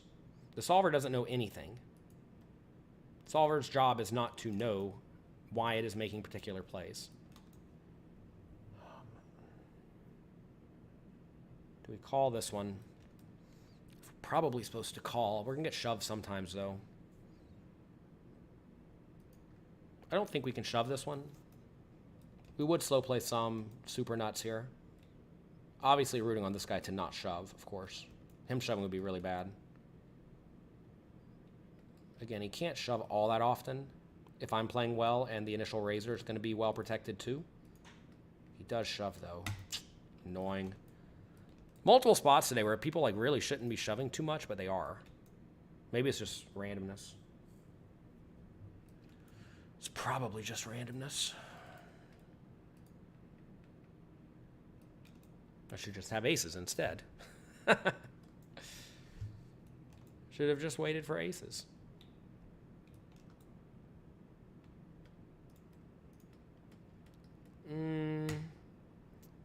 I think it's fine to bet here. Yeah, he's like not folding much of anything, but I mean, what else am I gonna do? Could just check and fold, but I don't really like checking and folding against the big stack because the big stack will just take stabs at the pot a lot, as they should, and that's not particularly great for me. All right, what are we looking at here? Are we anywhere near the money? They pay 48 players. We're done re-entering. They pay 48 players and there's 90 left. So we have to lose half the field. Okay. We have to lose half the field in the 1K. Let's open this lobby. Are they done entering yet? All right, almost done entering. And they're going to pay 54 people and there's 200 left. So a long way on this one.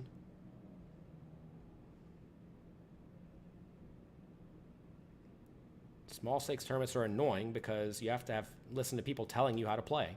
Fortunately, you don't have to listen to anybody. Put on headphones and forget about them.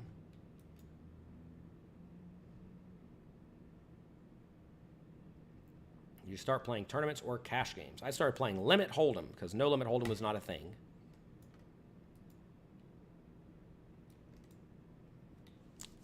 Do I need to bluff this? Probably not. He's gonna have a lot of king-queen type stuff. King-jack. 9-9. Yeah, don't need to bluff that.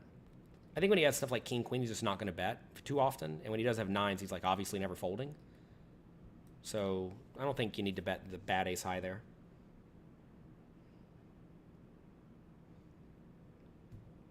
My content's made you so much better as a player, but I always sound annoyed by questions. LOL. LOL. Not annoyed. I don't know. Maybe I'm just old. I'm just getting old. And I'm tired, you know? When you're tired, it's tough. Tough when you're tired.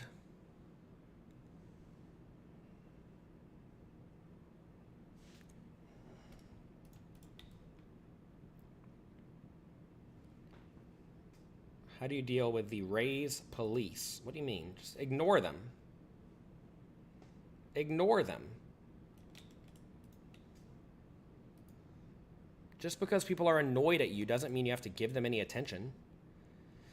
Oh man, and this is an all-in, huh? I think it's just an easy all-in. Yeah, it's no good when you get called, but whatever. Oh, Larry Little in the chat. Hello, good morning. Maybe we'll win a flip. But they fold. I think it's probably fine to shove Jack 10 suited there. I think it just has good equity when we get called.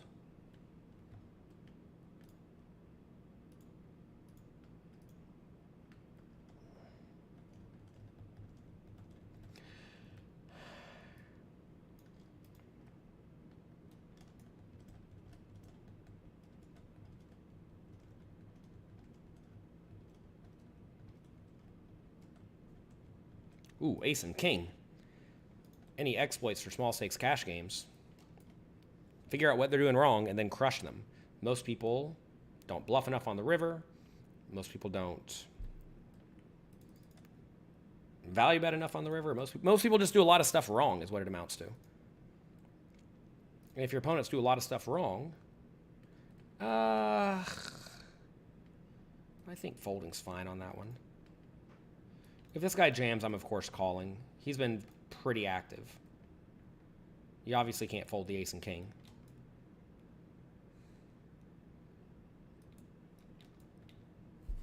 Do you ever blind out in tournaments? Not so often. You'll find some spots. If this guy raises, I suppose I'm supposed to call. What were we talking about? Oh, strategies for beating small stakes cash games. I have a book about this. It's called Strategies for Beating Small Stakes Cash Games. You can get it at pokercoaching.com. It should be in the tools section. I think it's free. I think we can bet small, and if he does raise, we can rip it on him. We may get some like random threes to fold. And if he ever folds on the flop, it's fine, right? Do you find it a bit odd they put a dollar sign next to your chips? Yeah, it should be either nothing or T for tournament chips. No one uses T for tournament chips anymore, so they just put dollars. I raised to $24,000 and they called me. Can you believe that? I think it's always funny. You hear a lot of the live school pros saying dollars. I don't know why, because they're obviously not dollars, but they still use dollars as increments.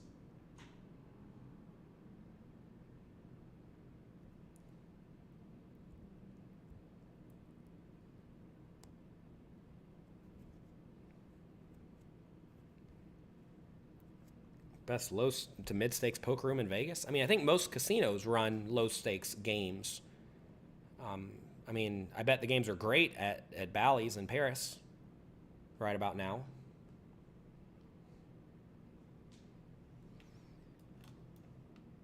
I'm sure the games are great at MGM all the time, whenever they run. Would you be able to make a living playing poker using my Tournament and Cash Game Masterclass? Yes. Would it take more studying? Probably. I do think that going through those 40 or 60 hours of content is going to get you way better than most people. But again, all you have to do to win is find a game you can beat. Okay, so what does that mean? That means either you have to be better than your opponents or they have to be worse than you. That's step one. Your actual skill level doesn't really matter that much as long as you find players to play with you who are way worse than you, right? So you got to find a game you can beat, play it a lot, and keep a proper bankroll. And most people don't study, and then they never find a game they can beat. You play differently pre-flop. You've been dealt great cards 3 hands in a row. No.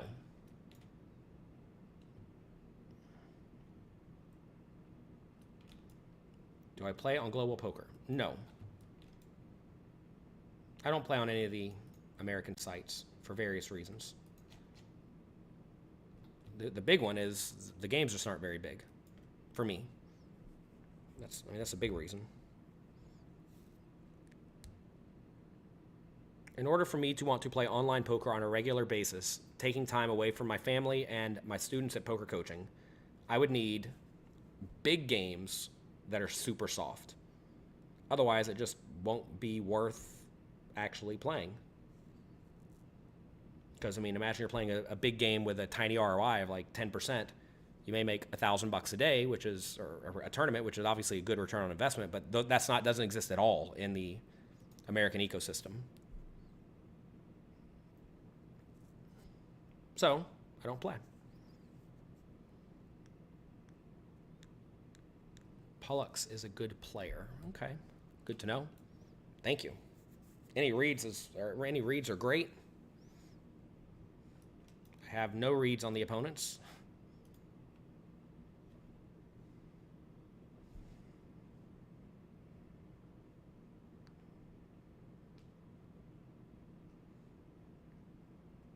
Ooh, ace and king. Here we go. Here we go. Ooh, deep stack too.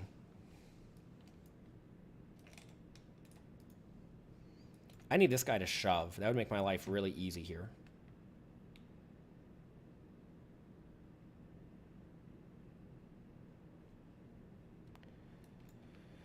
Raise call. How much do I make it? What are we playing? 40 big blinds deep. Is this just an all-in? Oh my God, is this an all-in?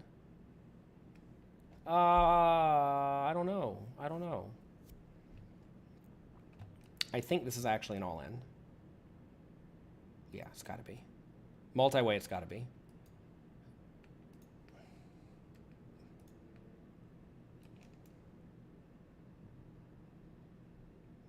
You may be surprised to see it, but 40 big blinds out of position and multi-way, you start shoving with all of your just like best hands, including ace king, I think. Feels a little dicey, but you don't really want to re-raise to like 10 big blinds and they get called by 2 people. That's a really, really bad spot.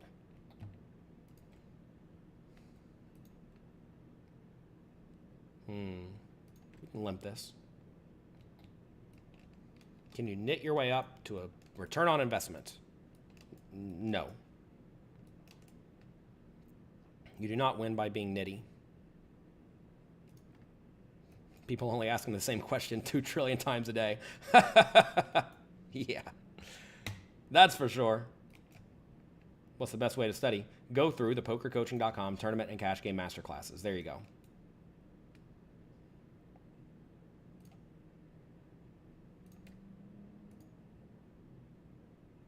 Be a rough spot if he bets river. Surprised he didn't bet river, really. I think that's a nice spot to go for thin value. I get that he doesn't obviously beat much, but he does beat obvious ace highs and whatnot. If you put someone on a draw, how should you decide if you should give them the price to continue? You can't put people on a draw. You don't know what they have. Why do you think you can read your opponent's minds?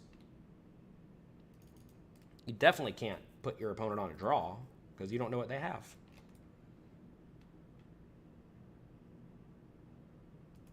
We'll just 3-bet.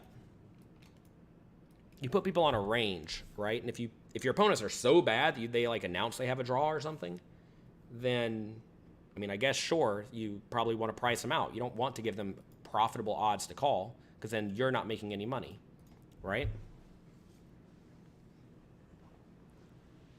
You want to give your opponent poor odds if you know specifically they have a draw, and quite often the right thing is to just like rip it in. When do payouts start? I don't know. I'll know when I get there, maybe. Let's see. 54 people get paid, 193 remain. So we're nowhere near the money in the 3K. And in the 1K, 75. Wait, what? Wait, I'm confused. How many people are left in this thing? 75 remain, and 55 get paid. So we're actually pretty close to getting the money on that one. Let me make sure I got the other thing right, because I'm kind of confused. Yeah, 193 remain, 50... Oh God, I don't know what's happening. 193 remain, 54 get paid. So nowhere near on the 3K, but actually like pretty close in the 1K. And I'm not in great shape on this 1K. I'm in 55th place. So we're going to have... We're not really that close to getting in the money yet. I mean, we're close, but we're not that close. So we need to still get after it a bit. Especially if I want to win a ring.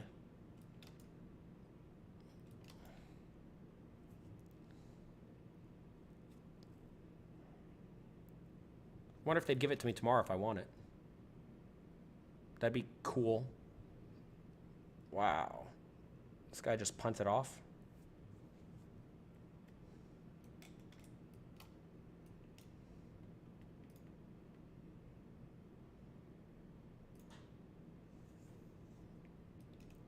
Is it worth it to have a tricky limping range? Not in my opinion.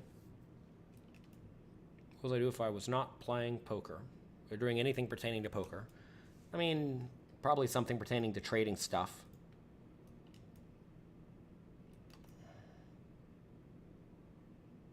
When's the next poker coaching premium tournament? I am not sure. It was fun winning the last one, LOL. Well, congrats. This may actually be a time where I'm supposed to start like kind of stalling. I'm not much of a staller. I need to learn how to stall a little bit better.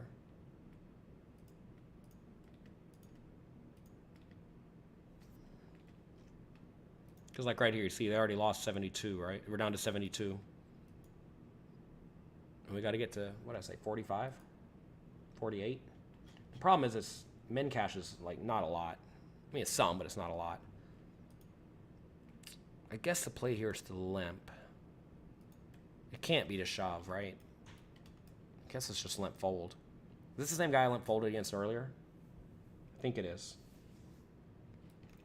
This is a bad flop.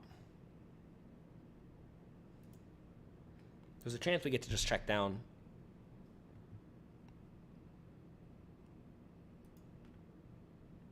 Probably not, though.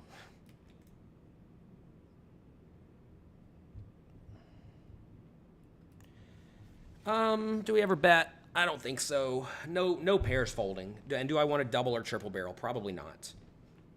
And I think king high actually wins sometimes. If it goes check, check, turn, and then I check the river and he bets, it might be a call.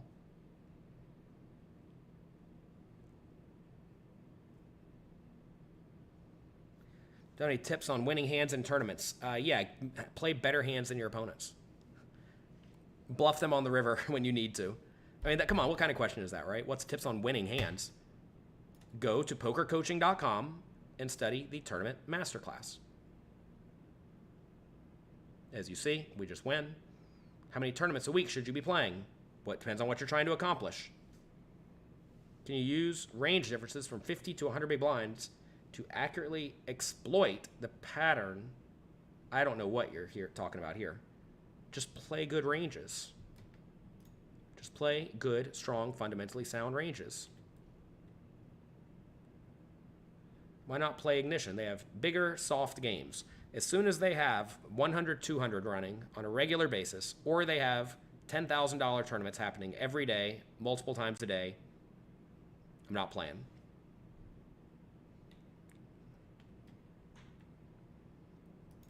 Looking to see me play close to the bubble. Well, we're getting kind of close. The problem is I have these big stacks on my left and a big stacks on my right. Problem is I'm kind of short stacked. So when you're kind of short stacked, but not like super short stacked, Your play is often just to kind of hang out, which is not a great spot to be in, but, you know, whatever. We'll try to get some chips. We do have a nice chip stack, so that if someone does raise, like one of this big stack here, we can just rip it on them.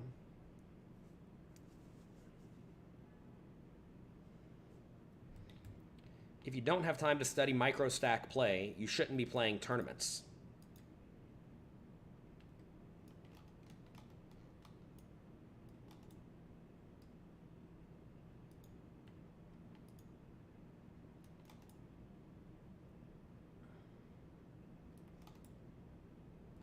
And we're still a ways away from any payout here, and also I'm not a big stack, so I mean I'm a big stack, but not like the big stack. So this is a spot where we can be somewhat active, but can't be too insane yet.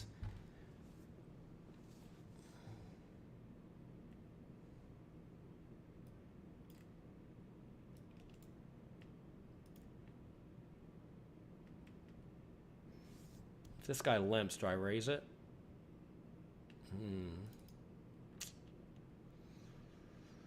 Oh, probably.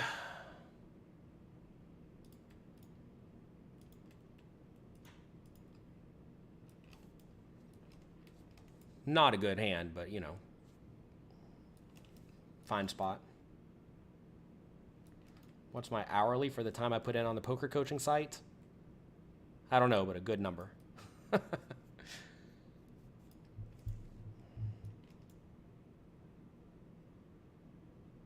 When you grow up, you want to be like me. Well, good. What was I drinking earlier? Red Bull. Why? Because I have nothing else in this apartment at all. All I have here is yogurt and Red Bull. And I only have one Red Bull left. I don't even like Red Bull. My employees drank all my brain fuel and all my coffee. So I've drank water, and I've drank 2 Red Bulls, and I ate half of a burrito. And here we are. Good, strong preparation, am I right? I woke up 30 minutes before this tournament started. I answered some emails. Then I turned on the... I ate my half a burrito, and then I turned on the stream. All right. All right. What are we looking at here? 69 remain. What did I say? 48. So this is not a spot where we can just play super nitty yet. We're getting close, but not quite there yet. If he bets small, I got to put in a raise, I think. Ooh, he bets kind of big. Guess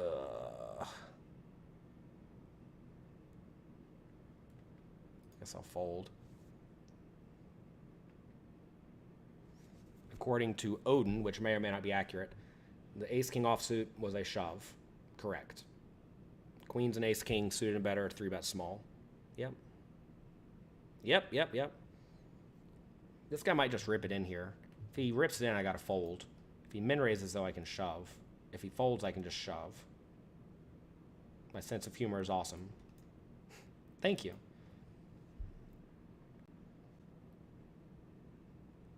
Should you play cash games and tournaments to build a bankroll? If your goal is to build a bankroll, you should play low variance games with with a very big edge, which means you should definitely not be playing tournaments, because tournaments have a lot of variance. And they're different. You should find one game to play to get very good at. Find one game to play. Don't think you should be playing all sorts of different games. No limit hold'em tournaments are different than no limit hold'em cash games, and you should not be so egotistical to think that you can automatically be great at both of them, because they're very different. 66 remain. Man, this is really not where you don't want to be, because you see we're in 57th place, right? This is not good, but we're actually getting kind of close to the money. So this might be one of these tournaments where, unfortunately, we're just supposed to be kind of tight and hang out. I hate being tight and hanging out. Oh my God, I hate being tight and hanging out.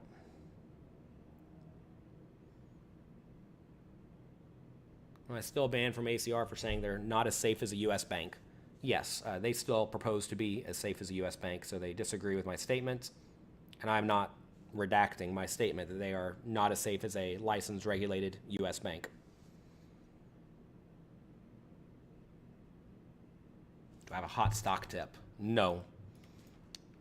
I know they're taking a bunch of money out of the ecosystem, and if they're taking a bunch of money out, stocks in theory should dip, right?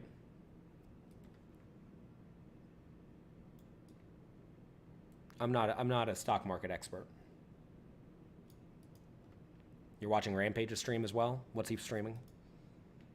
I made videos of Rampage literally just yesterday. If I was a billionaire, would I still be playing poker? Well, I don't know if I'm going to get to $1 billion. I'll probably get to 100 million, but I'm not going to get to $1 billion. So I don't know if I can even consider it. But yeah, I'd play some stuff for fun. What is 25 no limit equivalent to live? What is 25 no limit equivalent to live? I don't know, probably 2.5. Something like that. How much do you hate your students? I love my students very much. Don't know why you would think I hate anybody. Life is great. Why would I hate random people I don't know? Too much fancy play syndrome. It's not that complicated. That is true. A lot of people want to get fancy. A lot of people want to get fancy. But fancy play does not win the money, in my opinion. Actually, fancy play is pretty good at small/medium stakes against players who are like really, really, really susceptible to those fancy plays. But I do not think that fancy plays are good at all against anyone who's halfway decent.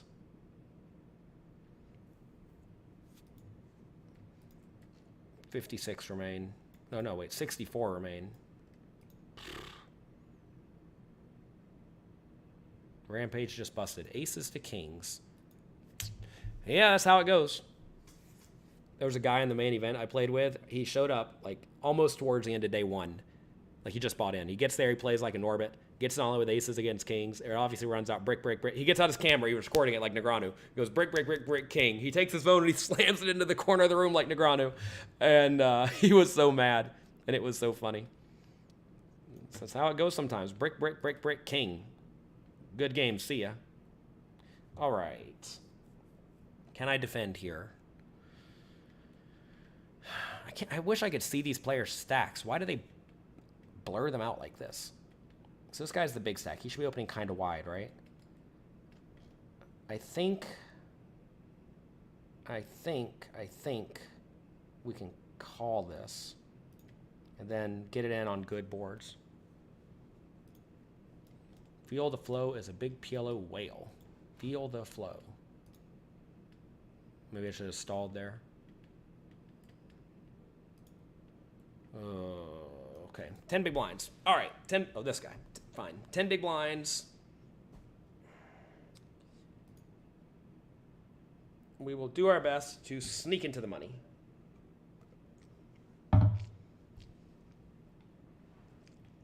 Which makes me kind of sad because we had some chips, but now we do not.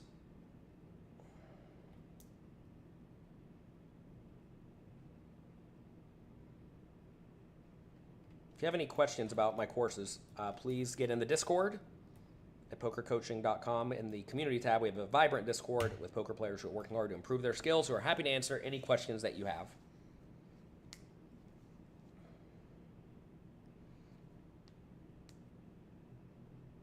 Order a meal for the run in.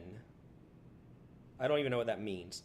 Where is the brain fuel? It's in my employees' stomachs.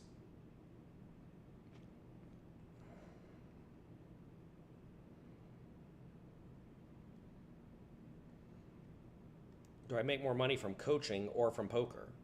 I make more money from poker coaching. I don't make much money from private coaching because I don't do a whole lot of private coaching. By design. I try to do things that are decently scalable. Like, think about this show, right? 1,000 of you are here today watching this show. That means, presumably, 1,000 people are out there enjoying their experience, hopefully. At least some of you are. If you are, click the like and subscribe buttons and all that. 1,000 people are enjoying this show. That is a very good use of my time, right? Because 1,000 people are enjoying themselves watching me do something that I'm just chilling doing anyway, right? I was going to play the game anyway, so might as well share the experience with all of you. That is a good, scalable use of my time. 61 remain. This is not good. We're gonna have to make a hand, or at least get a bluff or two through. Do coaches ever get coaching? Yeah.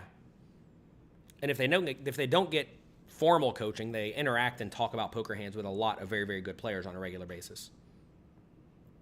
So even if it's not like very formal coaching, it is effectively coaching.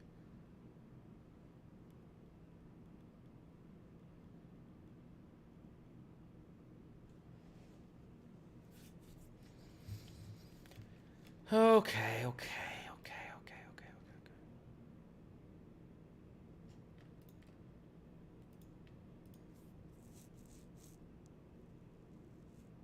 4.5 hour long stream.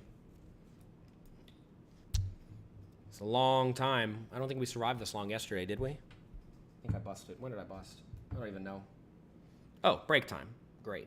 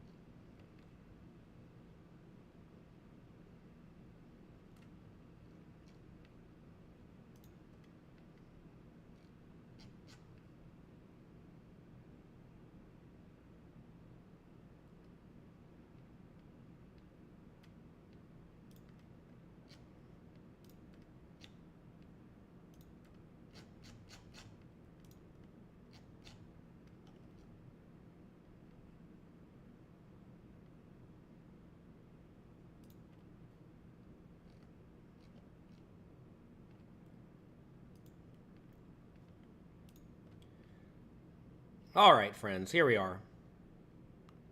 Let's try to win some tournaments here. What's up? Let's run good. Yes. Can you quit whenever you want in cash games? Pretty much. Can we get nitty about payout jumps coming near that happen every 8 or 9 spots? You probably shouldn't.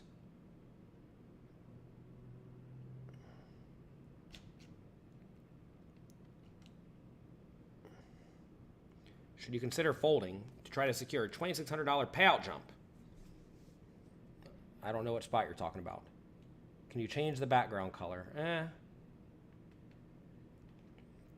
You raise, people call, king 10-2, you c-bet, both call. Don't c-bet the flop, big mistake.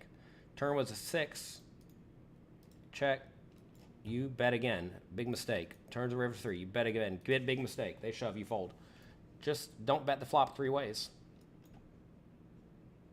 Rubber fist is Matt Stout, okay.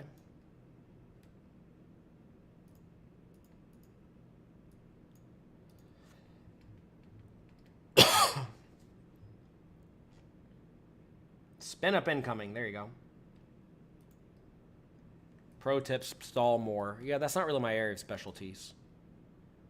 Specialty. We will call.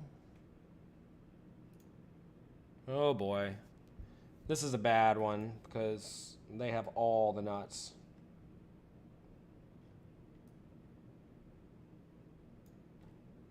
Please just check. Don't put any money in. Please just check.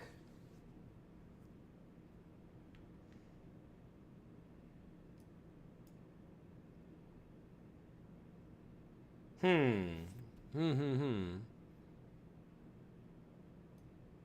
don't think I'm supposed to lead here.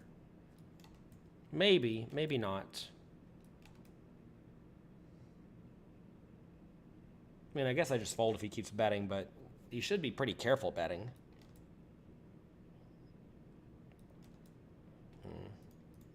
That's a rough one. Jack and Jack. 40 big blinds deep. Under the gun raise.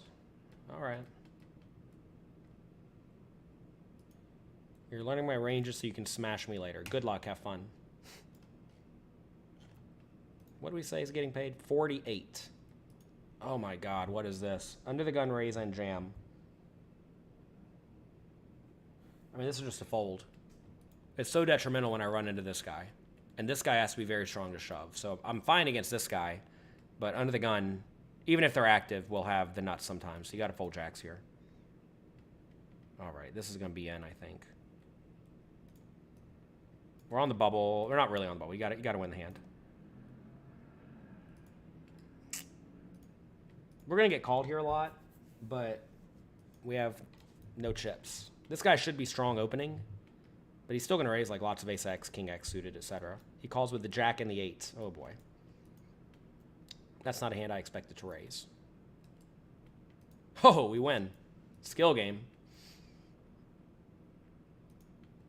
We fold the jack 2 suited on the button. You know, this is one of these spots where, again, we're not like near the bubble, but you probably want to start being a little bit nittier.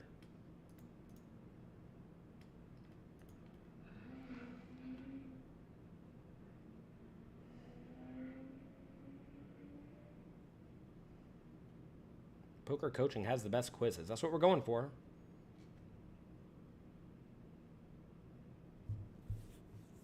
South Point's a great place to play cheap tournaments.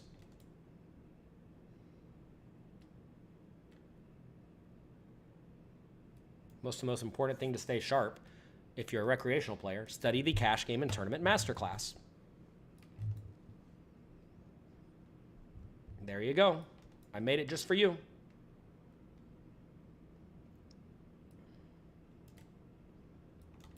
Was that Lexi's place? This is my place.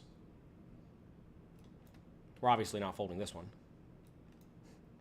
What would have to happen for me to fold? Like 3-bet to 10K, jam, and then jam? I mean, maybe then I fold, but probably not. Jack and 8 suited from the guy that should be tight. Brutal.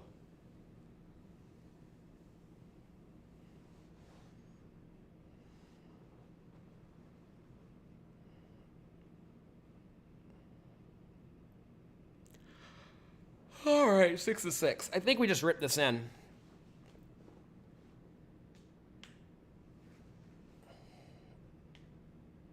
even, well, if under the gun raises, you all tell me this is PLO whale. Oh my God, this might be a fold. 57 remain, 48 get paid. We're hanging out. I think this is a fold. And you all know that I hate folding. I think we're going to get called a lot there.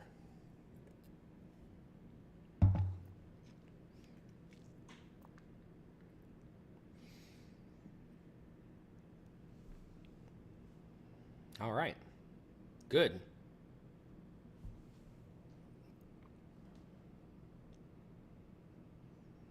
Good, good. This is another spot where, like, under the gun should, quote unquote, should be tight here, but will they is the question, right? You tell me the guy's PLO whale, I mean, what does that even mean? But that's a scenario where if under the gun should be very tight and I'm actually, like, kind of live to just hang out and blind out and get in the money now, then I think I got to fold the sixes. If I had something like sevens, though, I would have been in. Maybe eights. Eights, I'm definitely in. Sevens, I probably got to shove, too. I don't know. It's got to be close. For 15 big blinds, you know? Jack and 10, we can fold.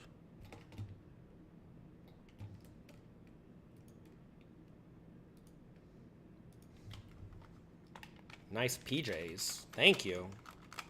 I'm ready for bed. It's nighttime here.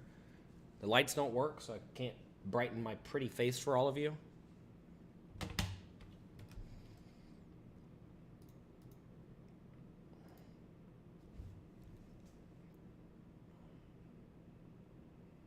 How many players are left? In this one, there are 55 players left and 48 get paid. In this one, there's a bunch of people left. 155 people left and 60... No, that's not right. Wait, none of this is right. 155 people remain in this one and 54 get paid. In this one, 55 remain and 48 get paid. I don't know why they don't put all this stuff just like really clearly on the table. It's as if they designed this program and did not go back and edit the program at all. How much should you worry about average stack size? Not at all. Not at all.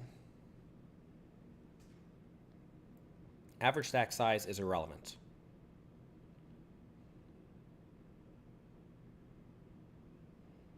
Ooh, ace and ace. Queen? No. Unlucky.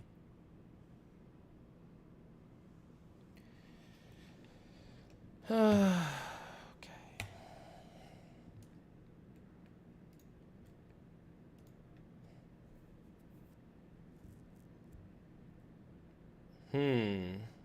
Is this a jam from the small blind if they fold to me?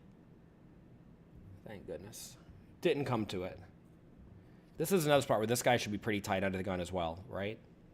All these medium stacks should all be pretty tight.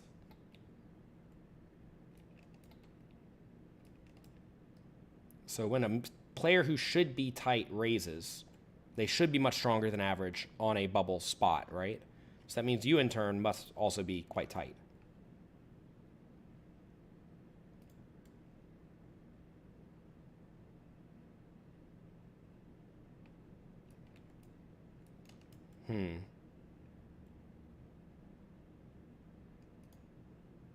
All right, well, probably in call down mode on this one. This is a pretty nice one to call down because we don't block any flush draws or any like king, queen, jack, jack 10 type stuff. Problem is we lose to a lot of hands.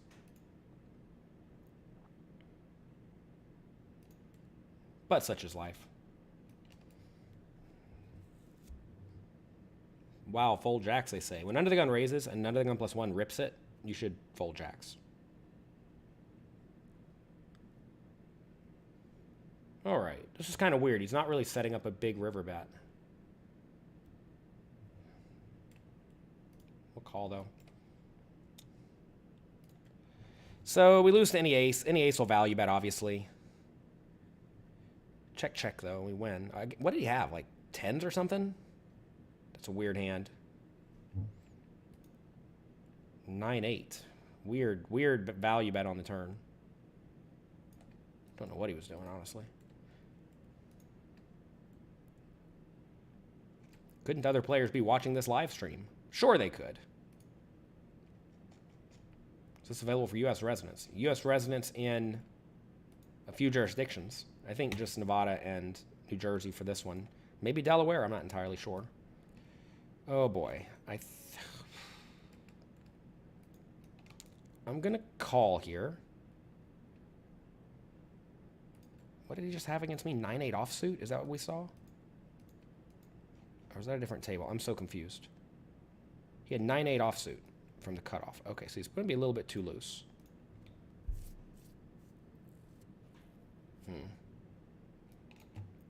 I guess we got to float. Is there an equity guessing game? Maybe soon. If he checks, we're going to bluff. Turn and river, I think.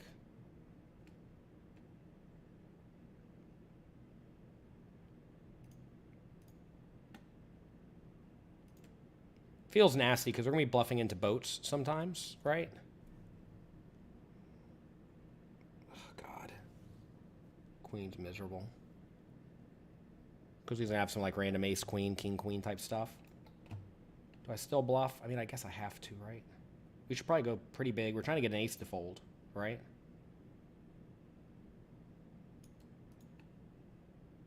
Man, this feels rough. This guy may just rip it in my face. But we got to bluff here. We got to try to get the ace high to fold. This feels like it's never going to work. This is one of these spots where it's like, I mean, yeah, we kind of got to go for it, right? But I don't think that's working. That don't feel good. That feels like a pretty nasty one.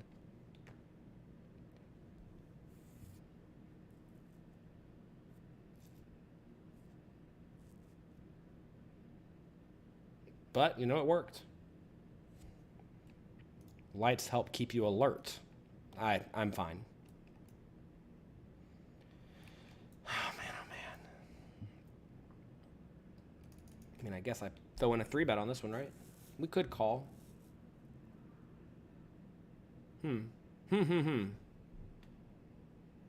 Sure. Dial it in. Why not?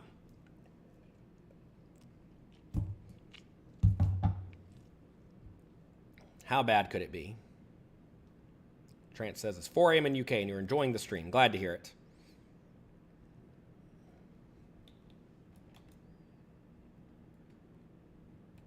A6 suited. How bad could it be?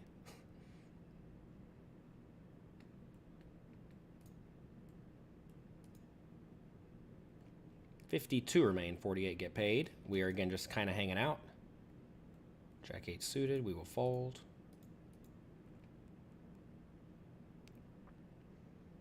I am in Nevada.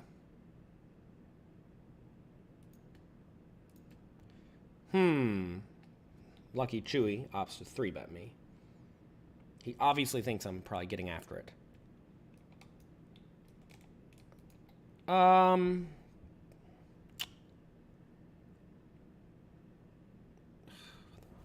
whatever. I guess I got to call.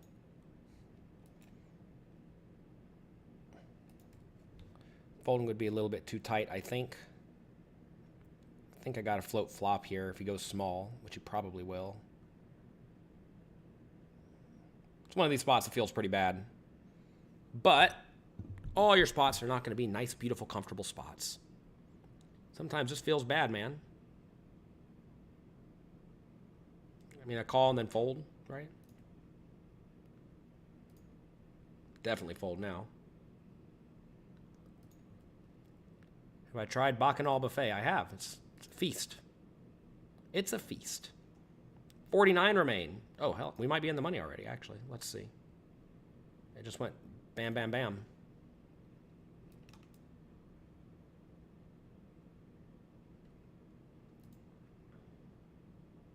Yeah. Okay. All right. What are we doing? I'm going to pull this to the side so I don't screw up on the bubble.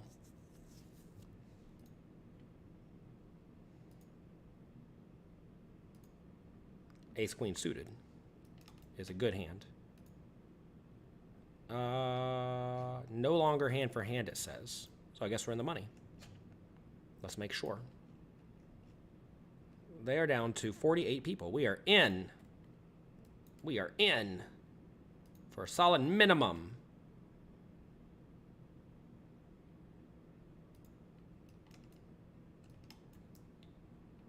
We are in. Check, check, flop, I guess. I think that's fine.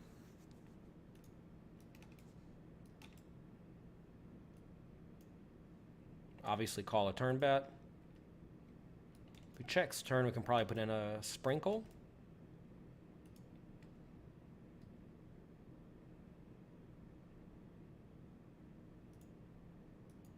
Now, question is, do we call a river bet?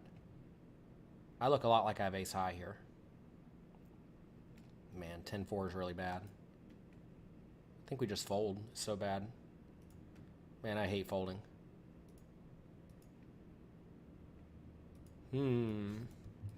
Obviously, we want the opponent to have busted draws. Would the opponent ever play a 7 like this? Probably not. So he's basically saying he has a queen, a jack, or a 10, right? I think a 10 would go for big value. We block some flush draws, which we really want him to have. I think because we block flush draws that we really want him to have, we probably just want to fold this one. I think if we had no flush draws, we should be more inclined to call. Okay. Queen 8. Probably not quite there in payout world.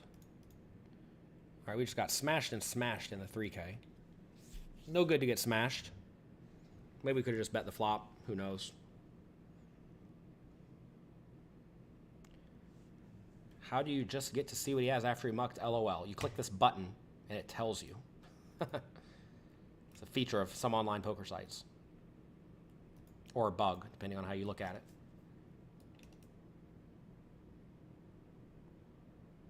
I am the hero. I do my best to be the hero. Do my best.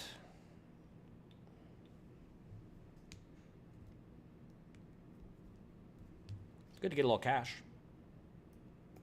And on one bullet. What more do you want, right? Only one entry for me. That's a mild miracle. All right, under the gun raises. We have a 2 and a 2. I think this is a fold. Again, this is a spot where this guy should be strong, right? Raising it to big stacks button. Into two all shove stacks. So I think we got to fold this one.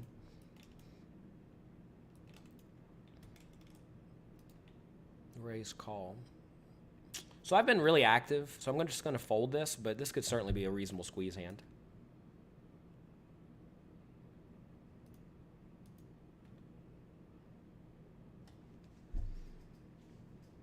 You got to be careful with the small pairs jamming because you're going to get called a lot and you're just never ahead, right? So it's almost like it's not exactly like you're calling it off, but you are pretty close to calling it off with 2s, which you really don't want to be doing, especially when you lack fold equity because the initial player raised, right? This one's close too. I think this is probably a fold as well. I mean, this is just annoying. These are all like really close spots. But I think it's probably fine to fold.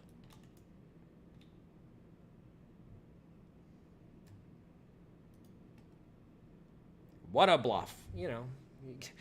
If you got a bluffing hand, you got a bluff, you know. What else are you going to do?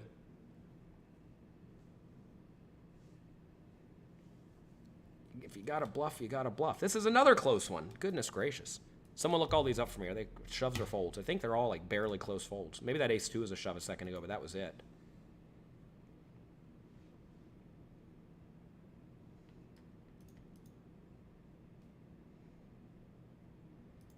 You learn online that it doesn't feel good. Correct. Sometimes it doesn't feel good, but if it's the right play, you just got to do it.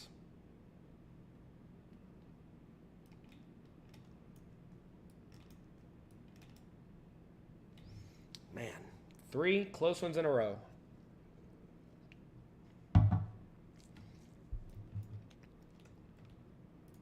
There are no payout jumps, right? Yeah, so there's basically no payout jumps at all, so we can ignore those. We just got to try to get a hold of some chips.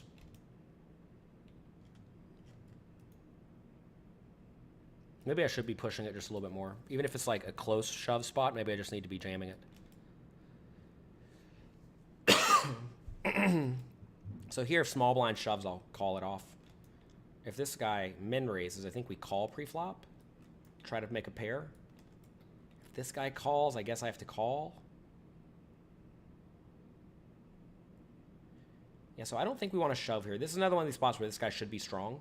Is this the guy who had the jack 8 earlier? Oh my god, maybe I'm supposed to shove if he has jack 8. No, I guess I call and just try to spike something. That's definitely something. I could just rip it in on him to try to get him to fold out a diamond, but I don't think he's going to fold a diamond. So I think I'd rather do this and check shove, and now make him maybe fold out like ace jack offsuit or something. It's rough because whenever he calls, I'm never happy about it, but if we can get him to fold anything, it's got to be okay. Oh, here we go. Ace and ace. And I have been leaning on these guys, so I think we have a pretty good shot to get some action. Do I ever call? Ooh, call might be good if these guys are going to jam. No, I'll just 3-bet. Call could be really good here. I feel like I don't want to take too long. Dialing in the 3-bet. I've been really active. Oh, yeah, here we go. He has ace and queen. Okay. Good, good. I don't mind his shove there. I think it's probably just good and unlucky.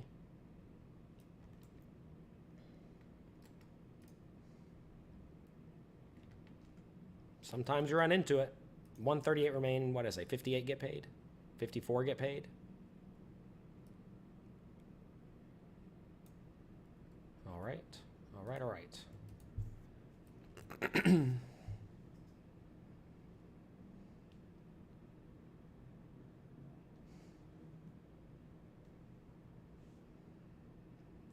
know, the kind of cool thing is, I'm probably 1 in 60 or something to win this tournament. The 1K. 1 in 60 to get a ring.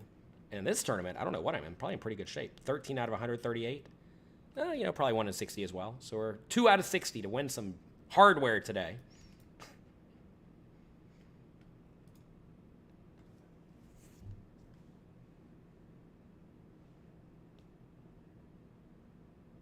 Queen Jack offsuit is no longer part of your early or middle position raising range. You know, it's an okay hand.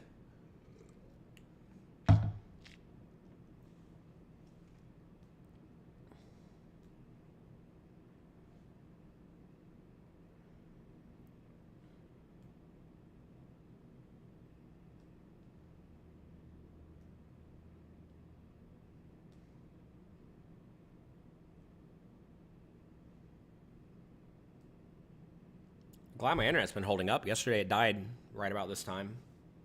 Knock on wood. Ace and 10, all right.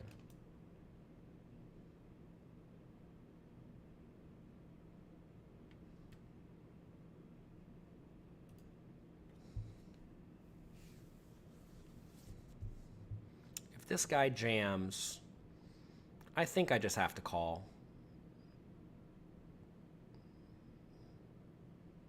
It's not a great spot by any means, but it's probably fine. I don't like that he's tanking forever. Usually people tank forever and then jam. It's like way stronger than whenever they kind of just put it in normally.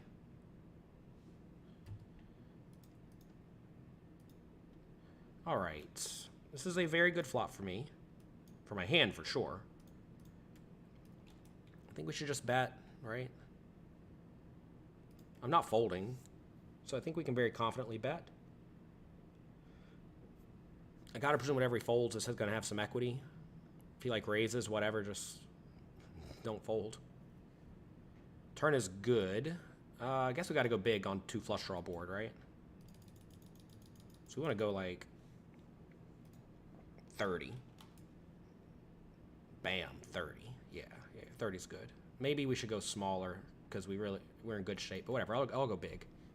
This has to be a spot where I'm supposed to be bluffing a lot with like all of my gut shots, right? So gut shots definitely want to blast it. So given we want to blast it with gut shots, we want to blast it with some nuts that's vulnerable enough. Now maybe our hand's not vulnerable enough, so maybe we should use a smaller size with it. But I don't think it can be that bad. Maybe that's too big with that exact hand in that exact spot. Not sure. King 5 of clubs. All right. We'll be in with this one if they fold to me, for sure. May not get the chance, though. Beat me to it. Much love from the Orleans Poker Room. All right. I'm not too far from the Orleans Poker Room right now. Queen 3 on the button. We will fold again. How many online events are we playing? 2. Love the charts. Glad to see it. You've not seen me following anything I've listed on the website. Well, I can't pull it out when I'm playing on the sites. It's not allowed. I think it's not allowed. Obviously, we're in with this one. King 10 suited is great.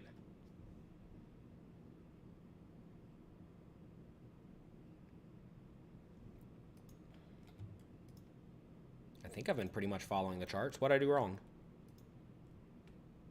Also, realize there are payout implications happening now, so you can't just pop it in quite as wide.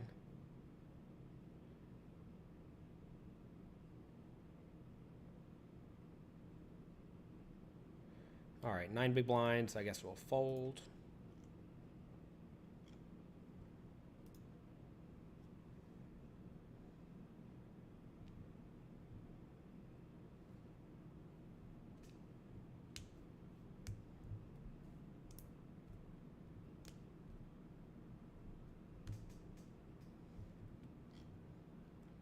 $39 remain. We are almost last in chips. 7-5. We will limp it, I suppose, if they fold to me. But he raised.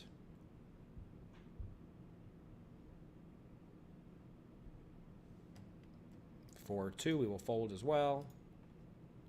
Jack 7. We will fold as well.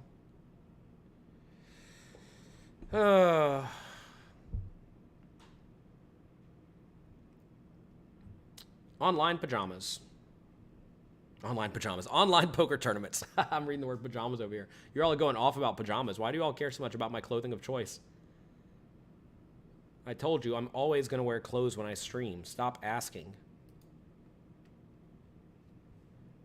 Ace and 6.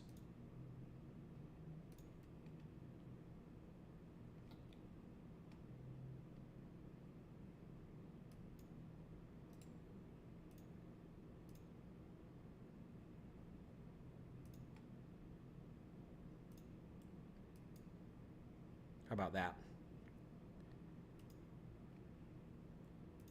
Probably a good idea. Weird spot for LuckyChewy to call.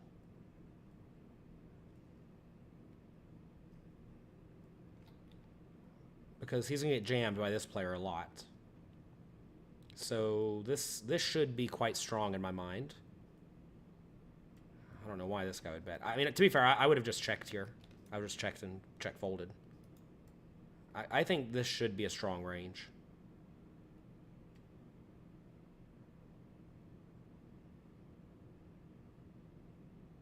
Guess we'll find out, won't we? 9 and 9. Not shocking. All right, 9-7 suited. I'll call a raise if I have the chance. This should be a very strong range as well. 12 big blinds, 13 big blinds, whatever it is. But I think we can call and then just put it in with anything. All these spots are like really, really high risk, you know? But what is this? Did he raise? He raised under the gun. I mean, I'll just fold, I guess. All right, we flopped nothing. This is another spot where this player should be quite strong, I think.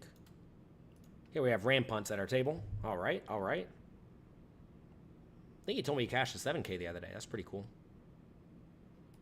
Always nice to cash the 7K.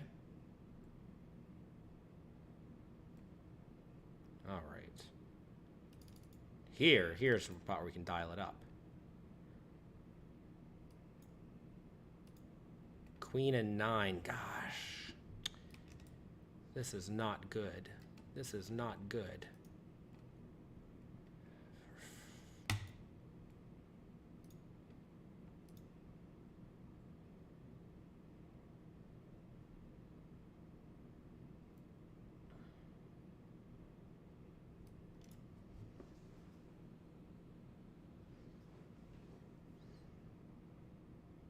This live stream is much more interesting than you expected it to be. Well, good. Glad to hear it. All right. It's so bad to get check shoved here, but I think we still just need to bet.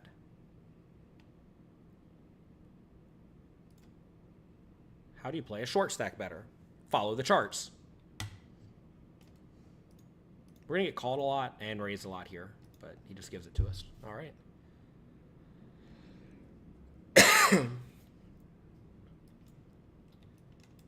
Started coughing. I guess I got to get a COVID test tomorrow. That's great. It's a good contrast to my educational videos as you get to see a lot of hands and see how I act. Cool. It's calling a 15 big blind jam in the big blind where they say it okay. Depends on where they shove from.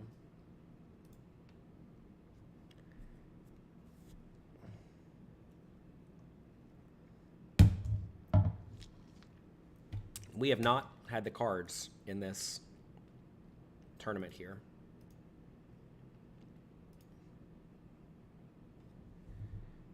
So we're going to be in the big blind next hand. We're going to have to be pretty active next hand. We can still fold if we get some garbage, but this is a scenario where we're getting a little desperate.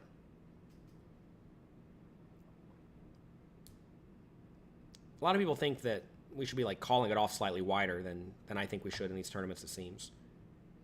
It's okay to defend your big blind and check fold. It's A-okay. It's also A-okay to not call or not put your money in a spot where you're effectively calling it off.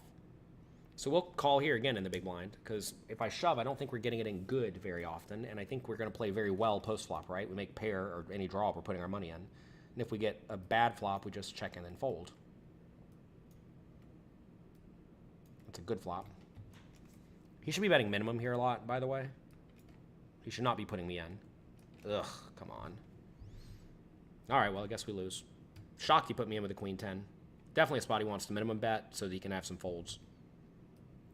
But that's fine. We lose. Do I want to watch the tournament? No, thank you. No, thank you. I want to go do something else now. All right, down to one game. 3K only. We're in good shape. 14th out of 122 remaining. Oh, what is this? Why would he 3-bet so small? I'm going to fold. This guy could easily have a good range. He's not going to fold ever if I fold. Oh, my God. What is happening? That's a rough one. Yeah, the queen 5 suited hand was very standard, I think. Obviously very unlucky to get the queen high flop. Because if we don't get a queen high flop, sometimes we get away. But not that time. We will not be getting away. And we collect a minimum cash plus some change. Fine, fine, fine.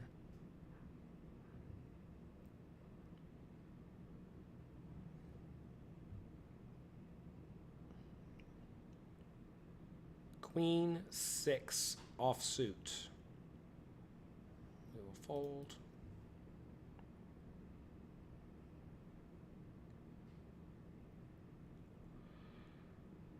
I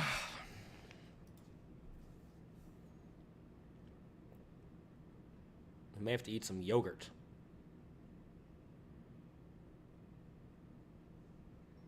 Because I have nothing else to eat. Oh no, drop frames just started happening. 84 of them. Why? Why did they drop 84 frames? This is about the same time it happened yesterday. Brutal. All right, hopefully it'll be fine.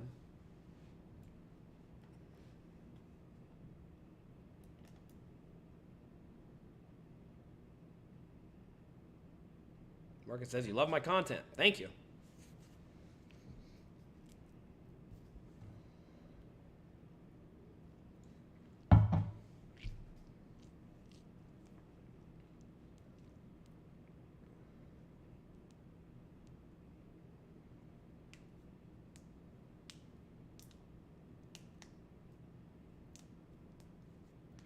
You all seem to love Rampage, huh?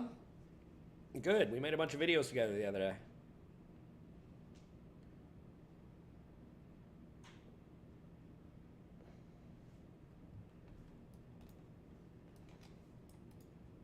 Six, 3 suited. We will raise it up if they fold to me. It's a nice spicy hand.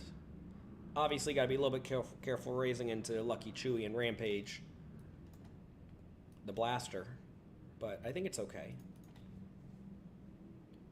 Why is everybody rooting for Rampage and not me? I don't understand.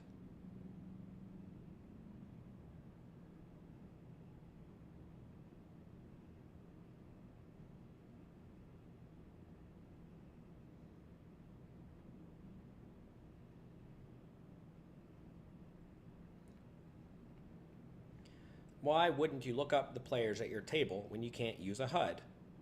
Is that a riddle?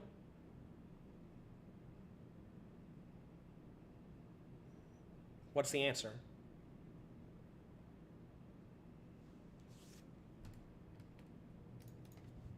Pretty bad hands for the last 30 seconds. GTO ruined the game. Well, it ruined some people's games, that's for sure. If you don't want to study, if you don't want to learn, if you don't want to work hard, you're going to lose hard. We are definitely in a different age of poker where you must study at least some if you want to have any chance of success. To be fair, you could say Doyle Brunson ruined poker for writing a book that taught people how to bet. Way back in the day. You could say Jonathan Little ruined poker for teaching people how to play decently well. You could say the casinos ruined poker for taking a rake. You could say that, well, anything ruined poker to some extent. I will say, poker field sizes are pretty big. Games are pretty good.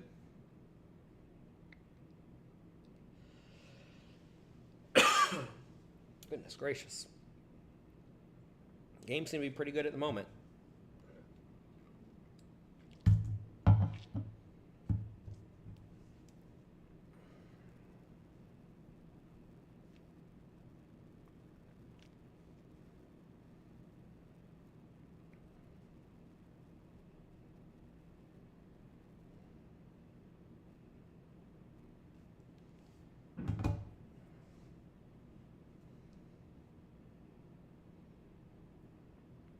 How many tournaments are you in, registered nurse? I'm not a registered nurse. My name is Jonathan Little. I play poker. So I'm not a registered nurse. I'm sorry. How many tournaments are you in? I'm in one. Just one. Got back to Vegas yesterday. Tested positive for COVID today. You know how it goes. You know how it goes. Does following the chart make you predictable? What's wrong with being predictable? The nice thing about the GTO strategies is that you can announce your strategy. You can tell them exactly what you're going to do, and your opponents will not be able to win. How about that? You can tell them exactly what you're going to do, and you'll crush them, assuming you play perfectly. Obviously, it's easier said than done.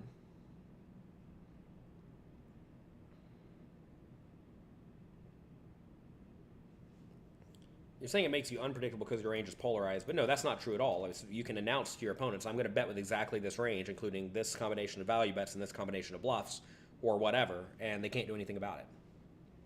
Because if they call too often, then you make more money with your value hands, and if they fold too often, you make more money with your bluffs, and it all works out. It all works out. Man, this guy is getting leaned on hard. He raises I 3-bet. He raises watch guy 3-bets.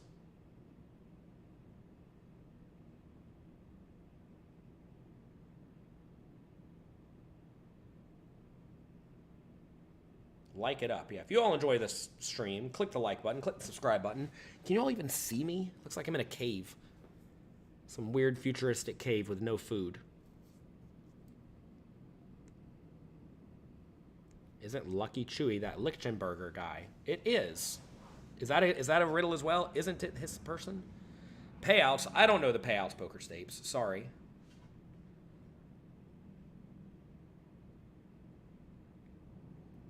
Why long sleeves and the layers and all of that clothing? I'm wearing one shirt, one thin shirt. There are no layers, and there's not all that clothing. I don't even have pants on anymore.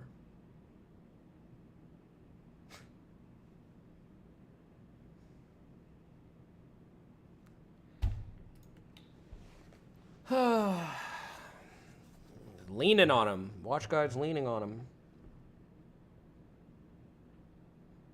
I did cash the 1K. 6 people really like this stream. Yeah, really like the stream, people. If you really like the stream, let me know, because I'm supposed to do another one in a few days, and if you all don't like it, I'm not going to do it.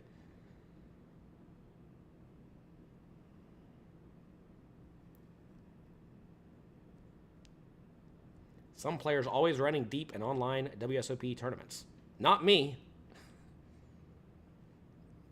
Oh, you mean Watch Guy? Yeah, Watch Guy's good at poker.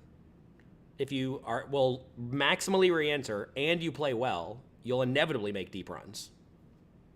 That's how it works.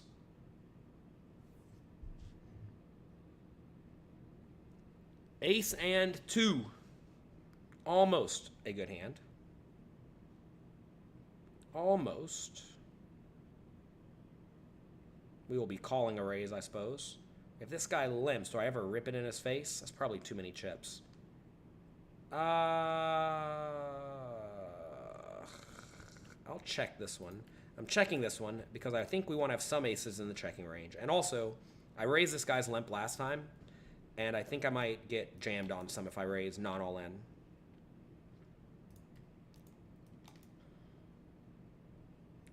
Queen's terrible. Check, check. Try to call river bluff. Make it look like we have an 8. If he bets river, we'll call. If he checks river, we'll value bet.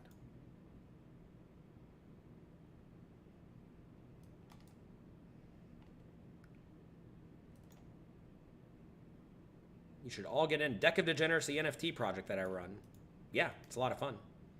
We had a massive DGen party in Vegas last week. Indeed, we did.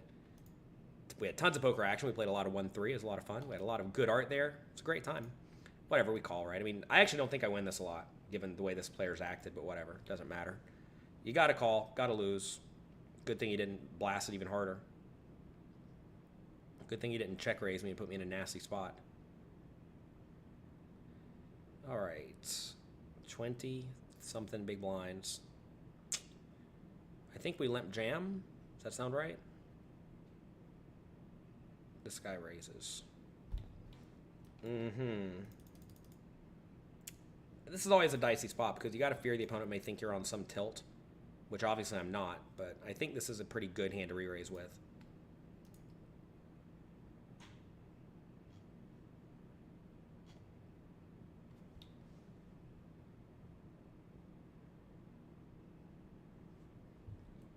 Maybe I could have bet the turn there on the ace, queen, 8, queen, but the queen's really bad. And if he does have an ace, which he will limp some aces, then he's obviously not folding them in terrible shape. He'll probably call the 8, but he may check raise sometimes with draws. And that would have been really, really rough.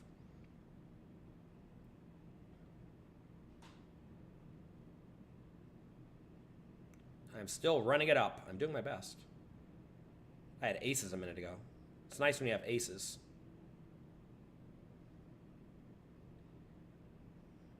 Did I see Matisal's blow-up hand? No. I've watched 0 hands from the 2022 World Series of Poker main event. I apologize. I have been busy. The U.S. government ruined poker. That's probably like the thing that has ruined poker the most. You're actually right about that. The U.S. government is the one you need to be mad at.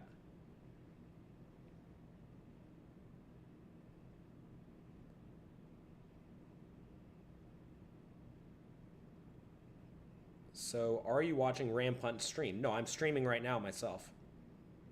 Ray Bitar, Howard Leder, and Chris Ferguson ruined poker. I would venture to say U.S. government ruined it more, but those 3 did a number on it.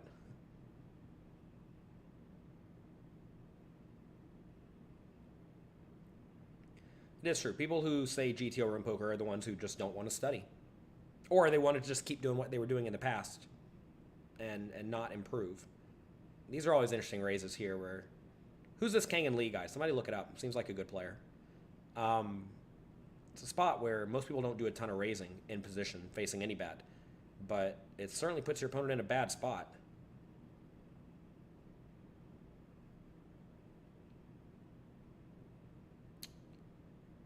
So, watch guy will probably have some eights. Some. He'll also have some jacks, and he'll have some draws. Kangen obviously has a similar range, too. It's a weird spot.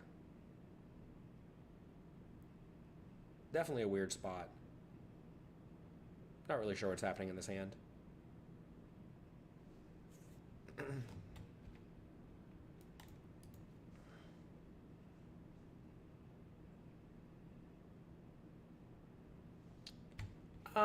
We could open this. I'm not going to. I think the two players in the blind, the button and big blind, are going to shove on me decently often.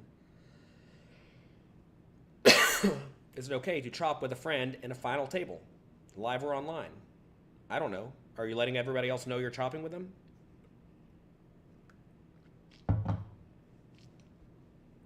Rampage is watching my stream. Fine. Make sure he doesn't stream snipe me. Can somebody watch and make sure that like the delay is really, really nowhere near to where anybody could snipe me? I put it on 6 minutes, but I'm not entirely sure that's enough.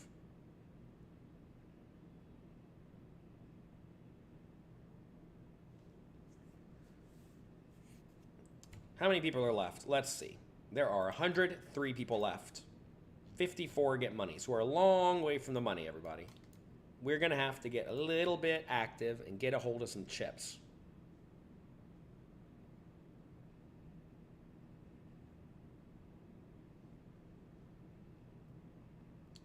Why don't I get some food delivered?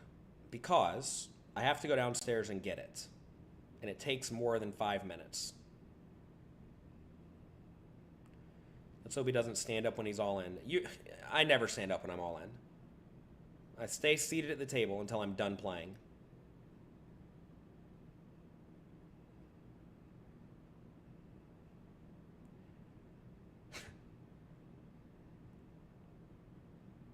Thank you for subscribing. Taking Souls Poker. Take those souls. Thank you for the kind words. Glad you're having fun. Glad you liked the stream.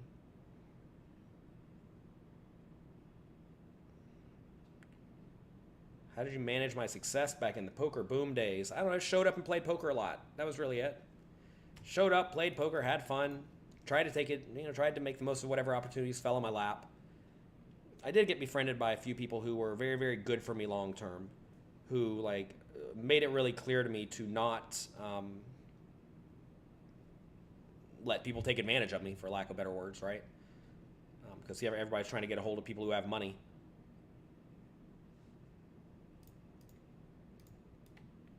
I mean, the answer is just simply, to most deals, no thank you, right?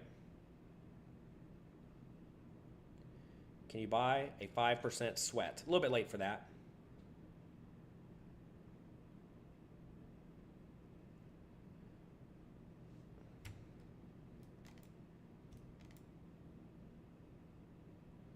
JL does not break the logic behind each decision. JL, what a good thing, JL. I break down the logic. I mean, I do my best. I'm trying to make it clear why I'm doing what I'm doing. I presume you're at least here to some extent to learn what I'm doing and why. You want to see me stream high stakes cash? I probably can't win at high stakes cash. I mean, maybe if there's a good game on WSOP, maybe I can win. I'm certainly not egotistical enough to think that I, a person who have not studied high stakes cash games for a long time, can just hop in and start winning high stakes cash games. I do not know Uncle Tony's nickname.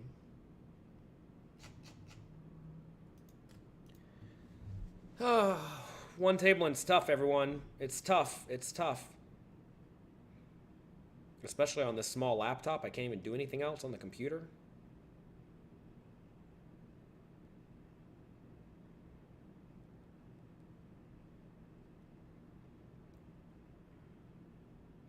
you have any questions, feel free to type them in.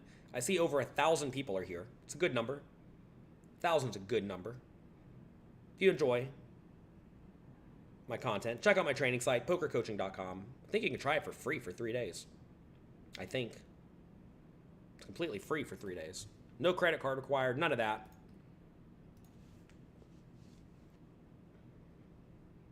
So hop in. You have no reason not to, assuming you want to get better at poker. If you don't want to get better at poker, then it's probably not for you.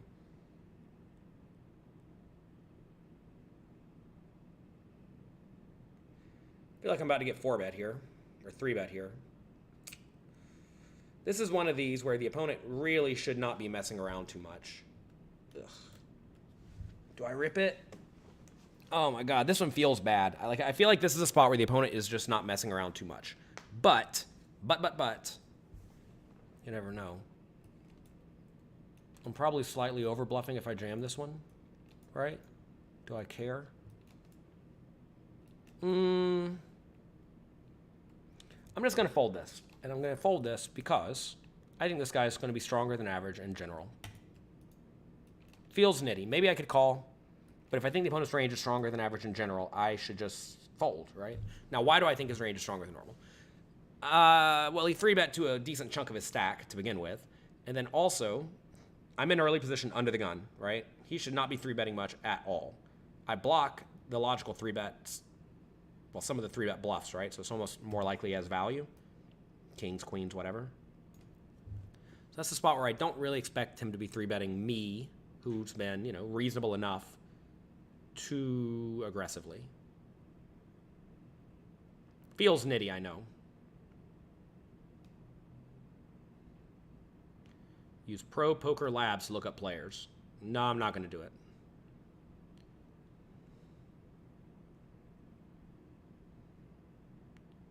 King and 8. 20 big blinds deep. Should probably limp call.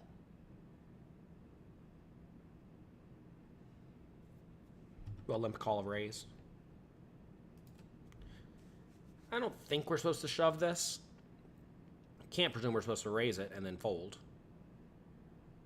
And if he wants to make a big shove, that's fine.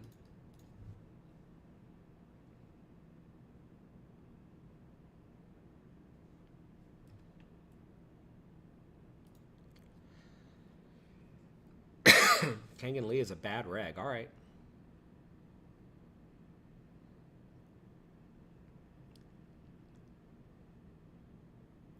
They probably think Jay Carshark 1's a bad reg, too. Played 6 tournaments and lost them all, or whatever the number is. Actually, I had 1 cash, I suppose.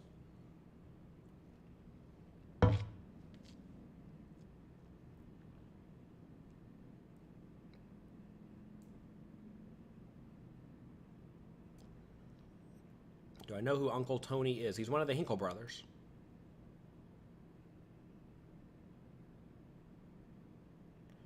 I'll raise this one if they fold to me. Will I 3-bet? It's not a particularly good hand to 3-bet.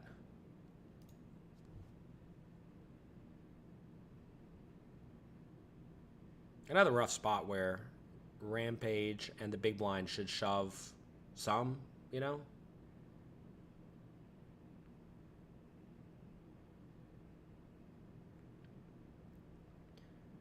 I understand most streamers don't have quite as big of a delay as I have here, but we're playing a $3,000 tournament.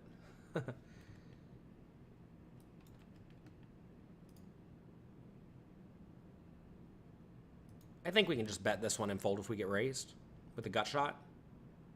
If he has nothing, he'll just fold, right? If he like raises minimum, do we call? It's close. It's close. All right, he just gives it to us. That's good. No, I'm not worried about Rampage sniping me. I'm worried about other people sniping me. No, I mean, you got to realize whenever, like, it would be really bad for a streamer to snipe another streamer purposely. You know, that'd be so bad for, very, very bad for business. But other people playing, you got to worry about them, right? And I kind of presumed in $3,000 bracelet events that there was a chance that they made the time bank a little bit longer, and they gave you a little bit more time, which I don't think they are, but maybe there was, right?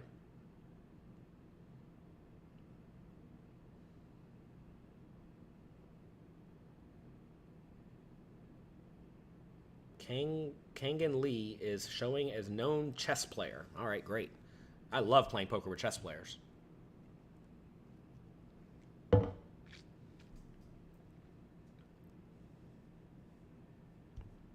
You're learning so much. Good, I'm glad to hear it. Only 100 more opponents to defeat. That's true. And we're actually in reasonable shape. It's 22nd out of 93. It's a good spot. Rampage put in the 3-bet. Is he going to call it off with the air ball? He does, and he calls it off correctly. Oh my God. Rampage 3-bets nothing. Calls the all-in with nothing. Somehow is good. And ships the dough. Nice one.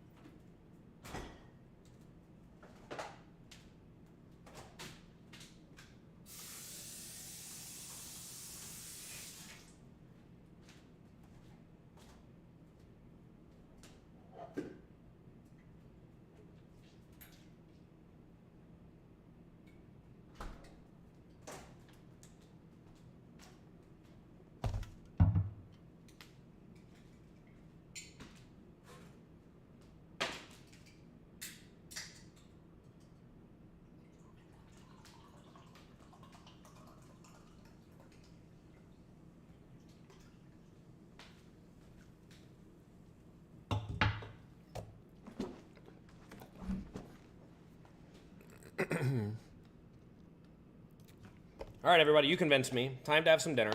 I'm going to have deli meat.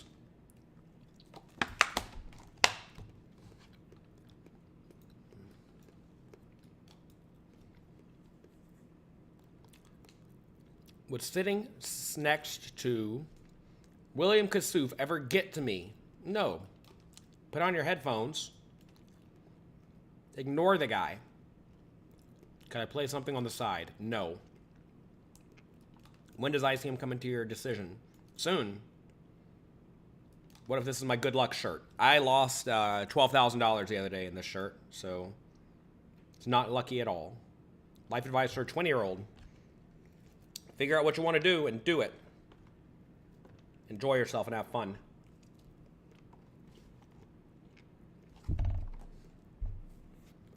Where are you, Coach JL? I'm right here. What do I do in my spare time, aside from poker? Not much. Oh, I like digital art. I enjoy trading digital art. Dust Pistons is a good player as well. Toby Lewis, good to know. GCO makes people extremely predictable. Yeah, you can tell your opponents what you're going to do and they still can't beat you. It's perfect. What more do you want than to be able to tell your opponents your strategy and they'll still lose?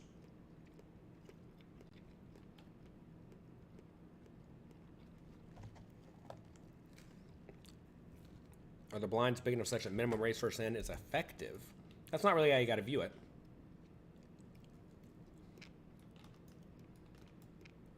Why do I think I'm 20 big blinds deep?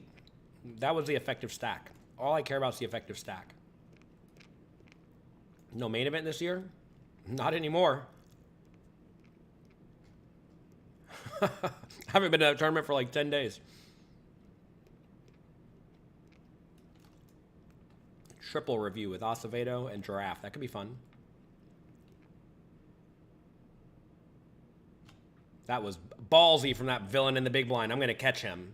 I'm going to catch that lunatic to my left. He's got a lot of chips now. That's the problem. You think national sport betting laws are potentially positive for online poker? I don't know. I don't know anything about law. I have a lawyer for that. His name is Mac Verstandig. He's good.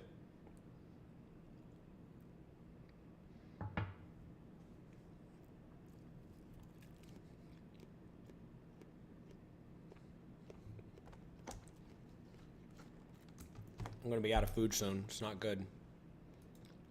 I really don't want to go to the store. It takes so much effort. I hate going to the store.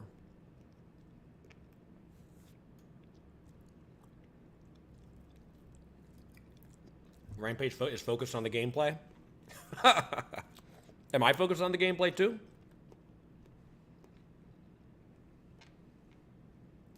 I've played one table all day. Well, no, I guess I had two tables. I played what felt like one table all day. I am so good to go. It's only 9 o'clock here too. So I think I'll win this and I'll go get some dinner. It's going to be perfect. Actually, I think this is going to go really late.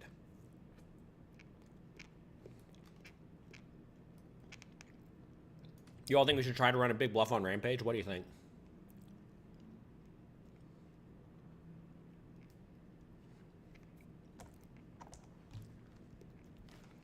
You say you haven't studied high stakes cash in a long time, but if you're playing GTO, shouldn't you be able to win?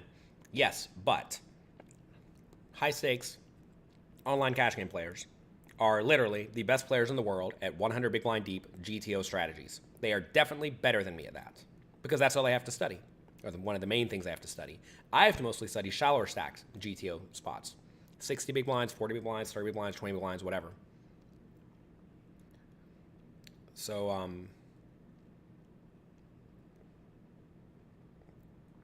they've studied things specific for their game, and they have not spent their time studying things that are not specific for their game, and that's why they're very good at it. Why do I like playing with chess players? Because they've spent their life learning how to play a different game, which means not poker.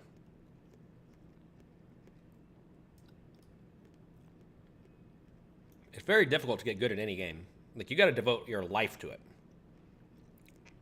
So anybody who's like world class at chess, now I'm making chess player, you know, what's a chess player mean? It's like saying you're a poker player to some extent. But if there's somebody who's really devoted their whole life to chess, yeah, I'm sure they're smart and good at games, but they've not devoted their life to poker, right?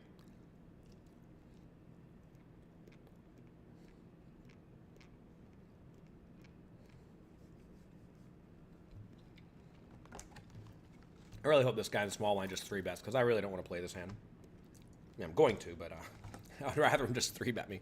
Weird call, but like whatever. We'll see the flop.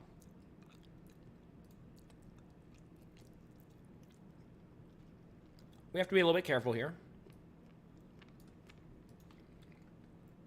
Watch guy should not continuation bet too often here, because even though this is pretty good for his range, it nails small blind range.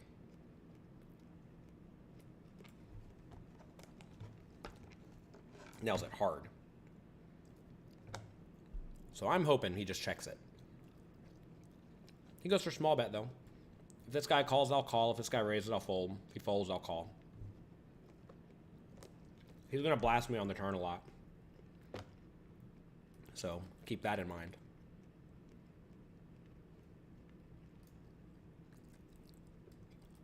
I presume he knows who I am. If he does, he knows I don't like to fold.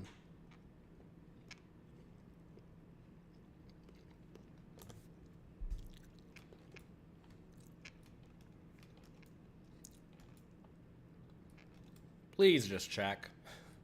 Don't bet 40. Problem is he knows how to play. Oh, God. Do we hero it off? What do you all think? I mean, I don't really see how we can fold. That's a god-awful river.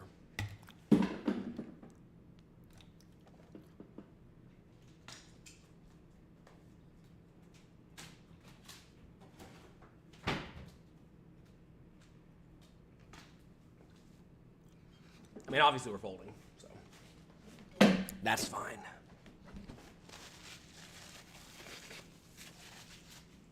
I ate all the deli meat. Straight for the deli meat, just like Helmuth. That's right. Yeah. Okay, so do we ever find call?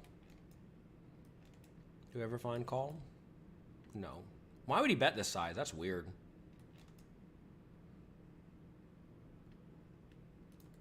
You gotta fold. Just gotta fold, which sucks. I hate folding. If I lose in like 10 minutes, I'm going to punish myself with no more food tonight.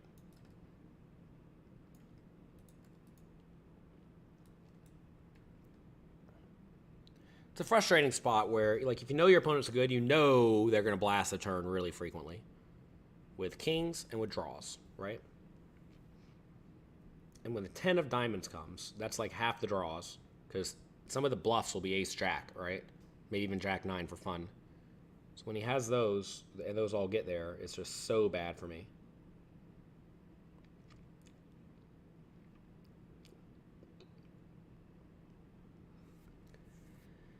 Oh, under the gun opens.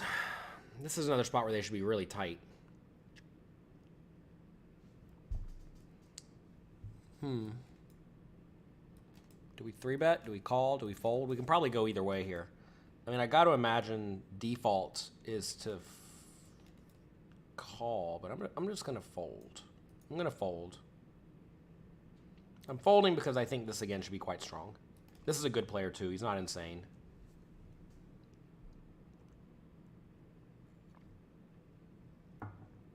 You're in California, and World Series of Poker doesn't have real cash games. No, it doesn't. You live in a state that is not very open to online gambling.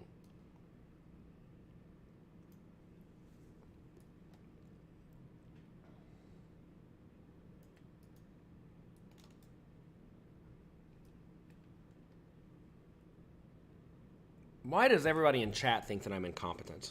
Why? Why does everybody think that I cannot take care of getting myself my own food? I know the rules of where I live. They do not let people come up with anything, including food, which means I have to go down. If I get Uber Eats, you guys think I'm really going to spend a bunch of time going downstairs to get the food? No shot. You guys are nuts. I'm not going to blind out for 10 minutes to go get the food. I live at the top of the building. It takes forever to get down.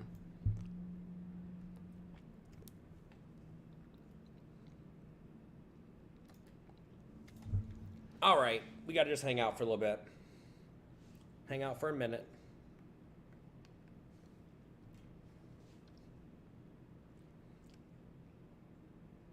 I think it's really funny, though, that everyone thinks I'm incompetent.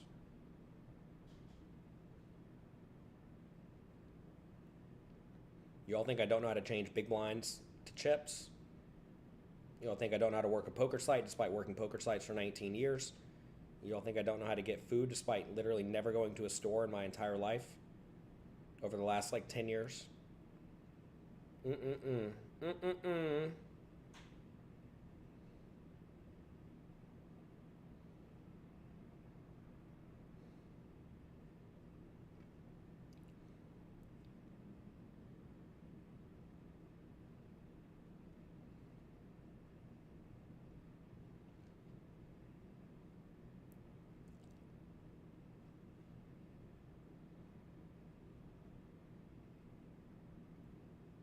These players are getting in there and banging around.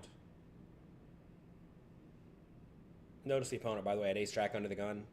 Maybe that's a handy fold if we 3-bet, but it's not a great spot, right?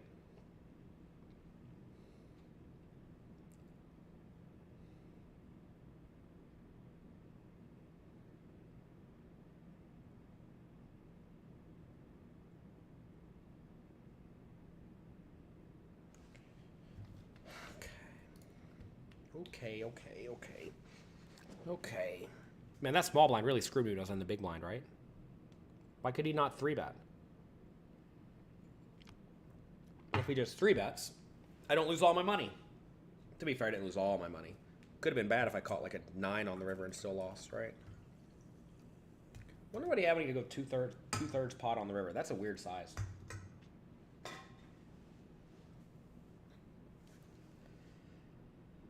Oh my goodness, why are they going so slow? 86 remain. We're nowhere near the money. I'm in the middle of the pack with about 35 big blinds.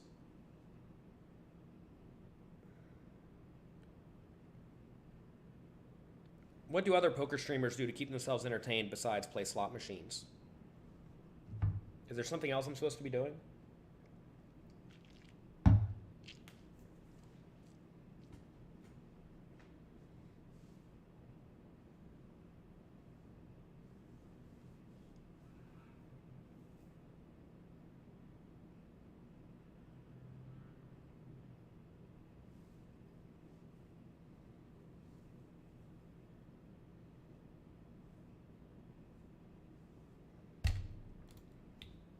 Seven and 3 is not a very good hand. This guy seems to be getting after it. Probably just getting hit by the deck, but you never know.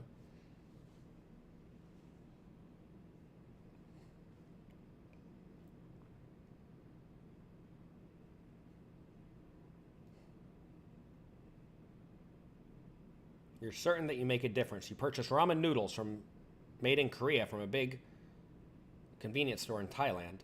And a short time later, the winner of the Hall of Fame tournament was from South Korea. Think of the value. Fold the turn with middle pair. No. You have to understand as well, it's not just about your actual hand. It's about protecting your range across the board. You must have some check calls and some on the turn that you plan on check folding on most rivers. And I think, well, I'm not folding top pair, right? So find something else I'm going to call the turn and then fold on the river. And that's going to be draws and middle pair. But chess players are geniuses. Doesn't matter. Doesn't matter. Happy to play with geniuses at poker who have not spent their life studying poker. Just like they should be happy to play poker players in chess.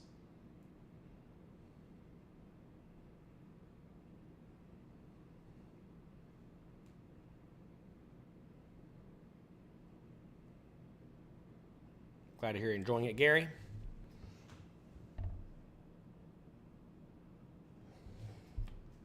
How much is first place? I don't even know. Let's see. First place is $324,000. So, nice amount. You could buy a condominium in Vegas and then Airbnb it. 84 players remain. We're in the middle of the pack, so hanging out. 44th out of 88, or 84, whatever. So we are just hanging out, enjoying our experience in the middle of the night until we're done. It may be a while.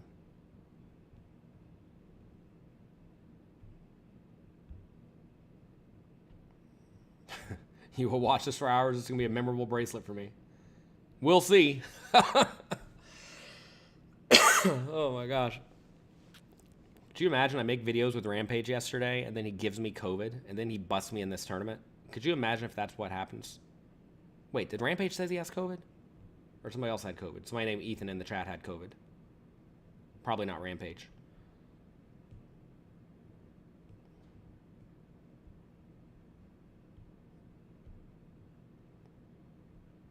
You think that I should wait for cards and play to win. What does that even mean? I think I should play good, strong, fundamentally sound poker.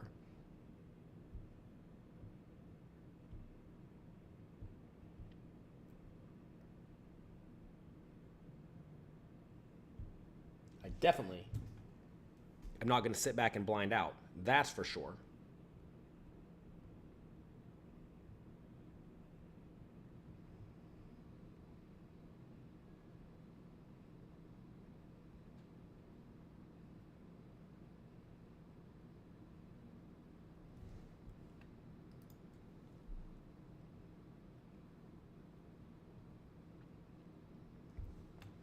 Where do poker coaching sites find video editor graphics people? Been applying places and found that most sites don't have a career page. Well, most sites are not looking to hire. Most sites in the poker space and most somewhat small spaces like the poker space just simply post on Twitter, hey, I'm looking for somebody. And if you see it, you get it.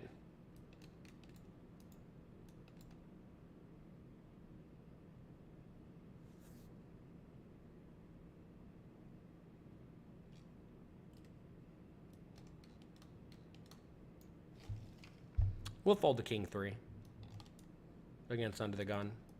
We're going to be very dominated here. Rampage gets 3-bet every time he opens.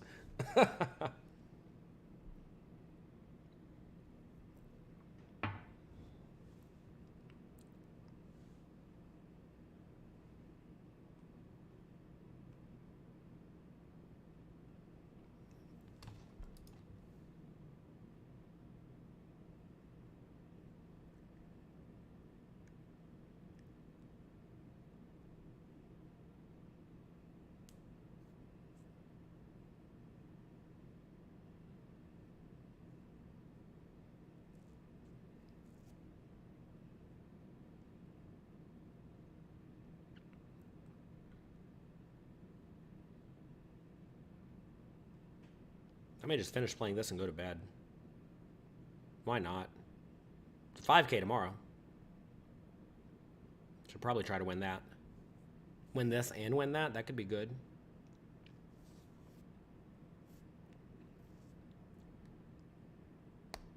Everyone limps to you on the button. What's the worst hand you call with? You're settling a bet for me. You call with 10-5 suited. Way too bad. 10-5 suited's a fold. What's the worst hand I'm calling with? 10-6 suited? Probably not. 10-7, sure. Jack 9 offsuit? Sure. Jack 8 offsuit? Sure. 10-7 offsuit? Maybe. They all multi-table. Yeah. I probably should have played more tables. To be fair, I didn't even know I was playing more than one today. The problem is I'm on this little laptop. And it's not a good streaming setup.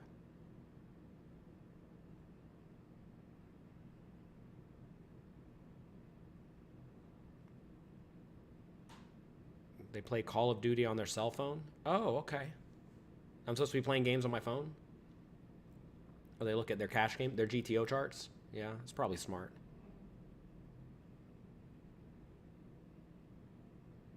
Have I ever had to sit out of a hand when something wild happened? I'm sure it's happened sometimes. Jason Somerville used to tell you stories. Well, if any of you induced fun stories for me, I would tell them. Stories just don't come to me to tell you. But no, I don't like sitting out hands. Sitting out hands is very costly. Think about this. Imagine you miss. Well, you gotta ask, what is one hand worth? What is one hand worth? Well, you can kind of, so obviously some hands are worth different amounts than others, right? So like the big blind's really valuable, the button's really valuable, small blind's really valuable because you have money in the pot or you have the best position. We started this tournament with 25,000 chips. So that means that the big blind right now is worth about $300, maybe $400, 300 bucks, let's say. So if you miss the big blind, you basically lose $300.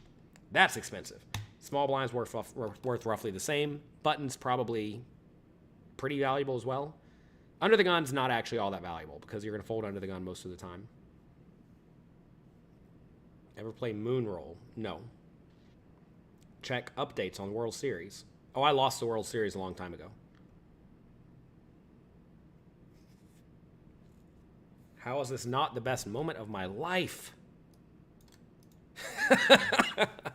I've had some pretty good moments in my life, I'm not going to lie. One tabling online is not going to be it. Would you believe if I win this tournament, I think this will tie my biggest win ever, which was 320K online.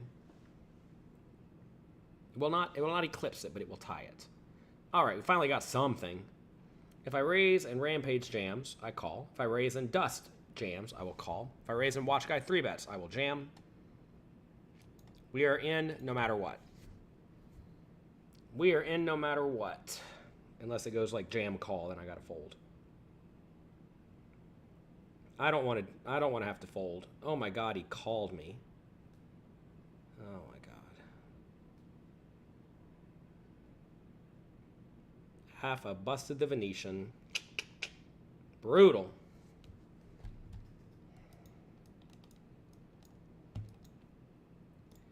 Oh, we can either check or bet. I guess I just check.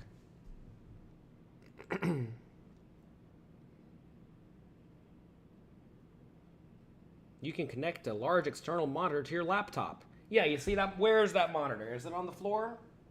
Is it in the on the chair over there? I don't see it.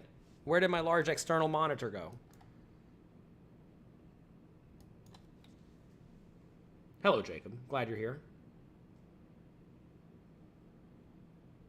If only I thought I put the large external monitor in my pocket, but I don't see it. I just don't see it.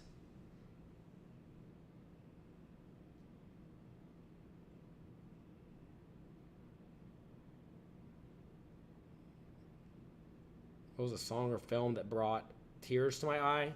No, I'm not much of a crier. I mean, fold, I guess. Come on. Come on.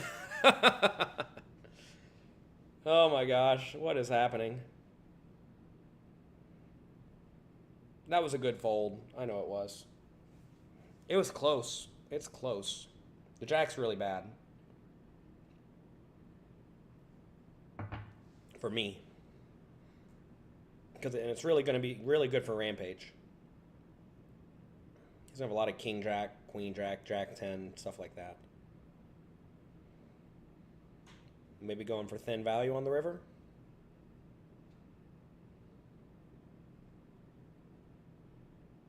Is he ever going to get jammed? This is an aggressive spot to put in a thin value bet because a 7 probably won't pay you. If you have a jack, I mean. And he could easily just be slow playing a 2, and he could easily have a flush. So you got to be a little careful value betting here because you will get shoved by against good players.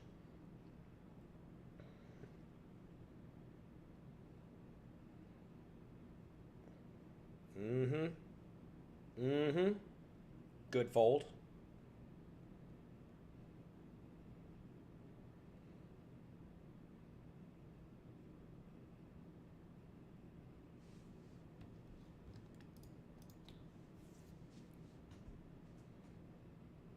Do I think most players at the table know my username? If they are old school players like me, they do.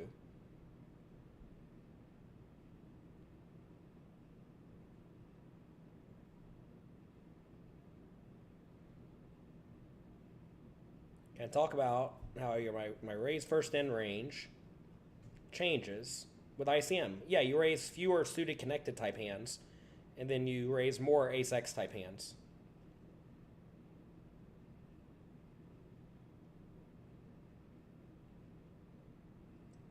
All right, if this guy rips it, what do I do? I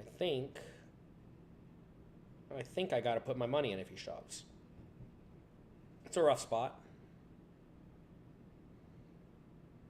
But I think I got to go with it. Now I can min raise.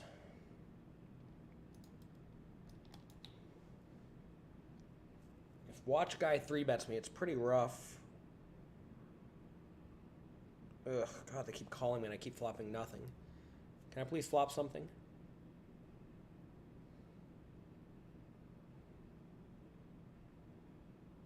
If stay active jams or re-raises, I suppose I have to fold.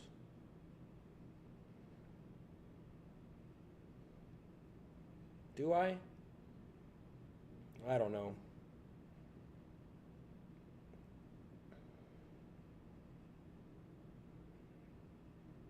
Hopefully he just calls. Oh, gosh. Re-raises. All right. Do I ever rip it? I have a pretty good ripping hand. Do I ever call? I think I just got to go with it, everyone.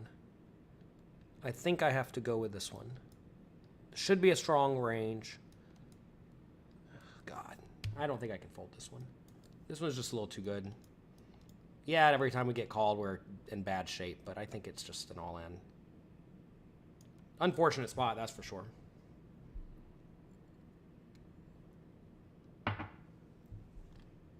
All right, good. When I win this tournament, will I do a hand history review of it? Sure. I could sell Magic cards on eBay.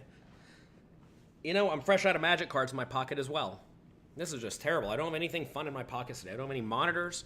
I don't have any stakes. I don't have any wine. And I don't have any Magic the Gathering cards in my pockets today.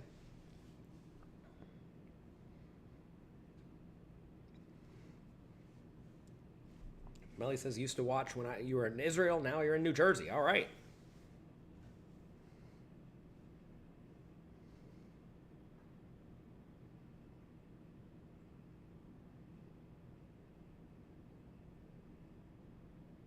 There are a lot of spots in online poker where your hand is just too good. I understand a lot of people in the chat are oblivious about hand ranges and oblivious how ranges interact with each other.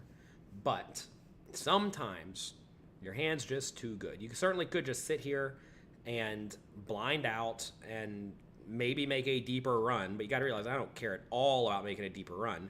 I care about getting a decent chip stack in a profitable manner that will give me the best chance for success in this tournament. I do not care about blinding out. I care about playing well and structuring my range as well. A lot of people don't even know what that means. And if you have spots in your strategy where when you call turn, you always call river with everything, you're playing really badly on the turn. And to be fair, really badly on the river. And you can't do that. You got to play well. And some spots like that ace-10 suited, I think it's just a shove. It's gross. I mean, it might be a call, but I thought it was a good spot. Tell us about the live final table you played the most hungover. I don't really drink so much the day before a day 2 or a day 1, really. I definitely don't drink much between day 1 and day 2, or like day 2 and day 3 or whatever. Definitely not then. Can't be hungover on day 2 or 3. 79 people remain. How many get paid? 54 get paid. All right, let's think about this. 68. So this is 34 on top. 34 on top would be 68, 78, 88, 98, 10, 2. So I think I could actually call this one and not get jammed, I think.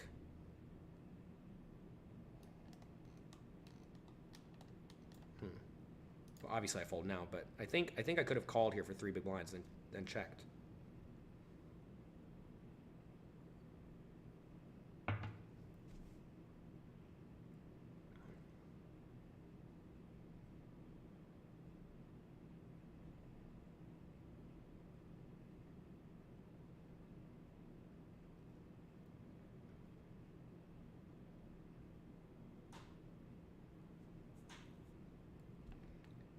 I'm just going to fold the 10-2.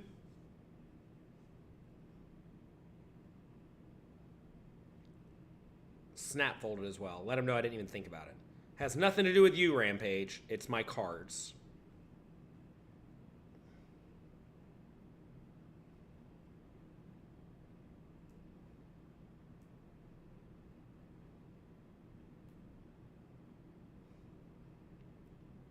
Why do we check the 7-7-2 or the 7-2-2 board? Because we're out of position in a multi-way pot. Could have just checked it. I'm sorry, could have bet small. But you don't really want to bet small and fold to a raise. Oh, Gabriel thinks I have a Best Buy in my apartment where I can go get a monitor right now. That's cool.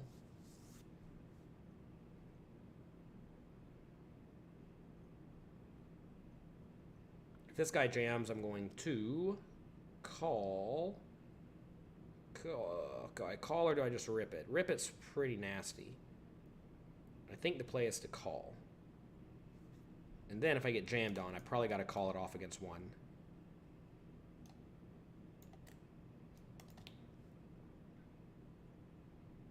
Please don't jam me. Please don't jam me. So the problem is if Rampage jams me, I'm getting 2-1 on that money, right? And you can't really fold the sevens getting 2-1 on that money. I don't think. Right? Right? Are we anywhere near the money? We're not near the money. I got a call here. This sucks, but I got a call. King, king. All right, great. Punt it to Rampage. Lovely. It's a tough spot where he's going to have ace, king, ace, queen. Medium pairs, big pairs. Once you put in a 30 or money, you can't really fold, though. All right, then. Goodbye. If you enjoyed this, click the like and subscribe button. I didn't have very much fun.